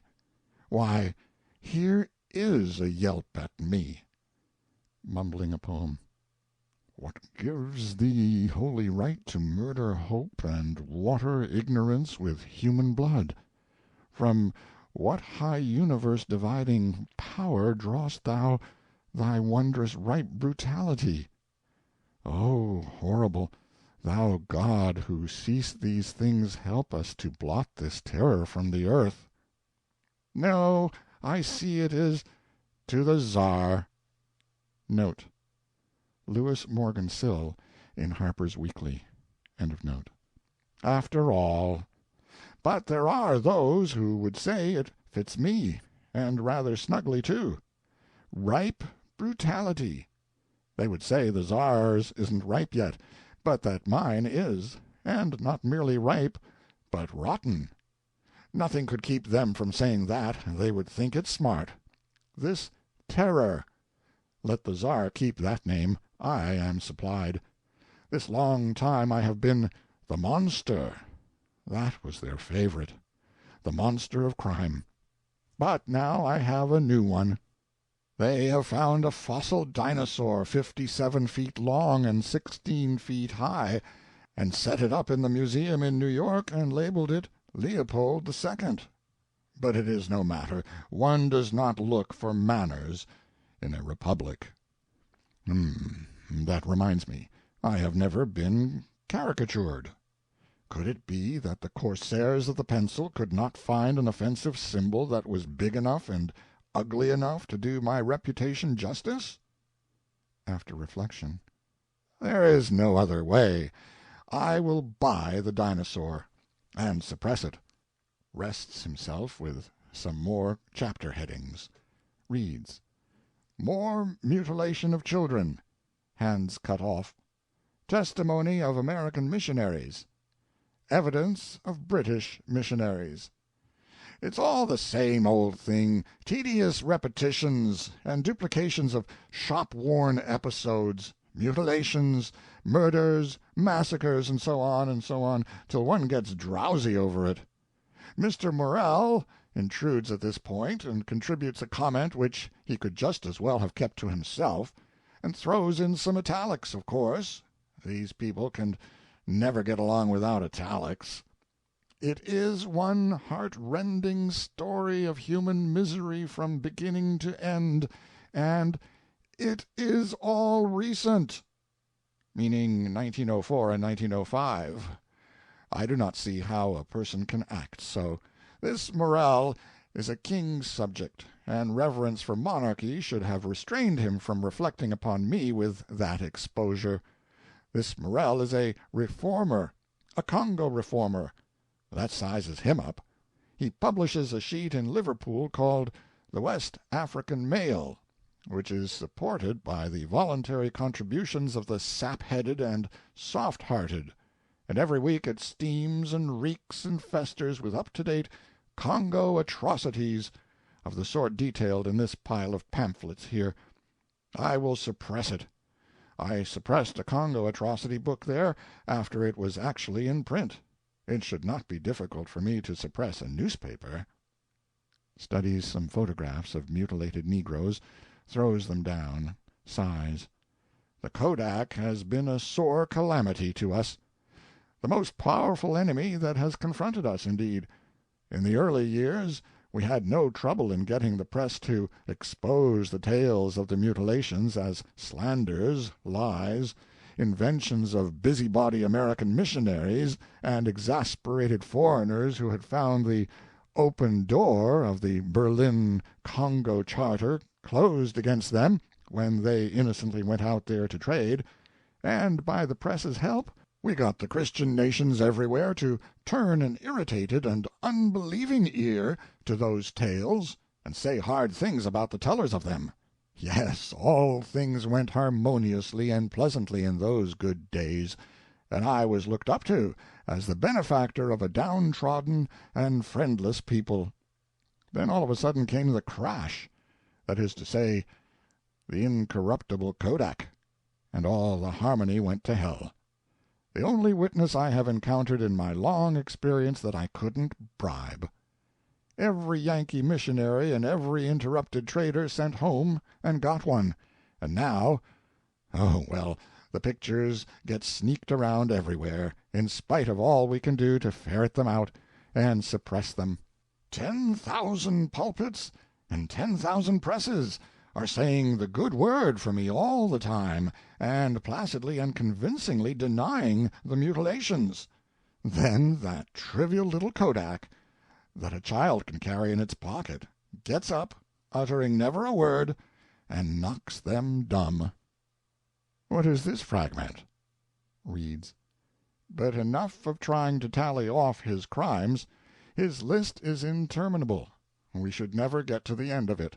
His awful shadow lies across his Congo Free State, and under it an unoffending nation of 15 million is withering away and swiftly succumbing to their miseries. It is a land of graves. It is the land of graves. It is the Congo Free Graveyard. It is a majestic thought, that is, this ghastliest episode in all human history is the work of one man alone, one solitary man, just a single individual, Leopold, King of the Belgians. He is personally and solely responsible for all the myriad crimes that have blackened the history of the Congo State. He is sole master there. He is absolute. He could have prevented the crimes by his mere command. He could stop them today with a word. He withholds the word for his pocket's sake. It seems strange to see a king destroying a nation and laying waste a country for mere sordid money's sake, and solely and only for that. Lust of conquest is royal. Kings have always exercised that stately vice.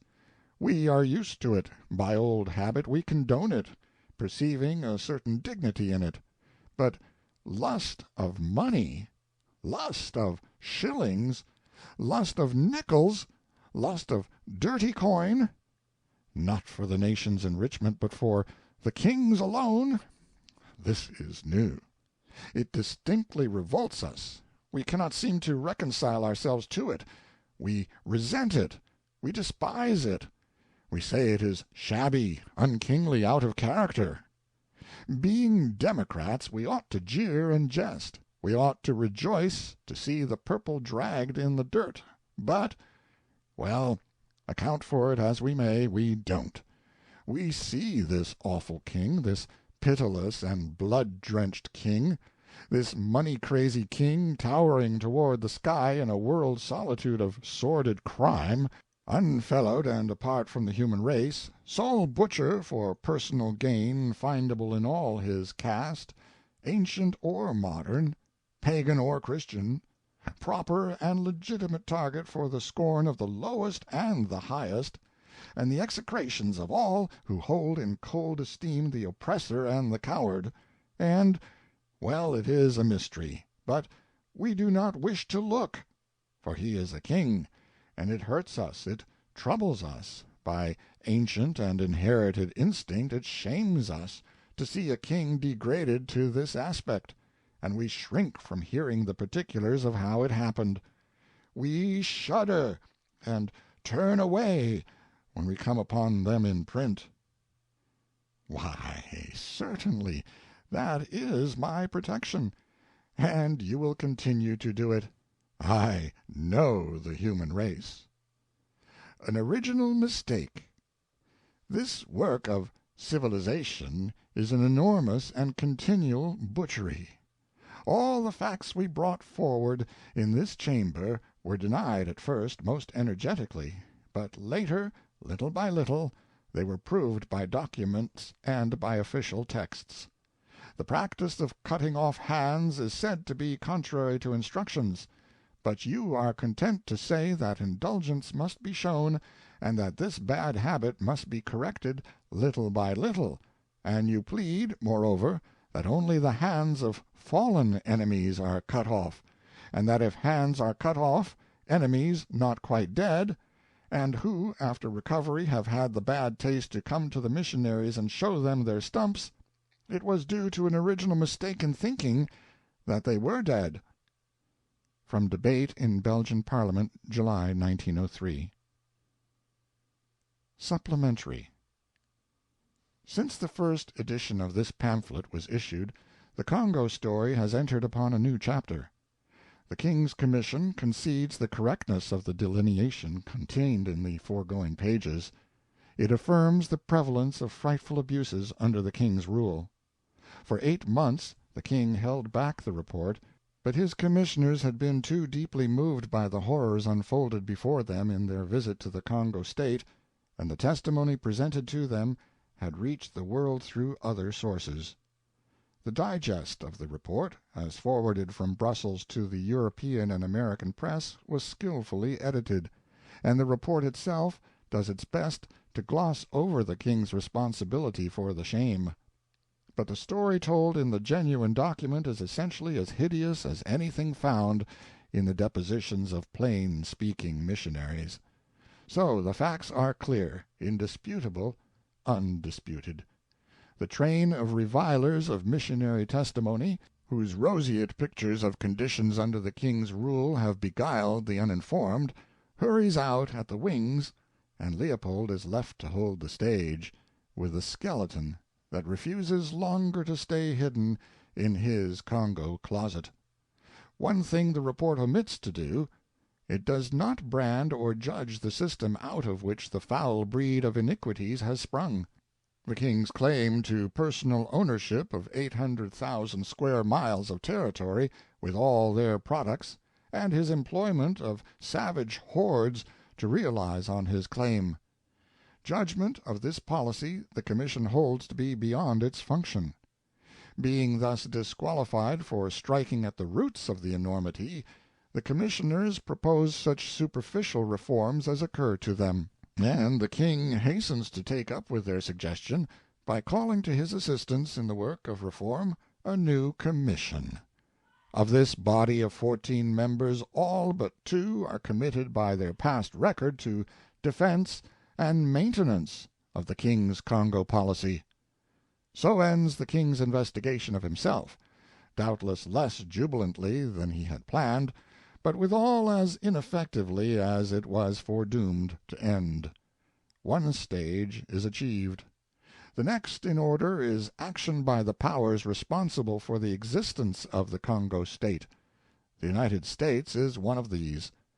Such procedure is advocated in petitions to the President and Congress, signed by John Wanamaker, Lyman Abbott, Henry Van Dyke, David Starr Jordan, and many other leading citizens. If ever the sisterhood of civilized nations have occasion to go up to The Hague or some other accessible meeting place, a foreordained hour for their assembling has now struck. Some things the report of the King's Commission says.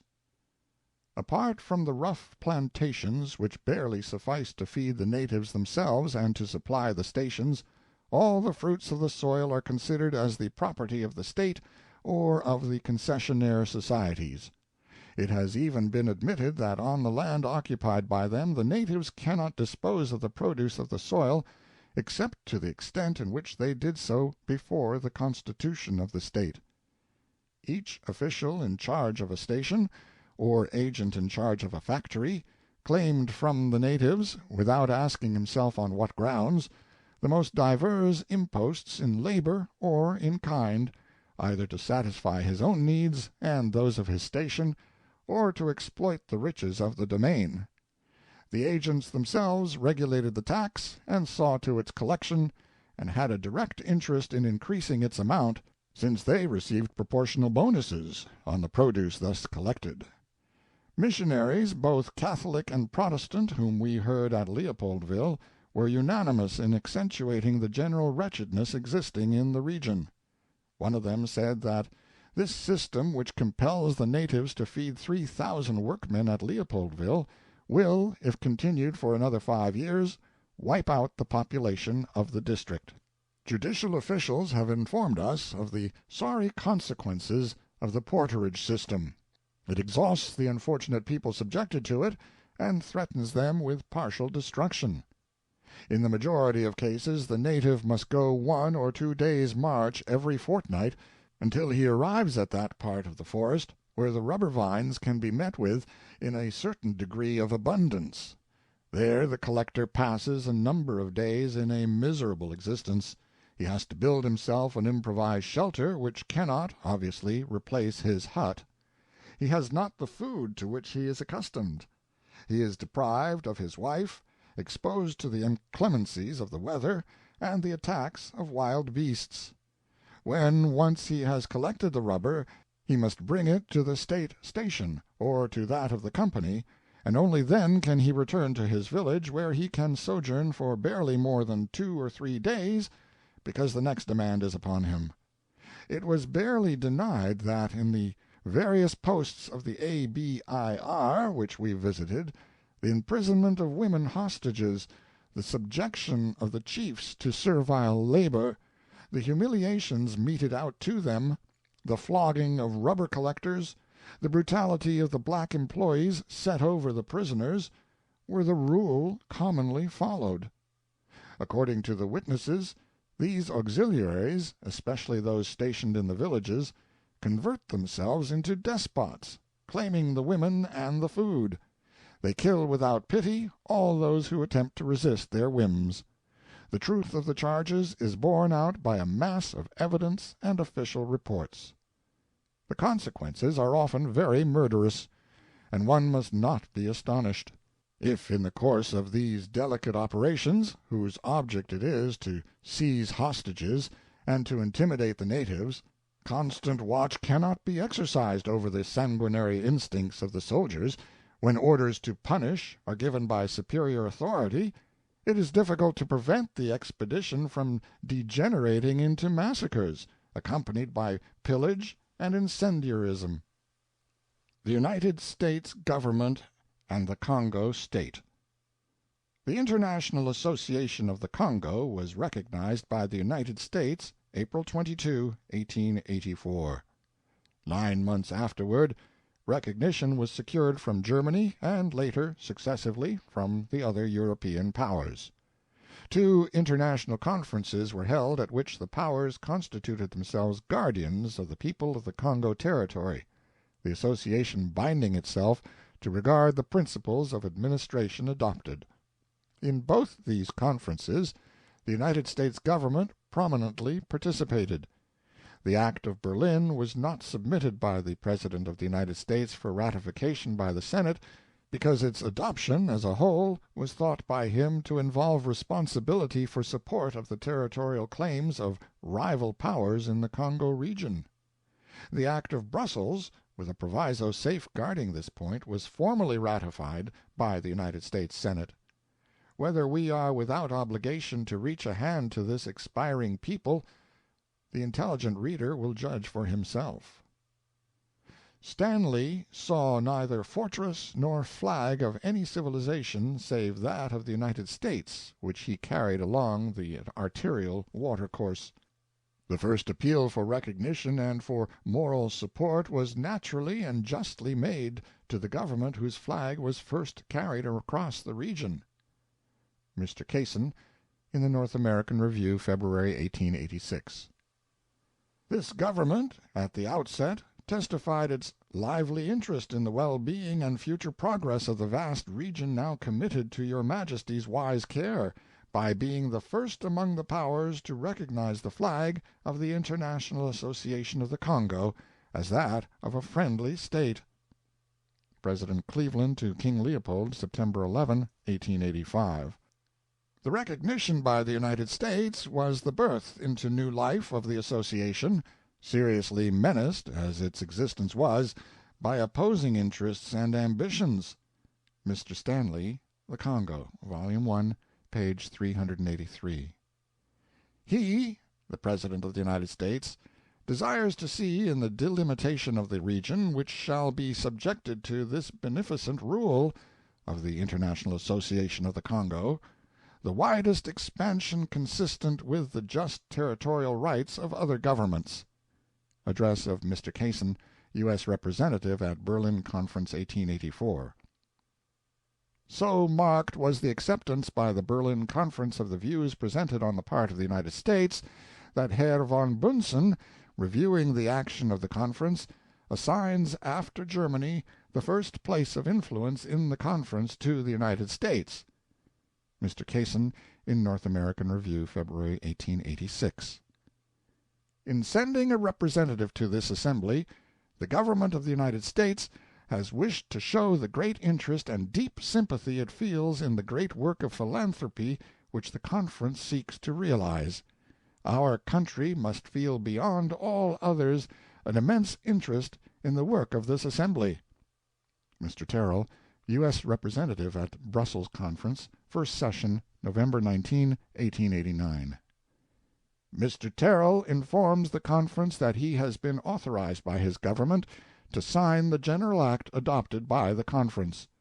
The President says that the U.S. Minister's communication will be received by the conference with extreme satisfaction. Records of Brussels Conference, June 28, 1890. Claiming, as at Berlin, to speak in the name of Almighty God, the signatories at Brussels declared themselves to be equally animated by the firm intention of putting an end to the crimes and devastations engendered by the traffic in African slaves, of protecting effectually the aboriginal populations, and of ensuring the benefits of peace and civilization. Civilization in Congoland, H.R. Fox Bourne. The President continues to hope that the government of the United States, which was the first to recognize the Congo Free State, will not be one of the last to give it the assistance of which it may stand in need. Remarks of Belgian President of Brussels Conference, Session, May 14, 1890. Ought King Leopold to be hanged? Note: the above article, which came to hand as the foregoing was in press, is commended to the King and to the readers of his soliloquy. M.T.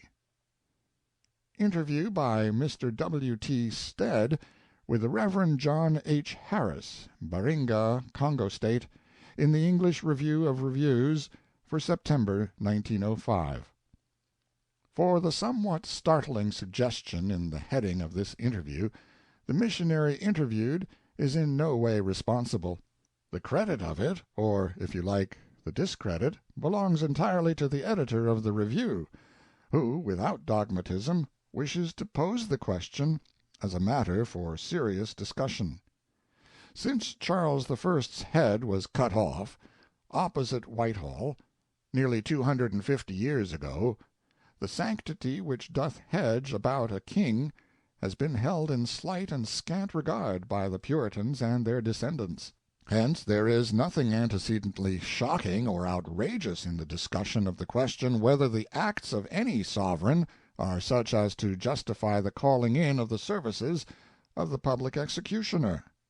It is not, of course, for a journalist to pronounce judgment, but no function of the public writer is so imperative as that of calling attention to great wrongs, and no duty is more imperious than that of insisting that no rank or station should be allowed to shield from justice the real criminal when he is once discovered. The controversy between the Congo Reform Association and the Emperor of the Congo has now arrived at a stage in which it is necessary to take a further step toward the redress of unspeakable wrongs and the punishment of no less unspeakable criminals. The Reverend J. H. Harris, an English missionary, has lived for the last 7 years in that region of Central Africa, the Upper Congo, which King Leopold has made over to one of his vampire groups of financial associates, known as the ABIR Society, on the strictly business basis of a half share in the profits wrung from the blood and misery of the natives. He has now returned to England, and last month he called at Mowbray House to tell me the latest from the Congo. Mr. Harris is a young man in a dangerous state of volcanic fury, and no wonder. After living for 7 years face to face with the devastations of the vampire state, it is impossible to deny that he does well to be angry. When he began, as is the wont of those who have emerged from the depths, to detail horrifying stories of murder, the outrage and torture of women, the mutilation of children, and the whole infernal category of horrors served up with a background of cannibalism, sometimes voluntary and sometimes, incredible though it seems, enforced by the orders of the officers, I cut him short and said, "Dear Mr. Harris, as in Oriental despatches the India Office translator abbreviates the first page of the letter into 2 words, after compliments, or A.C., so let us abbreviate our conversation about the Congo by the 2 words, after atrocities, or A.A. They are so invariable and so monotonous, as Lord Percy remarked in the House the other day, that it is unnecessary to insist upon them. There is no longer any dispute in the mind of any reasonable person as to what is going on in the Congo. It is the economical exploitation of half a continent carried on by the use of armed force wielded by officials the aim all and be all of whose existence is to extort the maximum amount of rubber in the shortest possible time, in order to pay the largest possible dividend to the holders of shares in the concessions." "Well," said Mr. Harris reluctantly, for he is so accustomed to speaking to persons who require to be told the whole dismal tale from A to Z, "what is it you want to know?" "I want to know," I said, "whether you consider the time is ripe for summoning King Leopold before the bar of an international tribunal to answer for the crimes perpetrated under his orders and in his interest in the Congo State." Mr. Harris paused for a moment, and then said, "That depends upon the action which the King takes upon the report of the Commission, which is now in his hands." "Is that report published?" "No," said Mr. Harris, "and it is a question whether it will ever be published. Greatly to our surprise, the Commission, which every one expected would be a mere blind whose appointment was intended to throw dust in the eyes of the public, turned out to be composed of highly respectable persons who heard the evidence most impartially, refused no bona fide testimony produced by trustworthy witnesses, and were overwhelmed by the multitudinous horrors brought before them, and who, we feel, must have arrived at conclusions which necessitate an entire revolution in the administration of the Congo." "Are you quite sure, Mr. Harris," I said, "that this is so?" "Yes," said Mr. Harris, "quite sure. The Commissioner impressed us all in the Congo very favorably. Some of its members seemed to us admirable specimens of public-spirited, independent statesmen. They realized that they were acting in a judicial capacity. They knew that the eyes of Europe were upon them, and, instead of making their inquiry a farce, they made it a reality, and their conclusions must be, I feel sure, so damning to the State that if King Leopold were to take no action but to allow the whole infernal business to proceed unchecked, any international tribunal which had powers of a criminal court would, upon the evidence of the Commission alone, send those responsible to the gallows. Unfortunately, I said, at present the Hague Tribunal is not armed with the powers of an international assize court, nor is it qualified to place offenders, crowned or otherwise, in the dock. But don't you think that in the evolution of society the constitution of such a criminal court is a necessity? It would be a great convenience at present, said Mr. Harris, nor would you need one atom of evidence beyond the report of the Commission to justify the hanging of whoever is responsible for the existence and continuance of such abominations. Has anybody seen the text of the report? I asked. As the Commission returned to Brussels in March, some of the contents of that report are an open secret. A great deal of the evidence has been published by the Congo Reform Association. In the Congo, the commissioners admitted two things. First, that the evidence was overwhelming as to the existence of the evils which had hitherto been denied, and secondly, that they vindicated the character of the missionaries. They discovered, as anyone will who goes out to that country, that it is the missionaries and the missionaries alone who constitute the permanent European element. The Congo state officials come out ignorant of the language, knowing nothing of the country, and with no other sense of their duties beyond that of supporting the concession companies in extorting rubber. They are like men who are dumb and deaf and blind, nor do they wish to be otherwise.